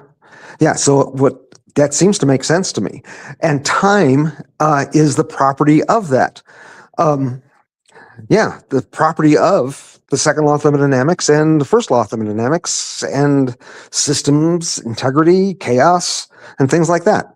And it seems to be that's all you need to understand morality. I'm a very simple engineer. It's a very simple engineering concept from this point of view. Okay, that's all you need. Right. There's no need for any more specialization or detail. Right. Yeah, and that's kind of the principle of Occam's razor, to just pose enough that you need. You don't have to go add extra stuff in there. You know, and this is kind of like when it comes to the big God question, it's like, well, what are the core things that God is that is required for reality to exist as we observe it? And they'll say, well, God has to be all powerful. He has to be everywhere. He has to be all knowing, at least those things. And I'll say, well, those things can be explained by nature. You know, you can just say nature is everywhere. Nature's all powerful because it's what everything is derived from. And nature is, all knowing. In other words, it's accounted for and all the realizations everywhere. So, you could say, well, maybe we're talking about the kind of God, like you're a pantheist, maybe. Yes. Which would be like someone who believes God is nature, and that's fine. But if you were to say you're a classical theist, you would say, well, it's not just that, Dave. It can't just be that, because you have to understand God is also all loving. He answers prayers. He smites the Philistines. He sends his son to die and live and forgive your sins, and all of these things, like all these extra infinite qualities. So the more simple one would be your definition. It would be like, all you really need is nature. It can fulfill. No, I add more than that. There's more than that in my concept of God. There's two things in my concept of God. Okay, not just one. So it's nature, and my point of view makes a sliver a divine spark. Oh yeah. But yeah, but that I would simply say that your divine spark or your experience is part of nature. Yeah, from your point of view.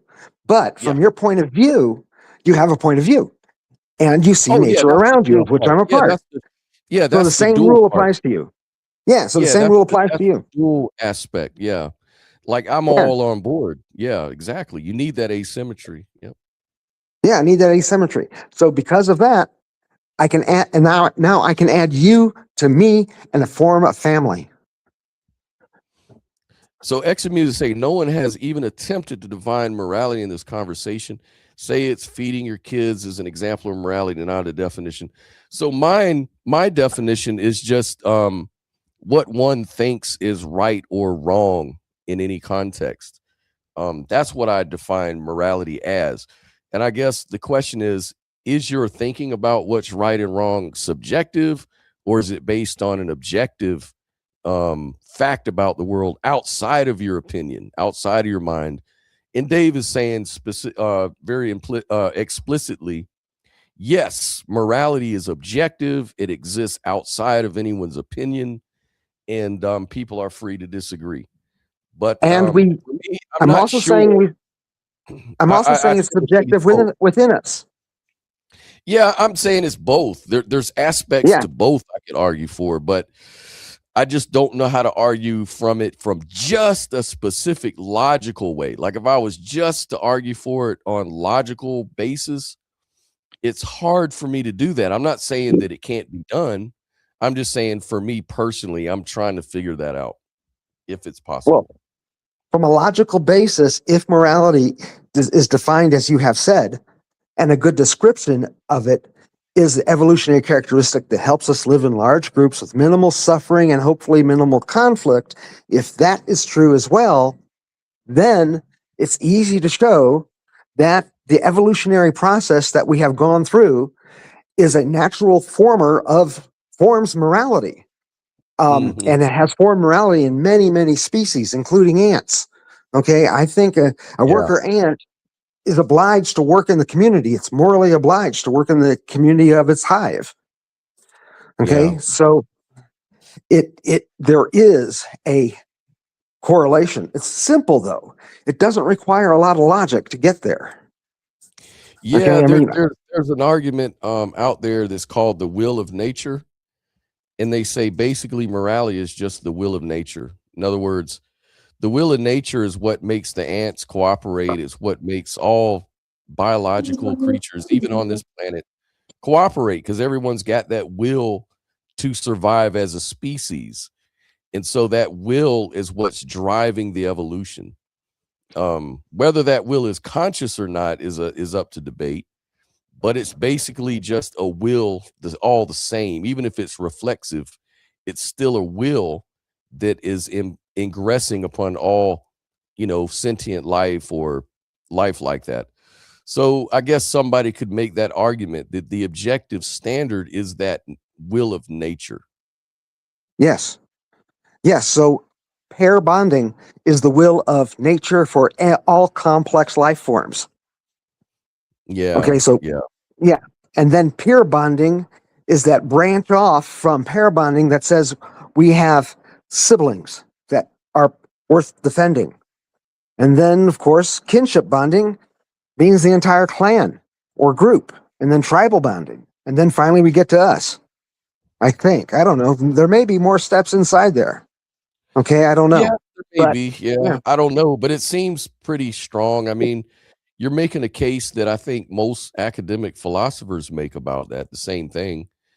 The only problem every time I start debating this with people, they start saying I'm making the naturalistic fallacy that just because the will is natural doesn't make it right or wrong. Like there's a will in nature for terrible things to happen, like cancers and stuff like that. So they always throw that at me. So I'm not really sure how can I bridge that gap between the is and the ought. That's what I'm trying to fix. Well, then the way to bridge that gap between the is and the ought is that each animal species has evolved two generic strategies for its best evolution. And those two evolutionary strategies are tournament versus cooperative. Mm-hmm. And Mm-hmm. and Cooperative they've wins. also, well, we hope cooperative wins. Okay, tournament is always there, has to be always there. We can't get around that. That's part of nature. Right. And so does camouflage, deception, and trust. Those are always tools there too. We can't get around that. So if there's a limitation on resources, tournament behavior becomes necessary. Mm-hmm. Okay, that's where it comes from. It must come from that. But if the resources are not always there but dependable, then we can come up with a very cooperative situation. If there's never a limitation on resources, small groups only form and they never get really big until something external forces them to become really big. So what you're saying is, at the end of the day, love is the answer. Yes. Yes. It's that simple. And the best example of love is a mother's love for an infant. Yeah. Yeah. Yeah. Cool, man. Well, look, that's a positive note to end on. We've been going for about almost 4.5 hours. So I've definitely got to address my hunger and get that taken care of. Me too. Well, yes, thanks that's a lot, wonderful. everybody. Thank you. Yeah. Yeah, man. Okay. And thanks for joining us, everybody. Appreciate all the participation, and we'll do this again sometimes. I'd like more people to call in, but it is what it is. This is a kind of tricky conversation, so I get it. Anyways. Thank you very much for having me allowing me to talk, and have a great day. Yes, sir. You have a good one. Everybody else do the same.